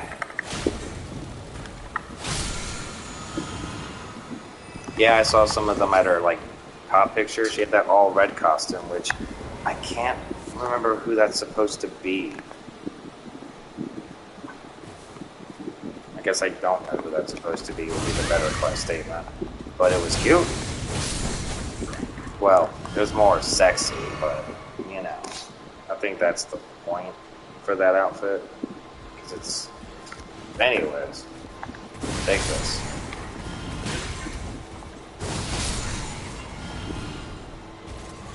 Oh, that's why. I've never seen Darling in the Franxx. I've only watched stuff about Darling in the Franxx. If you get that.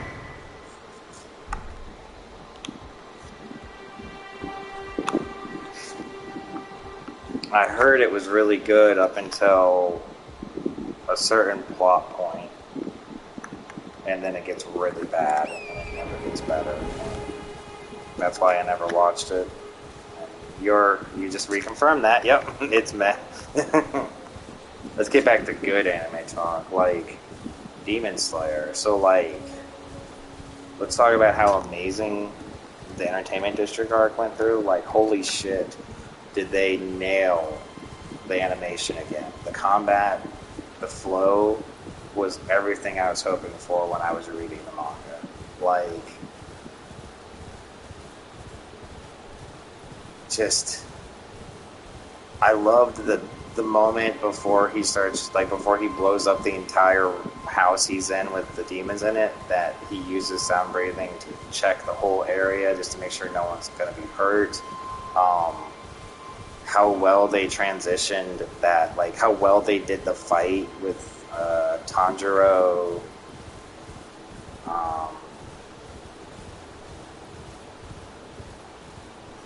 Yeah, that's the best I would put it. Like, it really nailed all the stuff that the manga wants you to.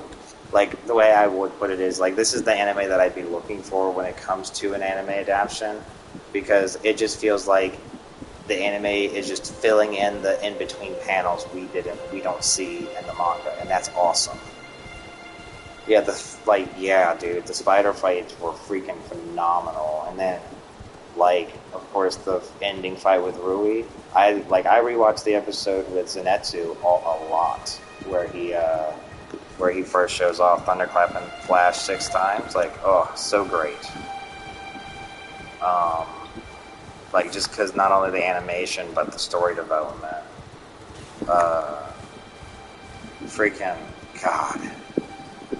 It's crazy how well they do it. I really hope that with the trend of how popular Demon Slayer continues to be, and this is unlikely, but I'm still going to have to hope, as well as can I do, that they'll continue to trend it on trying to do better at treating their employees better and paying them.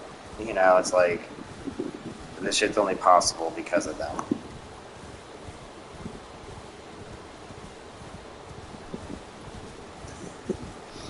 You see, I originally hated Zenitsu and adored him like that, but I just adore him in regards to... I mean, like, I want to hate his whining, because that's what I did, like, my original... Like, it's like, I agree, but not anymore. Because, like, who wouldn't be like that in in actuality? Like, that shit's scary as fuck.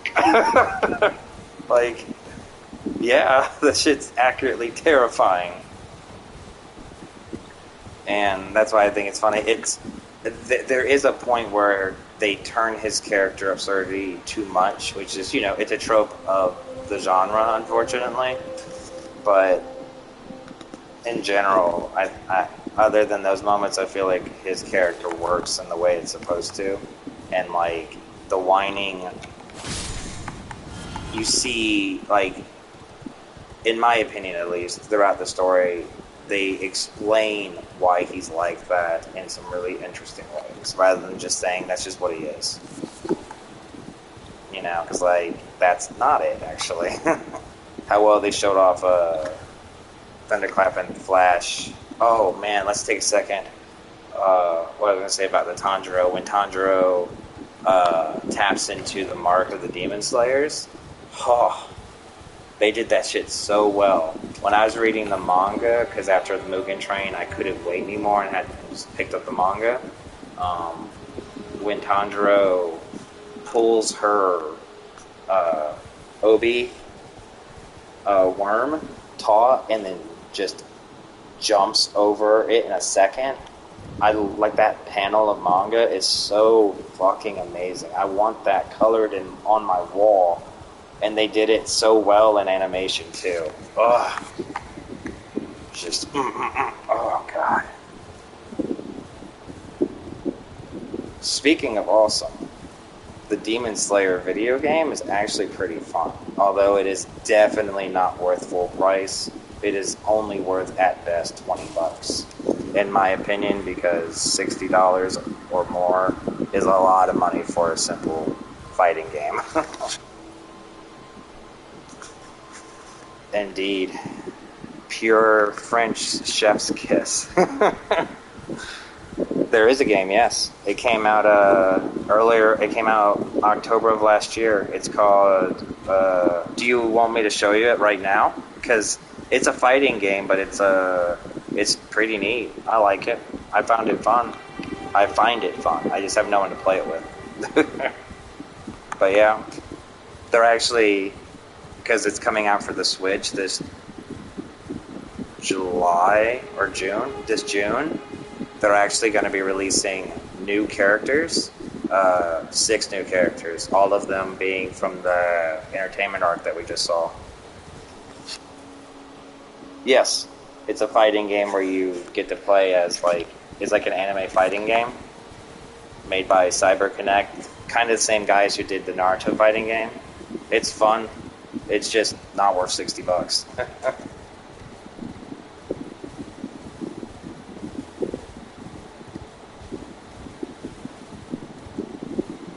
It's a pretty neat 3D fighter. No, I get you. I understand completely. It's a fun game. So what I would tell you in regards to it is the story for it is fun as a fan of the series. I think you'd like it because it literally just tells you the story and you just do the fights as the character. And you even get to explore some of the areas in the Demon Slayer world. But as a game, like a fighting game, I totally get that too. Like I said from the start, it ain't worth the full price in the first place. It's only fun as it's fun to play the characters, but beyond that, I get it. Yeah, But yeah, exactly. Mostly, yeah, exactly like that. I find it fun to play with people, but there's not many people who want to play it or who don't end up taking it too seriously. Kind of like, Smash Bros. And stuff. Where eventually, if it's competitive, someone will want to always be winning, and you're just like, well, it's not supposed to be about that, but okay. But yeah, no, I get you. I ended up enjoying it despite the fact it's a fighting game, because I don't actually like fighting games normally. But I bought Demon Slayer because I wanted to play more. I wanted to consume more Demon Slayer, to be blunt. And yeah, they're actually going to be releasing 6 new characters to celebrate the Switch release this July, and it's it's actually Uzui, Awakened Nezuko, those characters from the entertainment arc. So I'm excited to see what they look like. Although I'm not excited that they're going to be. You have to pay for them if you don't own them. I have to buy them, but not free. So that's not going to be fun, but we'll see. I probably won't. It doesn't matter. Anyways. Won't. Oops.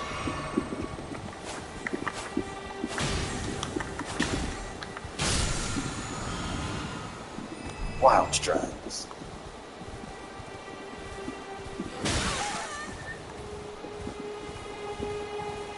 No, next season has nothing to do with Genya, actually.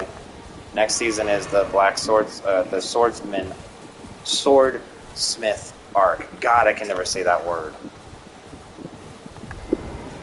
It's after that is Gyu's arc. Yeah. You can't wait for Gyu's arc stuff. It is exciting because that's when they do the Hashira training too.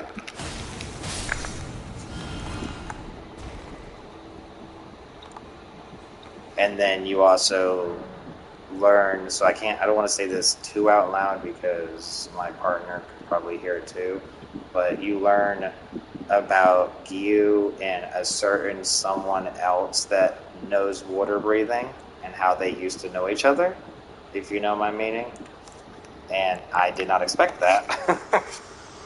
Even though it was right in your face considering what he wears. This tiny golden aura is the grace of the Earth Tree. This light once shone in the eyes of your tarnished brethren. It's just awesome. But now, and it is how all that guides you. Also I hear, you can see them, can't you? The rays of grace that guide you through your burden. I'm gonna beat this guy up for Vixen, because fuck you. You gave me so much stress my first playthrough. But yeah, like, the fact that my brain never connected his outfit is crazy. Like, I'm like, wow, that was in my face the whole time. Who is this guy? Oh, no, I don't care about you.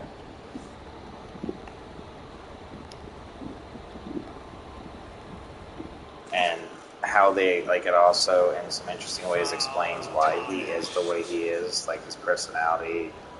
Like, I'm so glad it isn't just because he is a dick. I was like, oh, that's so cool. Yes.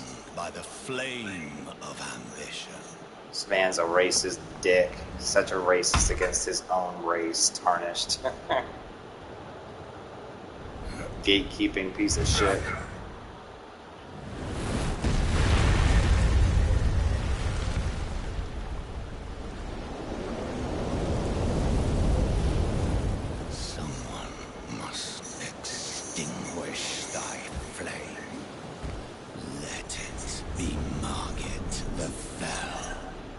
Okay, bitch.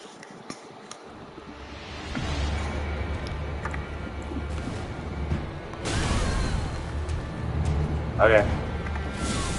Let me see what this does to you. Knowing.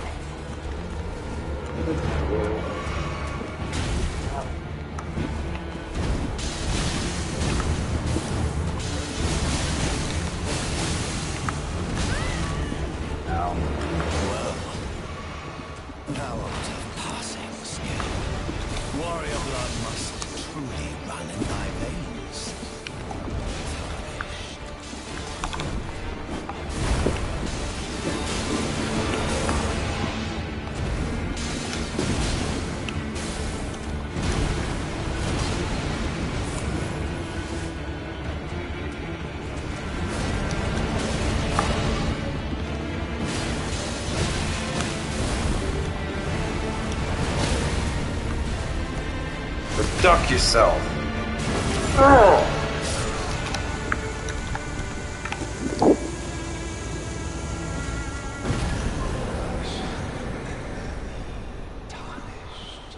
I won't remember you, you dumb bitch.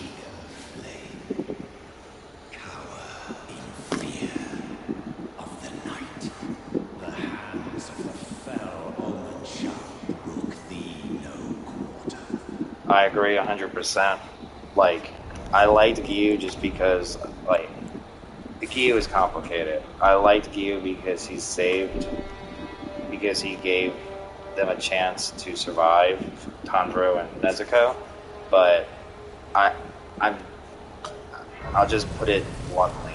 I cannot stand beside a person who says out loud, the weak do not deserve rights. I've been testing no. to see whether You are wrong. grace truly does guide you, and That whether you're is fit to face the challenge that entails. It seems my worries were unfounded. Torrent had your measure from the very start, whereas I merely pretended. There is but one. It's sad because it's part of his arc that he learns that lesson wrong. Gathering place You know, like it's because it's part of his story that he learns that wrong, that like the world in its cruelty tries to force him into learning that strength only matters. Like it makes sense, but you know, I can't get behind that friend. For but a moment. But yeah, once you learn about his backstory and like why he doesn't even talk to the other Hashira, it's like, oh, I'm so glad it isn't just because he's like that skilled as in a dick kind of thing, you know? I'm 100% there with that. I was like, oh yeah.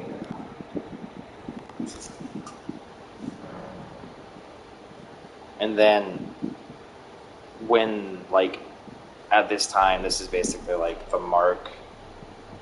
Like, it's the Hashira training arc time, like when they're trying to manifest the mark before Muzan attacks, basically. And at that point, not only do you learn about Gyu's backstory and, like, what we both already know, but, like, you also learn, you get a lot more perspective on, like, why Rengoku's dad was the way he was, without even knowing you're being told about it, because of the whole chasing the mark. Which I thought was fascinating. Like, I was like, that makes a lot of sense. Like that I can understand that, because I too have tried to be better than I could be at something, because, you know, people have limits.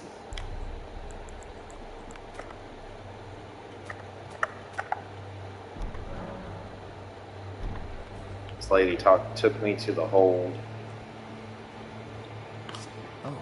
I see you've just arrived. Welcome to the Round Table Hold. I'm Corin, a man of the cloth. I teach incantations, the strength granted us by the two fingers, and explore the secrets of the Golden Order. It really so is. That one day, if a tarnished of the Round Table Hold should become Elden Lord, I might counsel them, ensuring order regains its proper form, righting rule over men. By the way, do you still see it?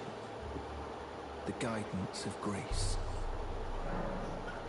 Ah, well, that is unfortunate. But I'm 100% anti-Golden Order. Fuck that place. Condition, I'm told. For whatever reason, Not him, though. He's nice. From time to time. Just keep your chin up and stay the path. I pray the great guidance of grace returns to you.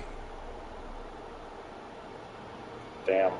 If you don't have grace, he ain't gonna help you. Damn. What is it? Fucking crazy. It's the guidance of grace. You do.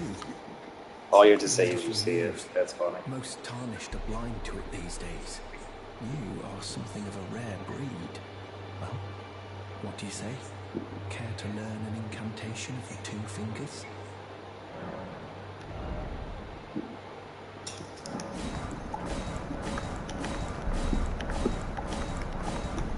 I wonder if that's... May the Golden Order shine through you. Fuck the Golden Order.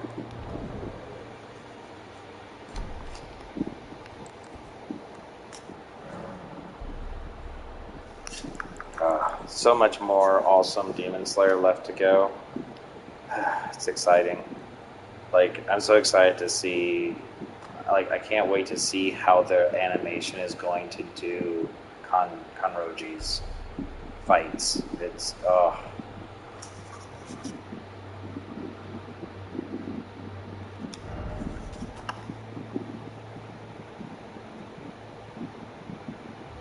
And, like...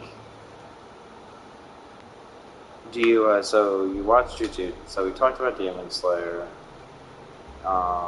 Yeah, for real, it's just gonna keep getting better. So, in regards to Demon Slayer, what I think would be an interesting thing to point out. One thing that I thought was, I was a little disappointed in. Not that it matters, because this isn't the story that she was telling. But I thought something I thought they were alluding to, but never happened. I forgot that's where he stood. For Zenitsu, like, so in Demon Slayer, you know that it's interesting that Tanjiro has the sense of smell as like his key focus. Zenitsu's key focus is his sense of hearing, and Inosuke's key sense is his sense of touch / sense of danger, which is all the like senses that a demon excels in. But I find it interesting that he, like Zenitsu, is extremely adept at hearing, but he was never introduced into possibly learning sound breathing. Like, I thought that might be where he'd go to next, because he might not be fit for lightning breathing, because that's, you know, how the breathing styles work is you're supposed to manage the wind that best suits you. But that doesn't happen because, you know, he masters, you know. I just thought that might be one of the things they might have been going with it. It's interesting. But that does not happen. You're in your face. No matter. It's all the same. Lay out your arms. Let's get smithing. Oh, man. Thinking about sound breathing right now and just how amazingly well they did the animations for them. Like, I love, so this I might lose you with, and I hope I don't, but I don't really care for sub. I like dub. I actually really prefer hearing it in my own language. And this, for me, it's obviously English, but I would apply this to whomever. Like, I think it sounds best to the language you are most adept at learn it, because when it's translated in the language you know best, it'll have most of the cultural inferences that you understand best. Someone who's bilingual, though, or multilingual like yourself, that is a little bit more complicated. But still, in my opinion, I don't mind the Japanese sub, but when it comes down to it, I would prefer a dub at all times. And I think I can go into quite a discussion about how a general sub, how much a sub lacks in a lot of stuff when it comes to explaining the story that is missed because of translation.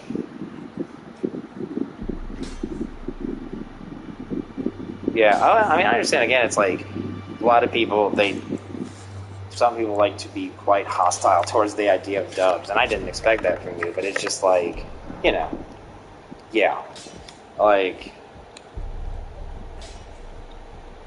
yeah, no, I assumed most people that like anime enough prefer subs, and I don't. The thing about when it comes to watching anime or TV, usually, if I'm watching it, I don't want to have to read most of it. I want to be able to absorb everything else, and when my entire focus is on just reading, I feel like so much can be missed. And this is when I think we can then talk into sub versus dubbing. There's a lot lost in translation when you see a sub translation versus the dub of it. And like to show a point, like my point, I would say, look at Demon Slayers. Like, we're talking about Demon Slayer, so let's go to Demon Slayer and go to the entertainment arc. The sub of it, I had to watch first because the dub didn't come out until just recently. And there's no way in hell I'm going to wait for that. Oh yeah, no, it's not a problem. Like I said from the start, I think you should watch in whatever language you like. You know, who gives a shit? But from my experience, the language you understand the best is typically the one that's going to be best for you when spoken, because I've come to learn that, like, do you know what Romanization means? Like, do you know what it means to Romanize a language?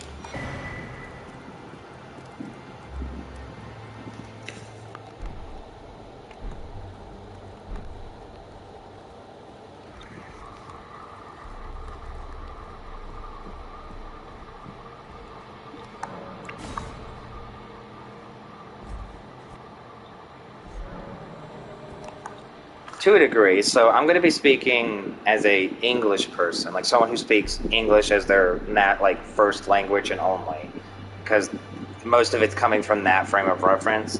And that's like, to Romanize a language. Say I'm going to Romanize a Japanese word. it's to take the Japanese character, because that Japanese is written with characters, not AEWs like we do. Seeing what the Japanese character is as AEW XYZ stuff, that's called romanization. That's romanizing it. When you're watching a sub, you're typically just watching the romanization of the material, like the most basic translation of what they're saying, without any attempt at inference, tone management, or proper theming. It's just like a Google Translate what they say. And this is where you get into actual translation, which is, taking that Romanized Japanese translation and getting it to properly make sense in the culture of English speaking. Back in the day, that used to mean make anime not be anime. But now, as, our culture is becoming less xenophobic and the allowance of what we see in media, to a degree, that's becoming less and less a problem. But yeah, I got a little bit high-minded, but I've thought I've been writing a lot about that. So because I've had to deal with a lot of people's knee-jerk just hatred of just like, no, dubs suck, and I'm like, I mean, sure, go off. Like, I don't know why it has to suck. Like, how would you just say you don't care about them? Like, but yeah. That's just where I see, like, when you... but yeah. Yeah. Yep. Oh, so, back to what I was making as an example. So, in the example of Season 2 Entertainment District of Demon Slayer, the sub, let me think of a situation, because I was thinking, like, this is, when I saw this, I was like, this is a perfect example of what I was talking about. This was like 2 months ago, by the way. But,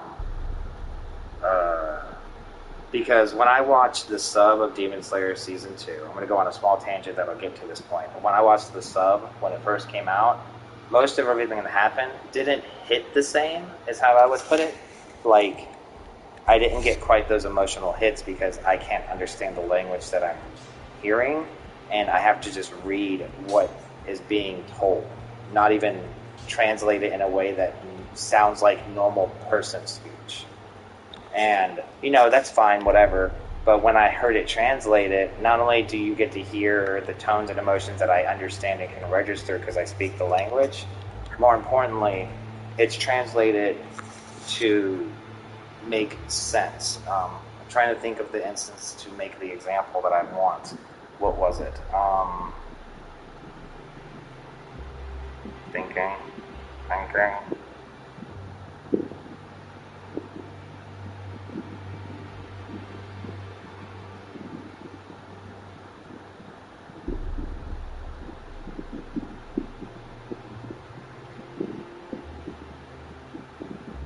I don't remember. I cannot remember the example that I was trying to give, that I would give. But there are, I'm going to have to go back and look at the episodes and sub and dub, because they're still the same. Like, the sub is still the same.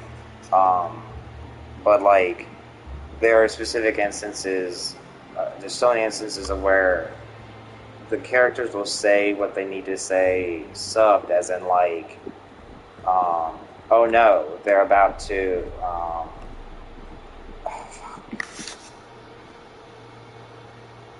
let me just go over to this phone real quick. What the? Don't advertise me games? No, thank you.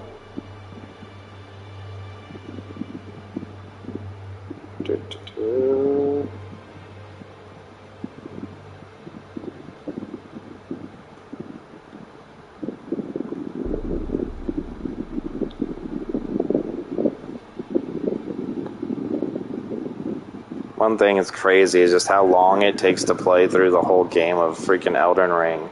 That my ass forgot the first time you meet God, Gideon the Unknowing. His ass is fucking standing up like an old man. Freaking trying to hold up his back.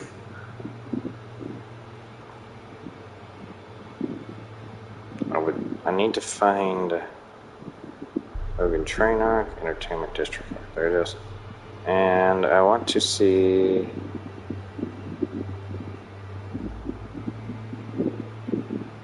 this.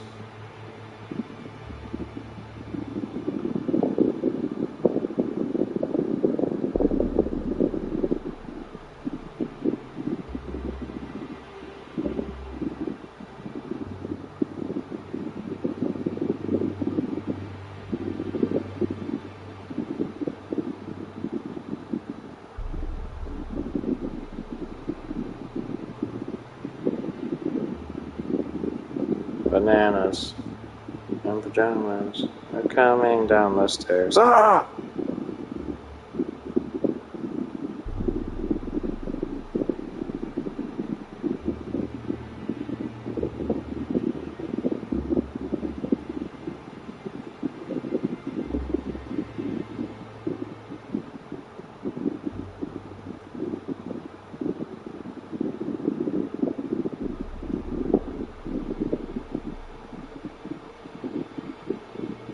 Okay.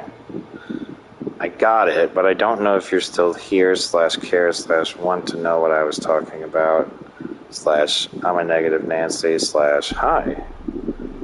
I need to go back to this.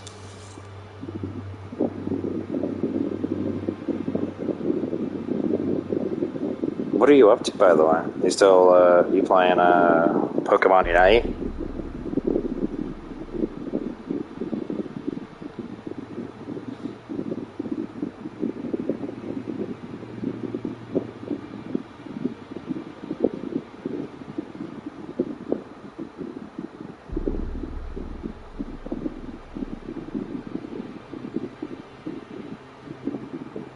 Oh my. Am I keeping you from breakfast? I am sorry. You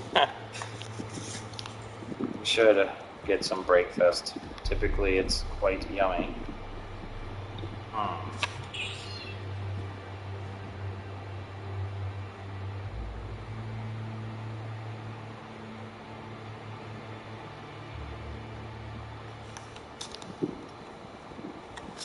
Making food is hard too, though. It's a struggle.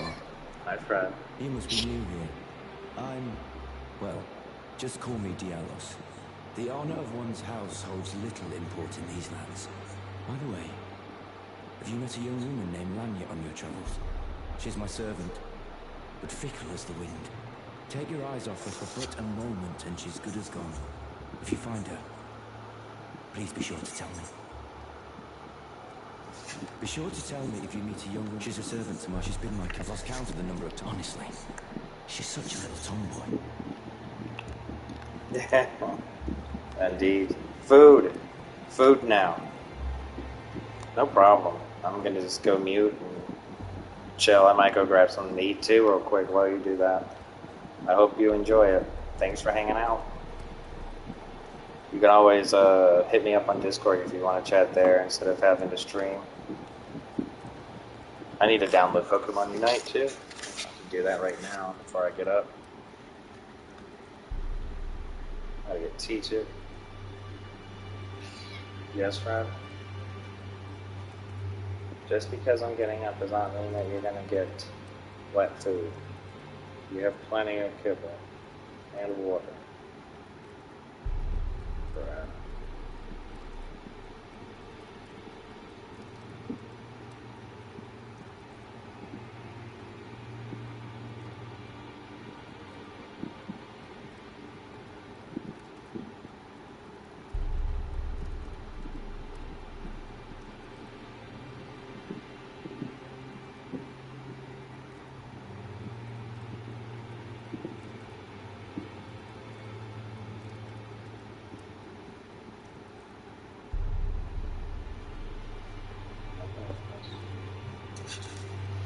How you doing?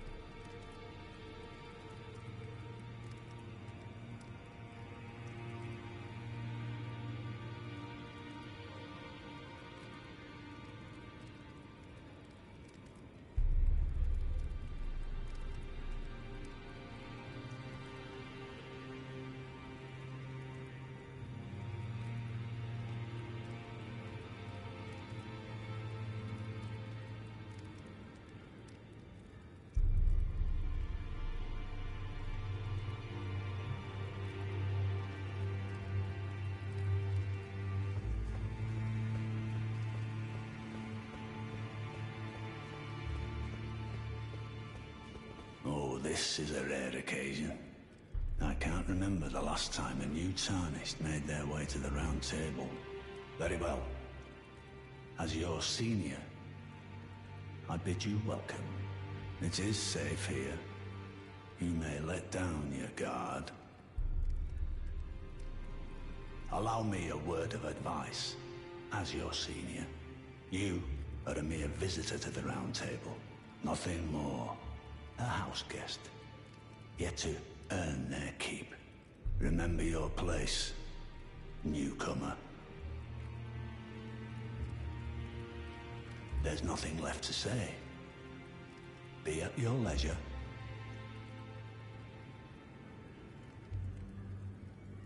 There's nothing left to say.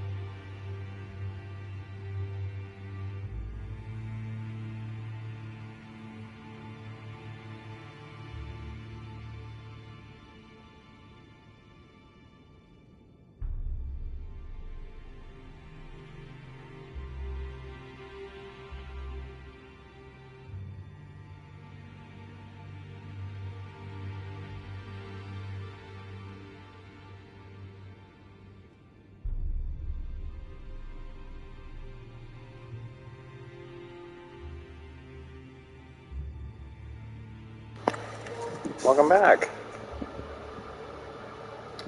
I haven't done much. Literally just been laying here cuddling my kitty. I think she still wants food. What, Fred? Tell them. What's the matter, baby?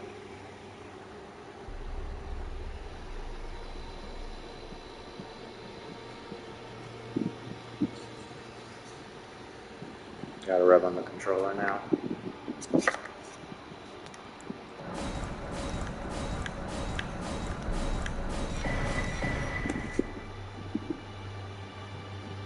What you get to eat? Something yummy, I hope.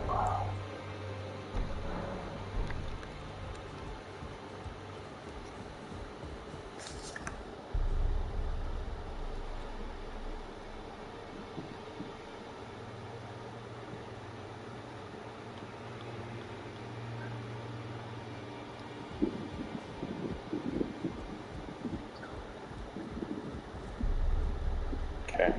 Sorry, I just wanted to make sure that I was actually being heard.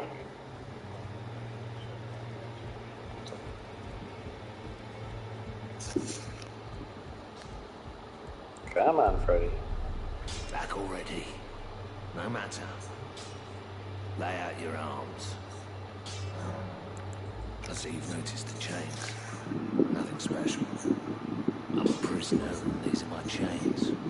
I'm trapped by the hole. I'm dying, smithing for you fools. That's all there is to it. No, don't read too much into it. I've no grudge against you. My being a prisoner is no fault of yours. Besides, I don't mind smithing. Despite my differences, the weapons get stronger all the same. Even time, technique, never fails. Besides, it helps me forget. The sheer terror of her. I wanna know what he means by that. I still don't quite get it. Terror of whom?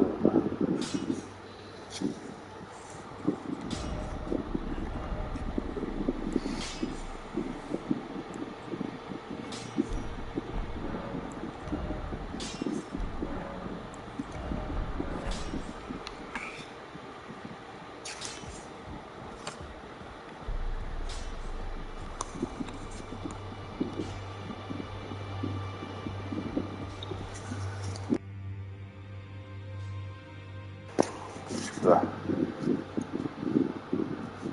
He is. I really like him. I'm really sad that the ending I had didn't really seem to resolve what I was hoping it would with him. But I think that's just because I didn't finish his quest the way I didn't quite finish parts of his quest. Ugh. This lady. Greetings, great champion called by grace. I am Fia. Circumstances have compelled my stay at the Round Table Hall. Great champion, would you allow me to hold you? But briefly, perhaps you might share with me some of your lively vigor and your stout-heartedness. She wants to hug me and take my HP. And you, I am sure, will bear a Baldakin's blessing. Do you think it vulgar, perhaps? Where I come from, it is a sacred act. I understand. Your disdain is only natural, but should you change your mind, come pay me another visit. I just gotta point out, a lot of what she says there is extremely manipulative. I did not say I despise you. I just told some random lady I've never met before, I don't want you to hold me. Like, you chill out, bro. You know? Like, it's a sacred act to be held. I'm like, I mean, yeah, go ham, but you can chill. Especially since, I don't know if you know, but if you hug her, she takes 5% of your max health. Like, you get it back after using her buff, but still, like, there's more to her, but I don't want to talk about it because spoilers. At least I don't want to spoil it for you because I think you want to see it yourself. I don't know. I think I've done everything here, so we can continue onward.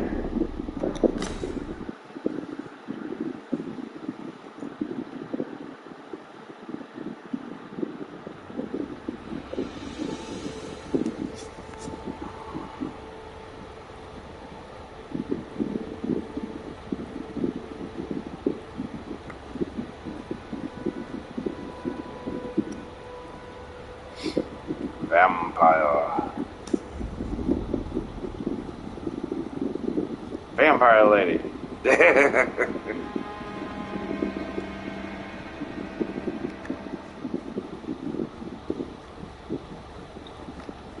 She is a deathbed companion through and through. I didn't get to see what her, like, I didn't get to see the conclusion of her story because I did the Frenzied Flame, so.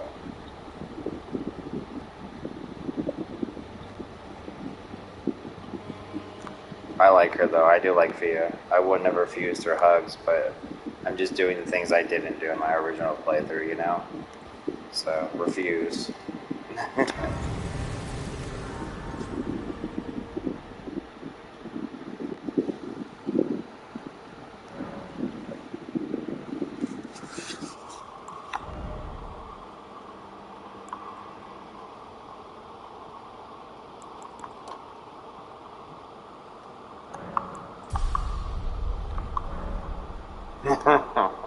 Very much so.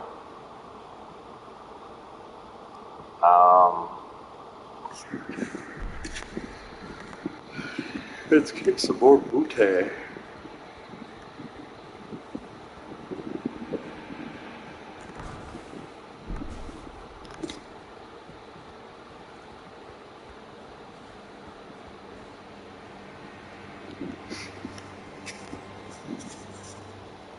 That I don't often do because, well, that's not entirely true.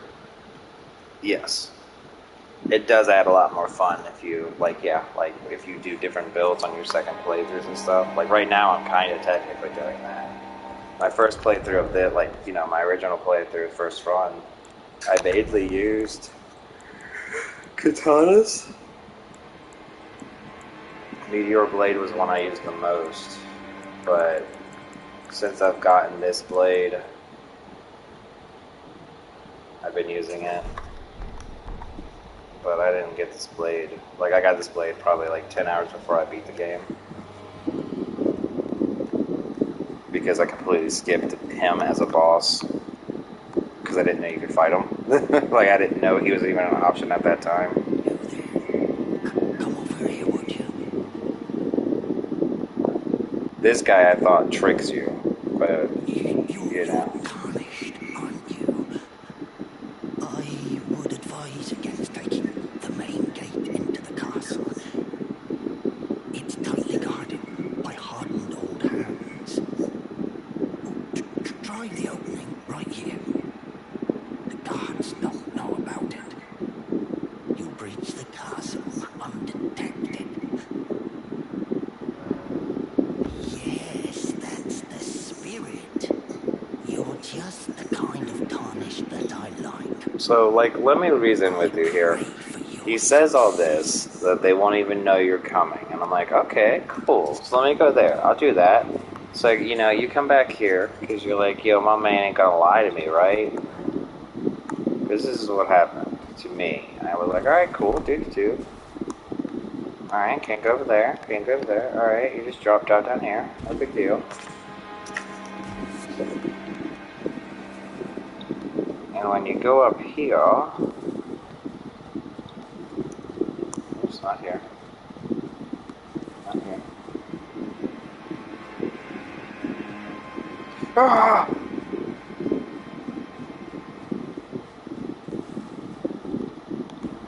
Where the heckle is it? Did I miss it?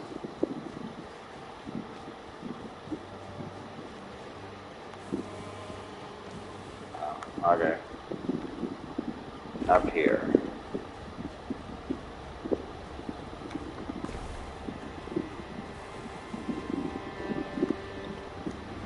Wait. The fuck? What the hell? What did I just... I just got myself turned around. Alright, let me try that again, but not failing somehow? Oh, because I need to jump up here. I'm such a five-head. Alright, anyway, so, you know, you tell him, he's like, oh yeah, you know, go over here, they won't even know you're coming. I'm like, okay. So you go over here, drop down, and the first goddamn thing that greets you as soon as you come down here, where is it? I know this motherfucker. You don't expect him, and he just fucks you up if you don't have gear on. Yeah, basically, that's me right now. And I'm like, oh shit, that's weird, but you know what? Mistakes happen. Falcons with fucking talons on their feet are just normal, I guess. So, you know, keep going, leaving my man over here not lying, and then this happens.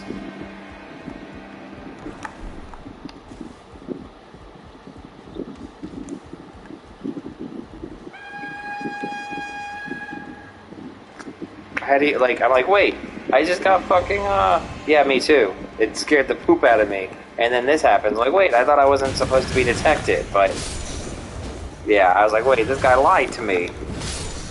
But he doesn't. It's just weird game design is what I would call that. Because I thought that person, the banner person seeing me and using the thing was actually you being tricked, because from my point of view, when you first come here, this is not a good place to be fighting on when you've got him and then two people throwing shit at you from a distance. I don't know. Knowing what the actual going through the middle looks like, you know he's actually telling the truth, but it's just weird that it doesn't come off that way in the gameplay.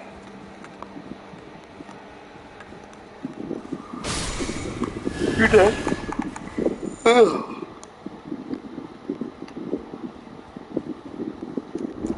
So dark.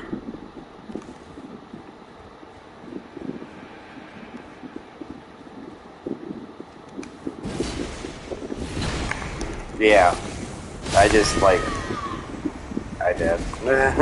When I like the way he tells you it, it sounds like you won't be caught or seen. They won't see you coming, but literally the first enemy you see sneaks up on you, and then the next enemy you see calls in the brigade as soon as it sees you. So I felt lied to. But, you know, it happens.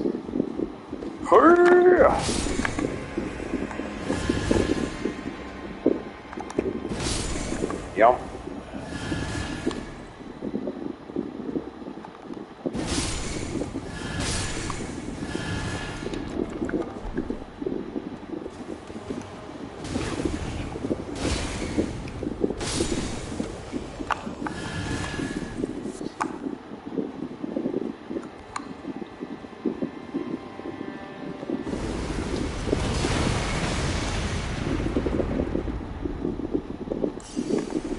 I like how you didn't get to fight any of that.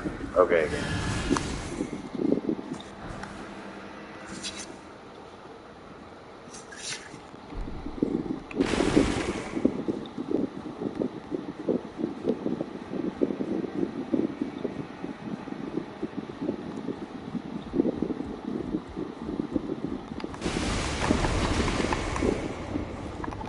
Yep. Ow, my face.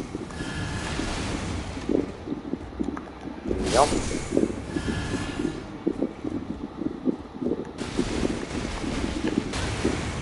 Guy, give a shit.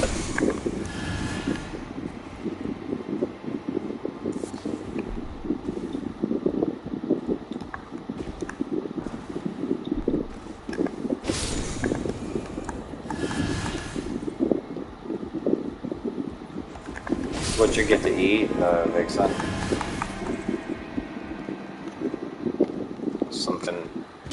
Oh god. Some Danish breakfast item of some sort.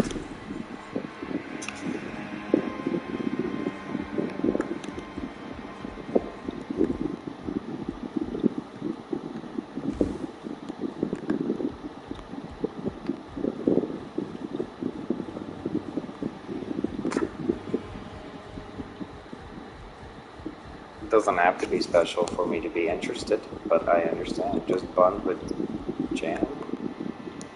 Bye. I died. Jam, huh? Sounds like a nice breakfast. Nice, quaint start to the day.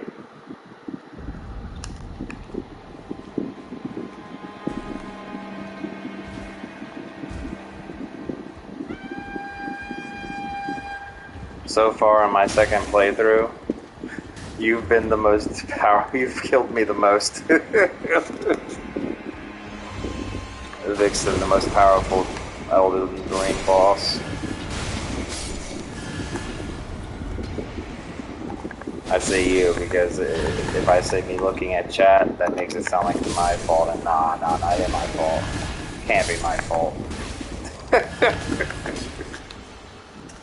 You heard me. Don't make me. Oh yeah, you would never. Even though you just witnessed me falling off, dying to my death, and your first response was laughing out loud. Might as well just throw my remains in the trash can while you're at it. Where the hell did these guys come from? Get out of here.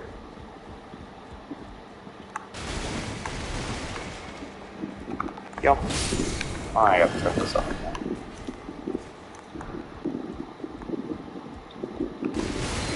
God, I died. Did I pick up my runes?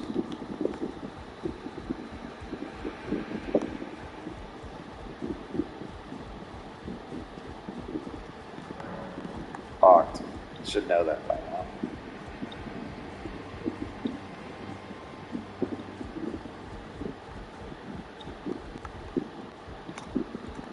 I'm gonna have to clip that situation where I died, and then you say, I would never get you killed. And yet there's the proof.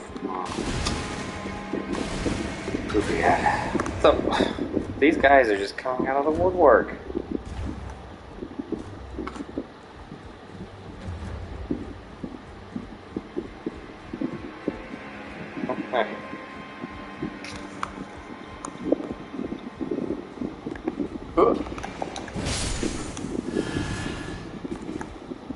Can I go in here? Oh.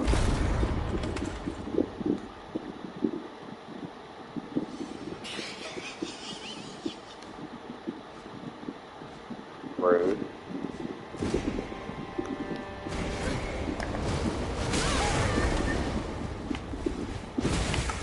So rude.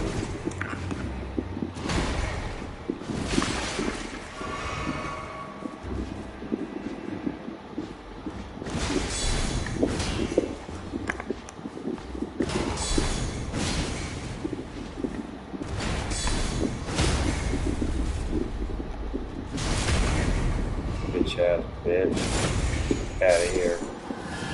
Bullet. Rusty key. I completely forgot that happens. Yeah, like it happened and I'm just like, oh shit, and he was like, careful. I'm like, oh well, I boobied to the booby trap.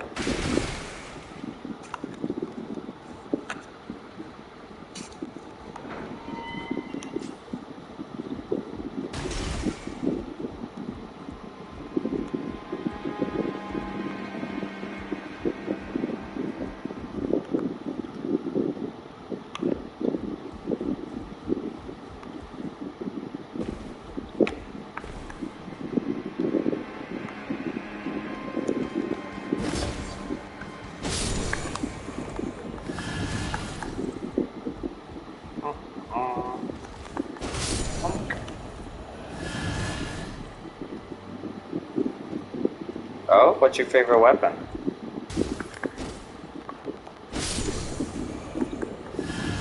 I did just realize I never asked you what your build were. The Wolverine claws?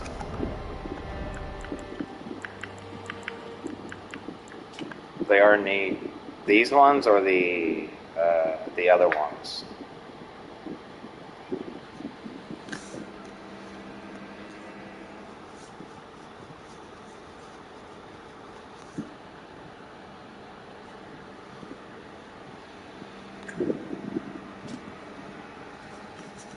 It sucks that, yeah. So like the other ones, you probably haven't seen or aren't even associating with that because they're the, I'd say they're the X-22, the female Wolverine equivalent. It's like 2. I'll show it to you when I get a Grace. But I don't think I ever found a legendary weapon like that, which sucks. Like, I don't know if you noticed, like, I'm sure you've noticed it, but, like, any weapon that requires smithing stones, they're not that great. Versus the legendary weapons, which are actually, you know, do damage. I don't know, like, obviously, the Wolverine claws and stuff like that are usable. It sucks that I haven't found a legendary type for that, you know. But, you know. Because, like, for instance,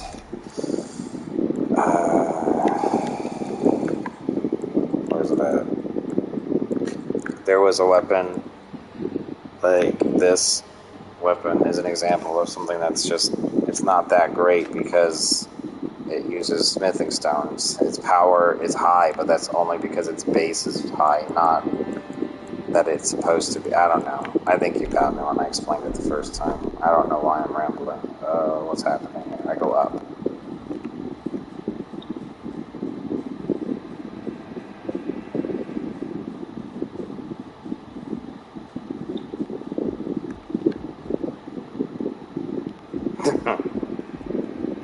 That's so funny. Oh god, I died again. How did I fall through that crack? How did that happen? I'm over here just gonna like, and what's worse is I was about to laugh and make fun of you because I'm like, it's gonna be funny to watch you like find out that one of your most hated dungeons is the one I'm literally gonna get to see you suffer through today, and then my ass falls through that crack and dies. The consequences of my own actions. I think like a bully and I get punished like one.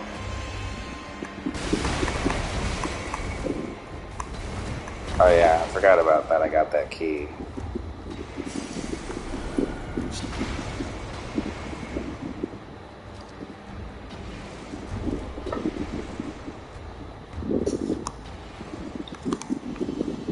Well, let me make one thing clear. Ow!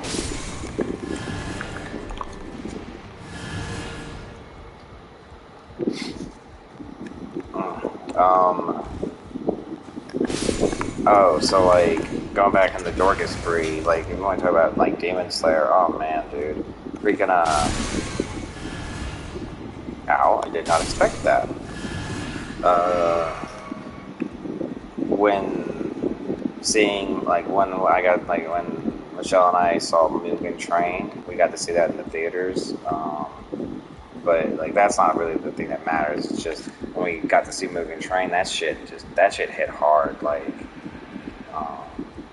I remember when we got, so like, I don't think it's too abnormal to say that, assuming that someone was going to die and thinking it was going to be, yeah, no, for sure, you're not wrong about that. Like, we got lucky that we were able to find a movie theater that had very little people in it, / a time and chance that gave us the ability to do so. We actually didn't, like, I don't know if you know what Made in Abyss is, but that was one of the things that we didn't get a chance to see. The Made in Abyss movie was going to be out in April 2020, but that never ended up happening because of COVID, and then it took like 7 months before it was even able to be watchable. It was a whole thing. But the movie, so like, yeah, back to Demon Slayer, that shit's so good, dude. Like, I went into the movie / it assuming that that's amazing to hear. I'm glad. I figured that's awesome. But I went in assuming that Rengoku was going to die, so I'm like, all of them. Yeah.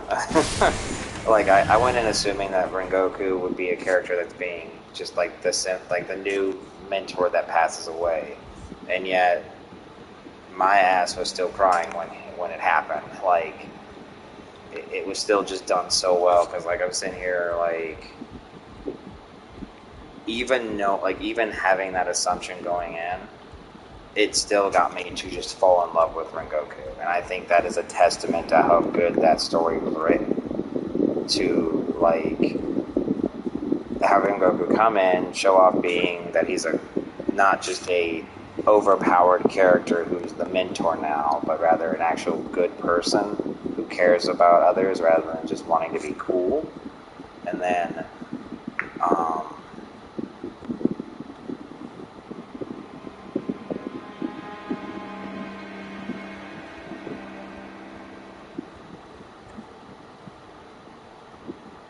I feel like I got away from myself. I don't remember what I was talking about. I'm cool. Don't bully me. Howdy. Oh, yeah, so, when, like, obviously, the whole reveal of Akaza is freaking amazing, and I'm so glad that I didn't get spoiled that that happened. I don't know if you saw or if it was spoiled for you. I hope it wasn't. But, like, in the trailers, they show off Akaza. And, like, in my opinion, that's a pretty huge spoiler for the Mugen Train arc. Like, but, when they go into the spiritual cores, when you see Tanjiro's and, like, what happens in his, both, like, Michelle and I were both like, we both cried a little. Like, I was crying. She was too. Like, she was tearing up and shit, and I was crying a bit too, because, oh my god, that's just, he's such a sweet being. And then, I loved the freaking soundtrack for that movie, dude. The song for the Akaza Rengoku fight just hits in a way that I just did not expect. Like, I was like, holy shit, this is fucking it. Oh, gosh.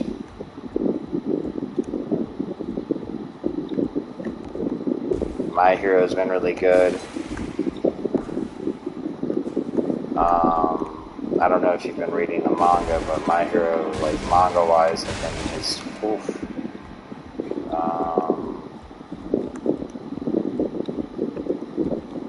Fuck. It sucks right now. We're kind of like going into the dry season of content for anime that I can think of. I've heard that My Dress Up Darling is really good, so I've been considering that. But I'm also waiting for it to finish, like, the season, I think.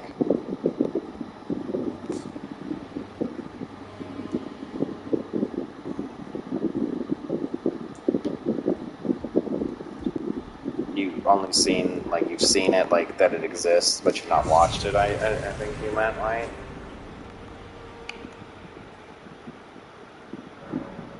I'm not either, to be honest, but I just figured I'd give it a chance, considering the people I like, some of the people I've spoken to have said it was good, and they, like, you know, I'm like, okay, but yeah, I'm not either. It's just from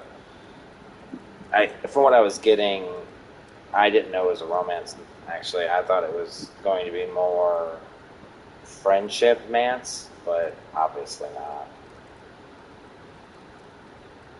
I haven't seen that yet, actually. I was waiting for it to get translated and get dubbed, and now that it finally is, I've just been waiting for an opportunity to watch it with Michelle. It looks super cute, although I want to watch that for sure. Yep, I got that on my. It is on our watch list on Netflix. So for sure, it's good to hear that it is as good as I was hoping it would be. Because I was like, this looks like a cute little like, it's funny too, because you just said you don't like romance, but that's what Komi Can't Communicate is, in a lot of ways. But I know what you meant when you made those comparisons. Like, Komi Communicate is more like a Clannad story, whereas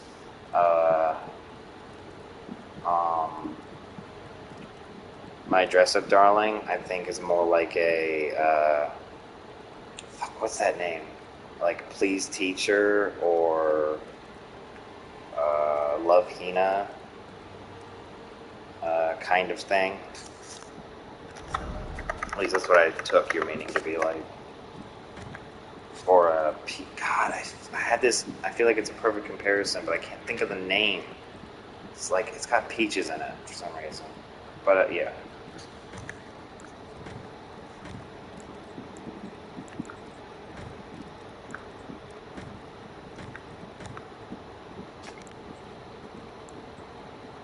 See, here's the other versions of them, which I think you'd like. These are the upgraded ones that you probably haven't seen yet.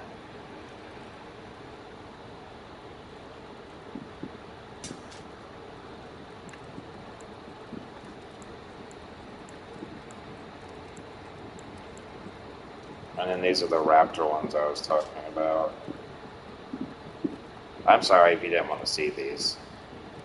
I thought that, because I was wondering if there was a legendary version, but it doesn't seem to be. That sucks. Next boss, I think, is coming right up.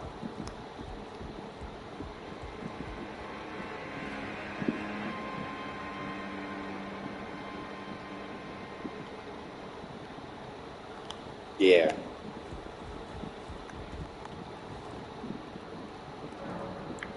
The hook claws, like, they make me think of, like, my brain just instantly associates the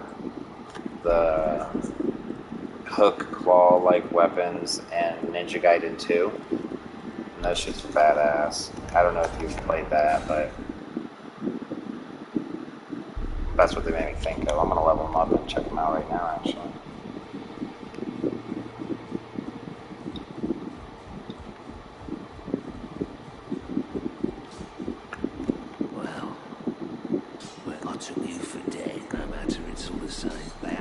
folks then.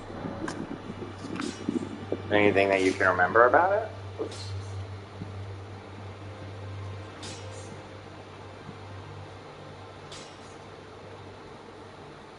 Oh, Kotaro Lives Alone? Yeah, Michelle and I actually started that last week.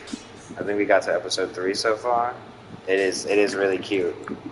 I randomly happened across it while looking for recommendations on Netflix, and I saw like the trailer that runs if you let it play, and I was like, this is just so cute. Like, what the fuck? This is everything you need in a shitty year like this. Have you, so yeah, I've been looking at, like, we need to finish that. We haven't gotten very far in it yet. Have you seen Made in Abyss?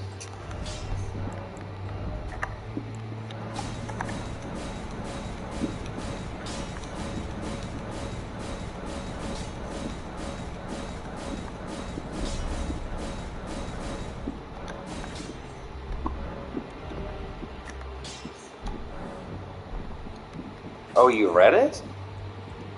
How far have you read it? So, like, I haven't read it at all. That's interesting.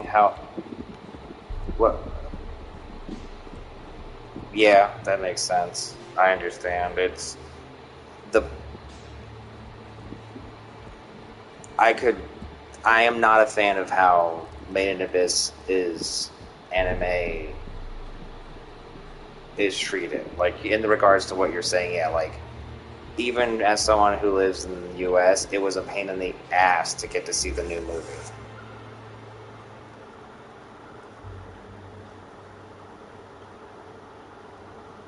So, for Made in Abyss, you've read the manga. Do you own the physical ones, or just like read the online webcomic? / I take it you're a fan?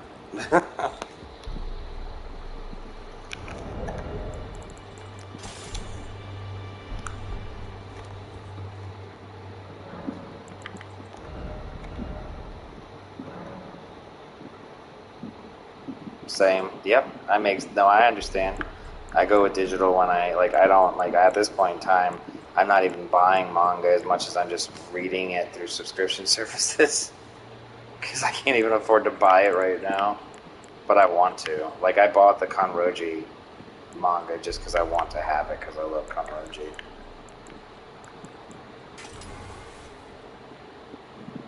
Yeah, and not only easier, cheaper, and easier to get, but it's, accessible anywhere.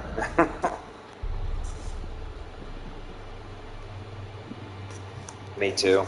I would like to have the whole collection physical, but that would also be me hoping to get it in a more,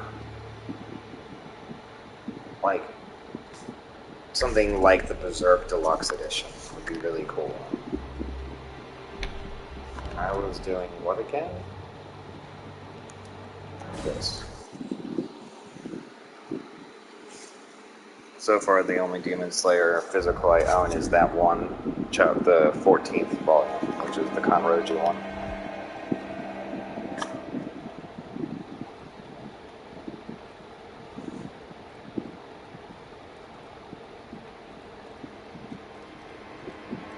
Hellsing?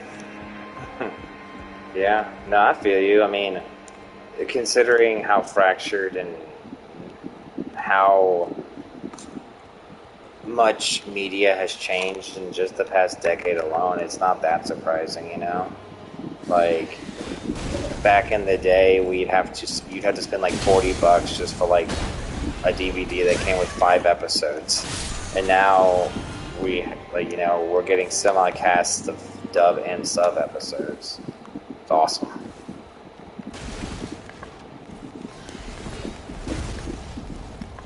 But, then it comes into the sucky part of, like,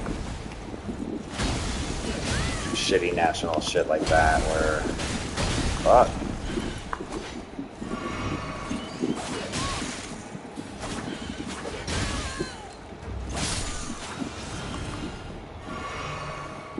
Hellsing, I'm trying to think of Hellsing. Hellsing is, like,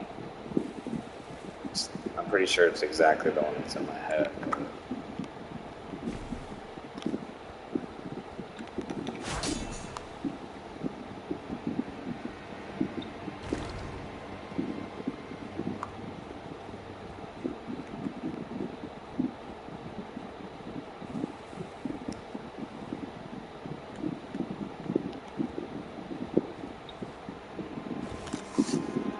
Helsing Old Pure Gold.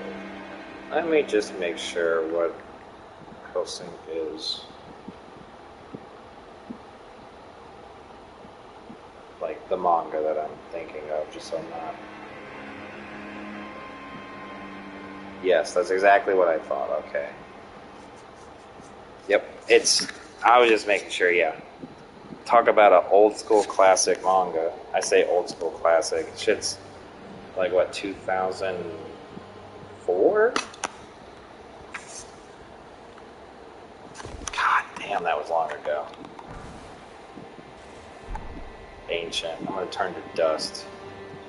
See when the next Big Bang happens. Jesus. 2008. Damn. Yeah, that shit's really good. I remember that. That was one of the first, like, darker fantasy mangas that I actually liked. Because it wasn't just a bunch of fucking fan service of, you know, just half-naked women and shit like that. It was actually, like, violence and shit happening. I'm sure you know, because it might be... Oh, 1997. Okay, how did this say? What? The 2008 was probably, like, the ultimate version or something, right? Like the one that most people associate with Hellsing now. I could be wrong. My first whole collection. Oh, okay, it ended in there. Yeah, no, man, I feel like, you know, that's a good one. It's a good season, though. I would. I don't, but sadly. The first collection, like whole collection of manga I actually owned was Chobits. Feels life. My ex-girlfriend stole that from me. Never got it back. Feels high school problems, man. That was so long ago. How do I remember that? This Ash of War is garbage, by the way. I was hoping it was going to be good, but it's really not. I didn't even look at it. That's it.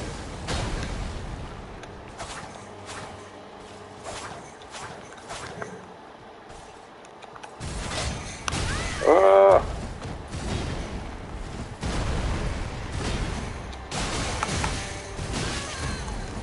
Okay.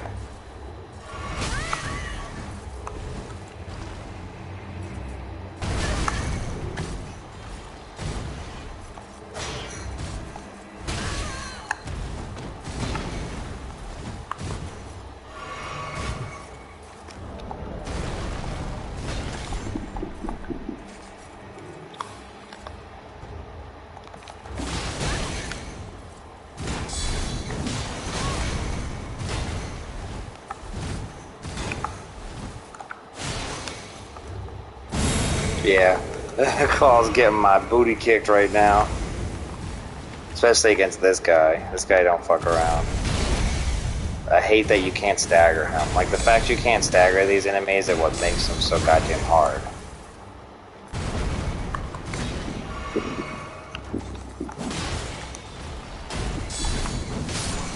Bitch.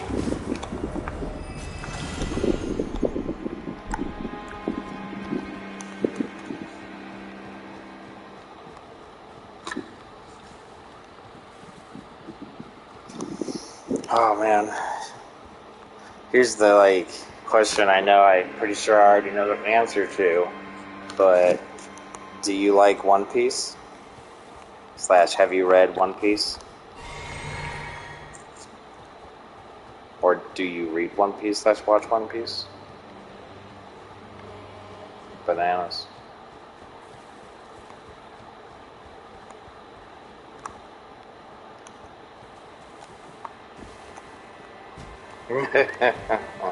It's okay. Most people, I'm pretty sure what you're going to say, I can expect, and it's not a big deal. It happens. Although I'm not sure what you're saying. Oh yeah? I started it way back in the day too. Same. I did too. Sounding crazily familiar. Basically, I used to read it back in the day when I was in freaking like 7th and 8th grade. Like, so literally 2003. It is amazing, by the way. It is. Even more so is the last time you were enjoying it, a lot of the really cool shit that you were like, I wonder what's happening, they've expanded on it. Like, so it sounds like you would like, so I used to be into One Piece way back in the day too. Like, when One Piece was first coming out in America, not exactly, how do I put this? So when the Skypiea arc was actually originally coming out, that's when I was reading One Piece, when Skypiea was considered new. And I got off after after the time skip, if you know what that might mean.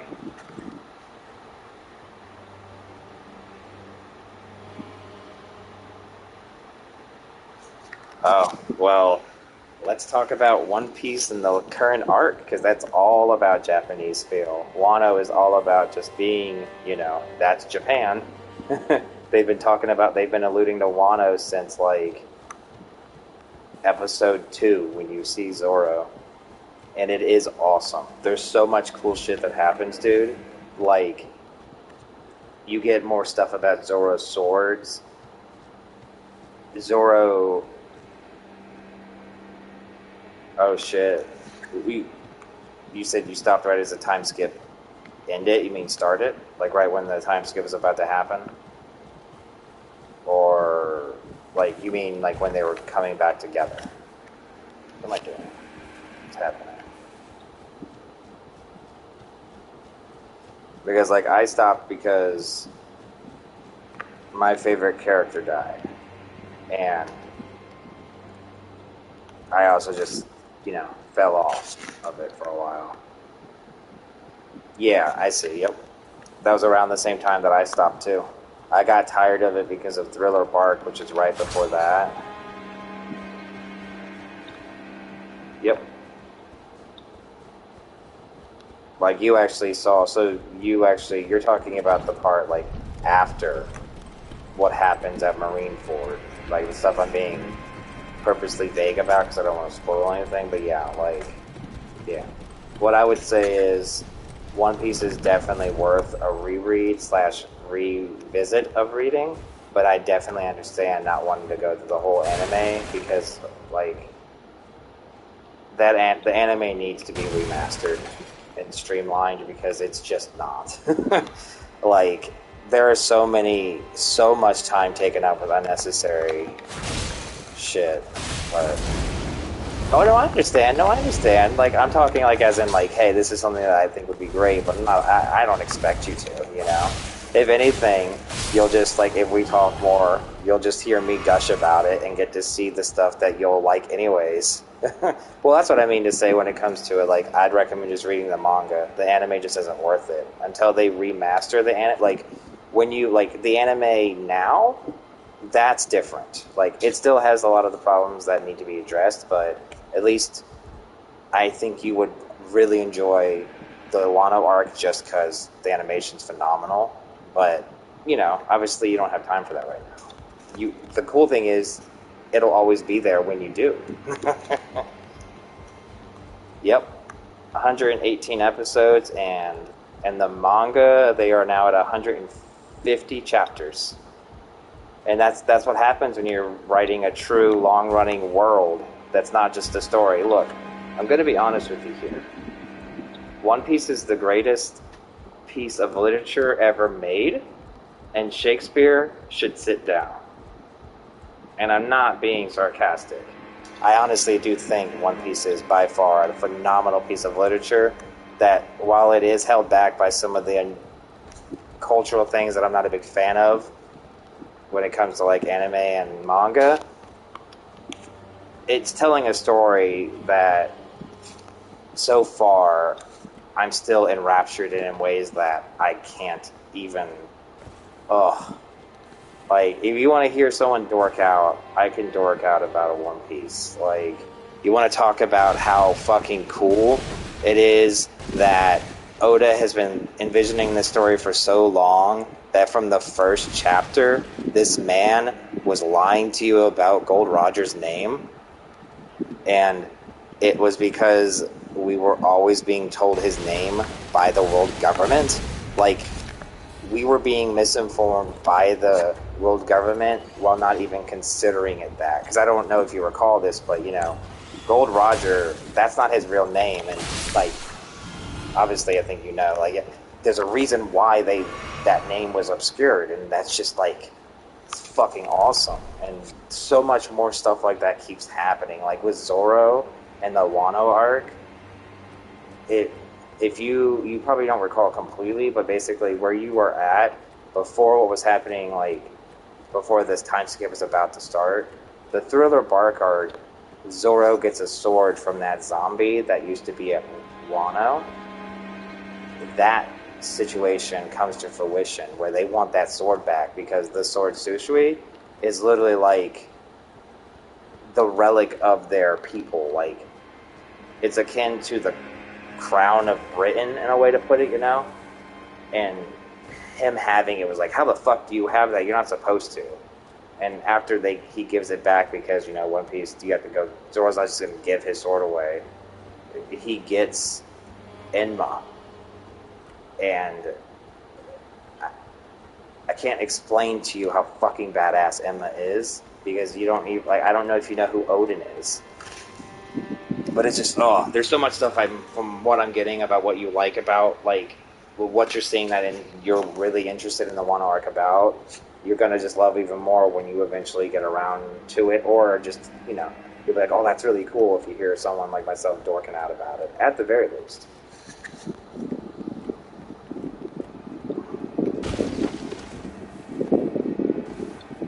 Kocho lives alone. It's a cutie.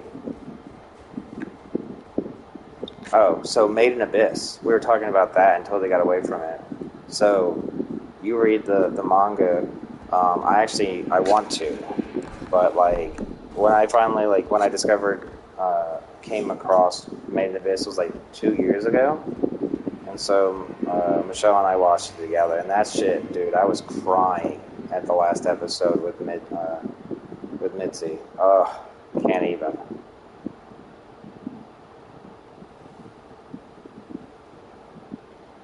So, what I would say is, if you want to just start that arc because you just want to see that really cool shit, and you feel like you can ask me or you'll just look up the question and that's good enough, yeah.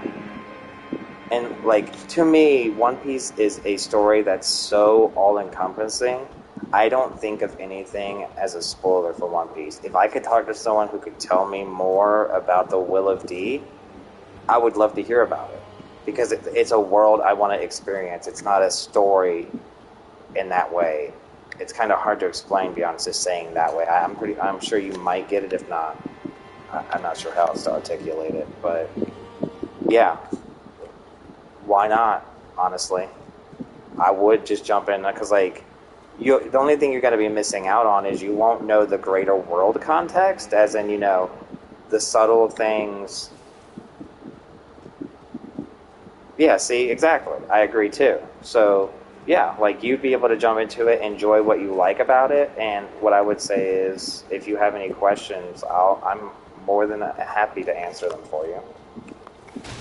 If you ever get around to it, you know. Again, like, this is just us talking about it. I don't want to feel like I'm saying, like, hey, you should really do this. Yep, yeah. It's, so, that's actually something, Odin, God, everything about Odin is so interesting, especially with what's happened in the chapters most recently. But, Odin, like, one of his swords was Enma, and Zoro gets it. And that whole thing is so interesting, and you'll love all that, I'm confident, just because of what you're seeming to like about, like, the Wano arc. And then you're talking about Yamato. interesting story. Kaido's son. So Yamato is his name when they were born. It's the way to put it. I'm trying to be like, Yamato's a transgender person, but it's really hard to explain because so many people that I've tried to talk to about this just want to, like, well, no, Yamato's a girl. Look at the big boobs and this, like, and I'm like, you reading the content of the story, the first thing you understand is that Yamato does not call herself that ever. Yamato calls himself Odin. He is Odin. He denounced the name Yamato and no longer considers himself that. Yeah, it's really complicated. Like I'm saying, is when it comes down to it, the actual name of Yamato is Odin. Because they took up that name and they call themselves Odin now. They refer to themselves as him. And so whenever people call Yamato a her, it feels misleading. I know you don't mean that, but I just wanted to talk about that because I found that just so interesting. But yeah, like that kind of stuff, yeah, it's really fucking cool. I like Yamato a lot, and they revealed like what Odin's, aka Yamato's, like powers, like abilities are, and they are so, like, they feel so right. Oh god. Not to mention, like, if you're talking about new content, the newest shit that just happened with Kaido and Luffy's fight, dude, oh my god. Like, they just revealed new shit about the Gum Gum fruit, is what I would say. And I've been just, where's your emote? Where is it? Where is it?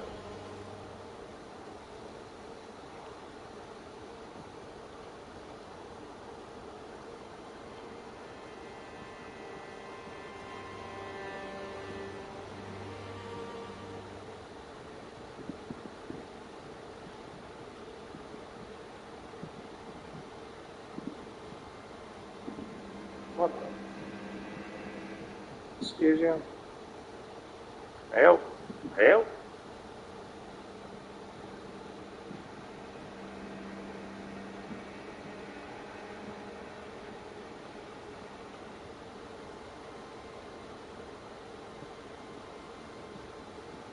Wait, oh man, I can't use it unless I'm on Twitch at the moment. I was trying to do it on Discord, but I was trying to do the shaking, excitement, the hype emote you have. Because that's, and yeah. Yeah, that whole fight stuff happened, but more importantly, like, you saw the fight, but the stuff about it, what Gear 5 means about the Gum Gum fruit is just so cool. Like, I'm such a nerd in the duck out when it comes to that. Like, oh man.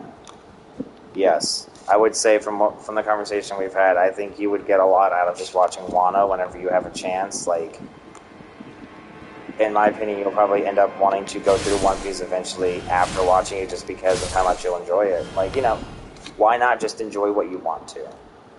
You seem to know most of what you need to, and having to just watch it over again just because you have to just sounds like making yourself do a job that's for something that's supposed to be fun. So, yeah, I would just go to where you want. Because that's basically the same thing I did. Like, I stopped after the time skip, and then came back during Wano. Watched a lot of Wano, and then COVID happened, and can do nothing. Then I just did that. Awesome. Like I said, if you have any questions or you want to talk about it, I'm here for it. Ah, nice to meet you. I'm always here to talk The about pleasure's mine. One Piece or Roger anything. is the name. A Gotcha. sorcerer. I don't even remember if I've seen this guy outside of this I'm first looking for a meeting. little something here in the castle. When I'm not hot-footing it from the troops, that is. But enough about me. What are you doing here in Stormvale Castle? I'm This your place beat is list. bristling with tarnished hunters, They sacrifice our kind for grafting. Not exactly a place I'd stroll into without a purpose in mind. I see. Here to challenge Godric and lay your hands upon a great rune, are you? You can see it then, I take it. The guidance of grace. Vacation, only a month away. Enjoy it while you can. Rage. I'm tarnished, like you. But unlike you, I've seen neither hide nor hair of this guidance for the longest time. Still, I won't forget how it felt when I first came here, to the lands between. I'm privy to a few magical battle arts. Would you care to learn one? As a fellow tarnished, once guided by grace, I'd love to help you out, if it please.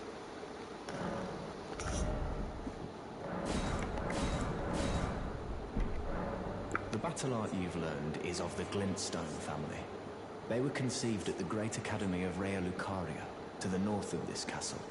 In the past, they obeyed laws which contravened the Golden Order, or so I'm told. Fascinating, isn't it?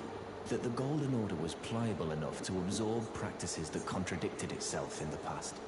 With the Order broken, twisted, and in need of repair, such adaptability is more important now than ever. Fuck the Order.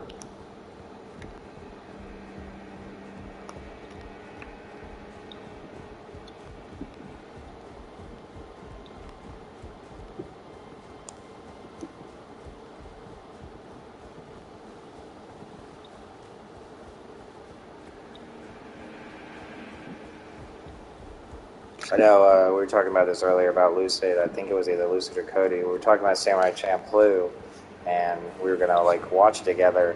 I wanted hopefully I'll talk to him when I talk to him next. I wanted to ask him if he knew that they had a Samurai Champloo game on the PS2, because I don't know if many people are aware of that, and that it was actually not that bad. Because I still own that bitch. Oh man, PS2 era was something else. It was definitely a PS2 game though. There's nothing to write home about, but it's just interesting that that game has a game.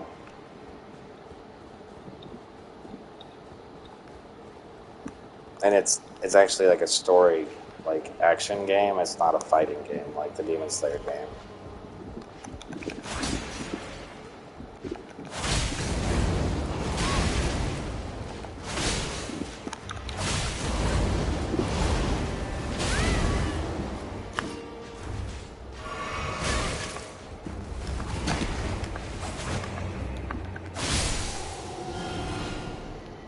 Because of country restrictions and shit.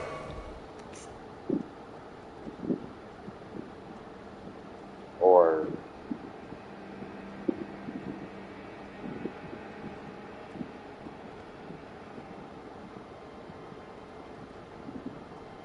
Ripperoonie.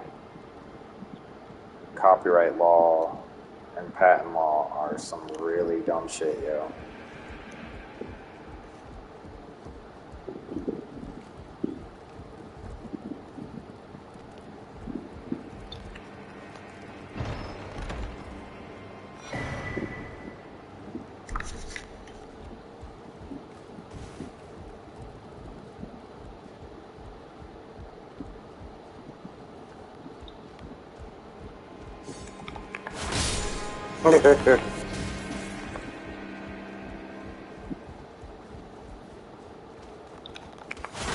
These make, like, the way they jump, like, this jump makes me think of being a bird of prey from Bloodborne. I need a grace. I have an idea.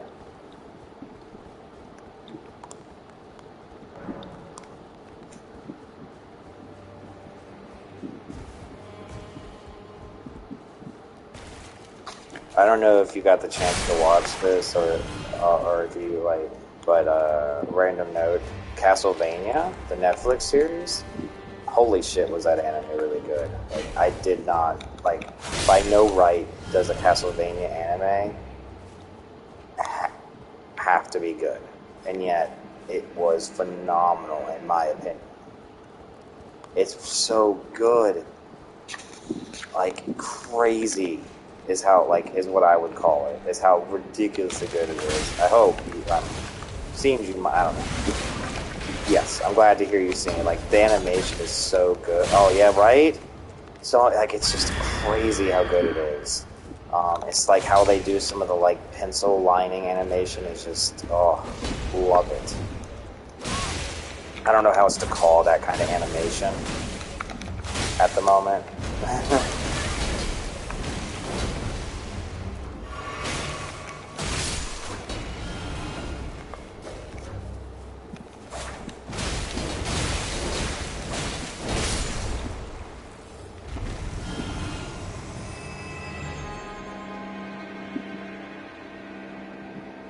Yeah. Yeah, basically. Yeah, like when I was like, I'm not gonna. Yeah, exactly. Like I don't know what you'd call it normally, like what it would be professionally called, but yeah, like that penning, like the dark penmanship, like it looks so good with how they did it. Oh, I also really I love the cadence of the audio. Like I used to, my partner and I used to have that on in the background when we sleep. Like when we go to sleep, just turn off our TV and just have that, like, just episodes running because of like the characters talk in such a quiet conversation that, like, I don't know. You've seen it, so I think you might get what I mean here. Like it's just nice to listen to outside of the horrendous situations that happen from time to time. Like I could listen to Isaac, Hector, Alucard, Sylvanas, all the time. Oh man, God, it was such a good series. I was so sad that my man became a freaking monster in season 4. I can't remember his name. I love him, but the man freaking ended up just doing all the worst kind of things ever. Fuck, I can't believe I don't know his name, but I'm sure you know who I mean. He ended up being the... But, the twist with how they brought the...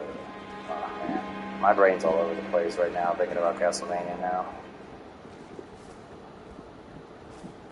I love Sonata so much. She's such a great character. And Belmont grew on me so quickly. Poor Alucard, too.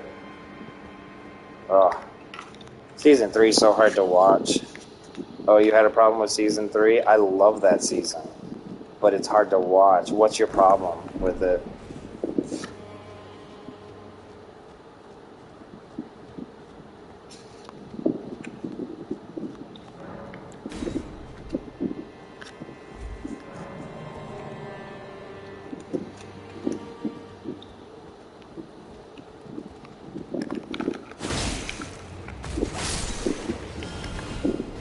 What about it? Like, when you say problem, do you mean what I was insinuating, that it's painful? Like, I don't know. It's a holy shit to me. Like, it's really hard to watch because it hurts. The betrayal at the end, I was not expecting. I was really hoping not to have that happen, you know?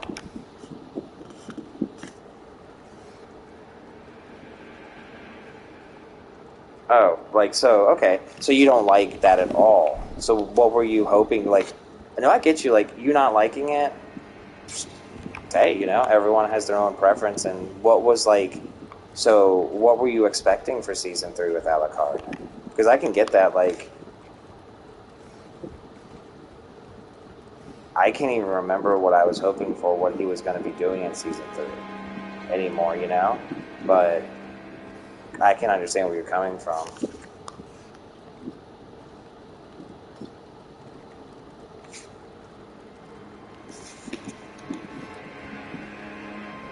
I get that. What, like, can you think of what you were expecting or hoping for? Or just, there was just a general sense of, well, that's not what I was hoping for. Because, like, Alucard stuff is the stuff that I liked it a lot because of I liked it. Yeah, no, I agree. Like, when it comes to that, so, how do I love the arc of Alucard for that season in the aspect that it was a really good story told, but I wanna huggle that man. That poor man just needs to be hugged until eternity. Oh, I mean, if we want to talk about the sex scene thing, that I felt was so. I think the scene was done well because the sex part, at least in this regard, yeah, no, I agree. Them using sex to lure him into a trap is grotesque. Like, I feel like that, the sex part on top of it makes it even more grotesque of a betrayal. Like, it makes it even, like, to me, it stings even worse. Because not only do they betray him in body, but they betray him in spirit. Like, they betray not only his trust, but his love. And that makes it hurt all the worse. For me, at least. Like, when it comes to that scene, like, I can watch every scene with them in it until it comes to the love, like, the loving scene, because, and whatever happens next, because it's too much pain. I just can't take that much to spare. Like, I just want to hug Alucard. You should, like, you don't deserve those assholes. And it sucks, too, because, like, if you go back, the more you go back and rewatch it, the more you see the entire reason they do that isn't even because they're bad people or evil.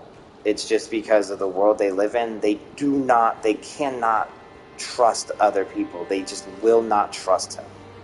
And because of that, they do that shitty shit, and yeah.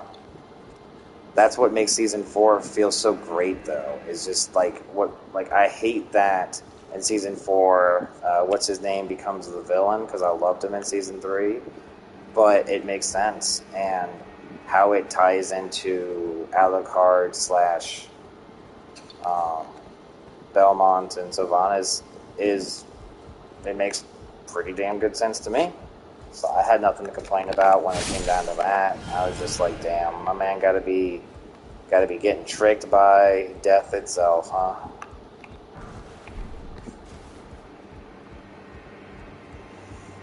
I'm hopeful for the Dracula, the Vlad. Oh God, what's her name? I can't remember his mom's name. Spinoff that they were talking about, considering how well the Castlevania series was. So, oof, exciting.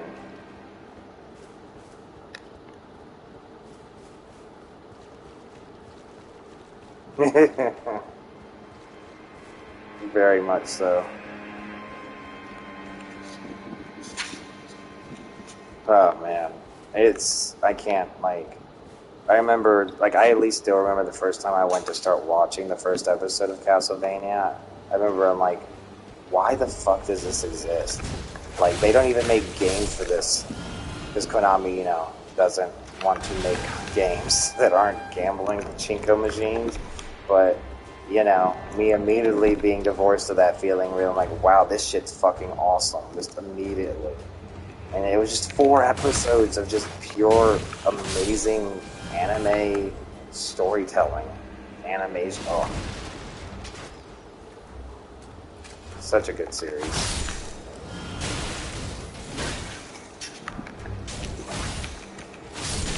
Oh boy. What about them? Oh yeah. I still don't have a fucking healing item. Oh, was it? Ugh. I'd like to be happy for that, but this isn't the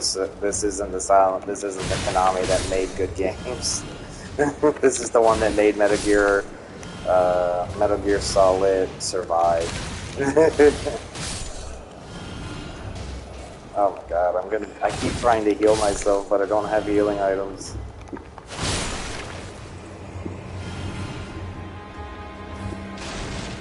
Oh, I know.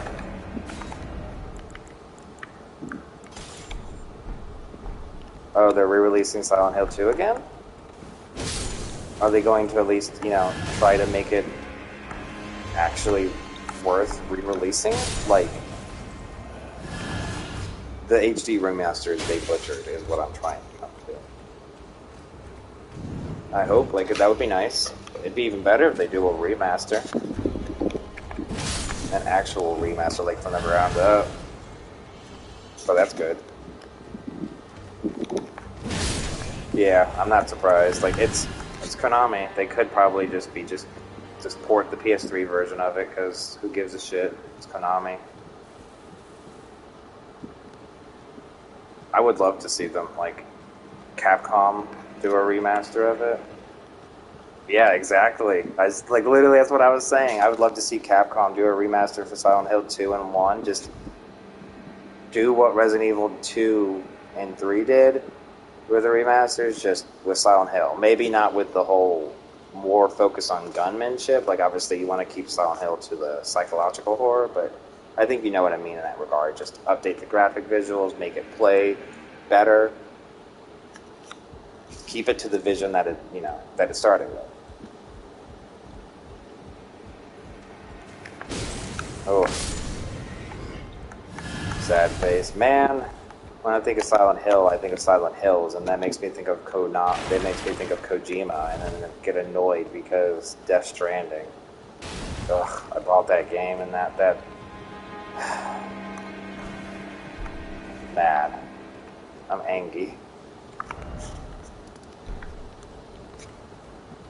I know, right? Honestly, it's not my fault. Personally, I blame Vixen. I'm only on streaming because I'm enjoying having, like, chatting with you. Otherwise, I'd just be playing this offline.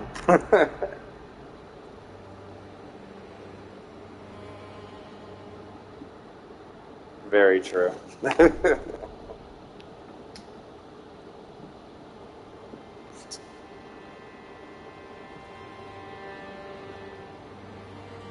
I mean, hey, if you gotta go, I understand. Once you go, I'll probably get off for a bit. Oh, shopping time. Is it grocery shopping or actual fun shopping? Sounds like fun shopping because of the exclamation point.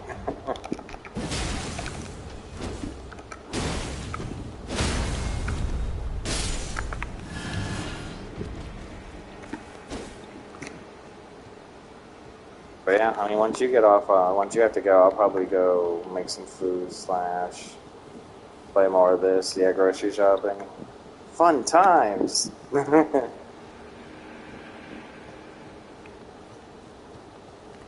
That, I have to do, I think I'll need to do that probably Monday. Because currently I haven't, like, I usually do my shopping every 2 to 3 days. Oh, okay. Thanks for hanging out. I appreciate it. Look forward to talking again. You have a wonderful day. I'll be seeing you on your stream soon, I'm sure. Be safe out there, okay?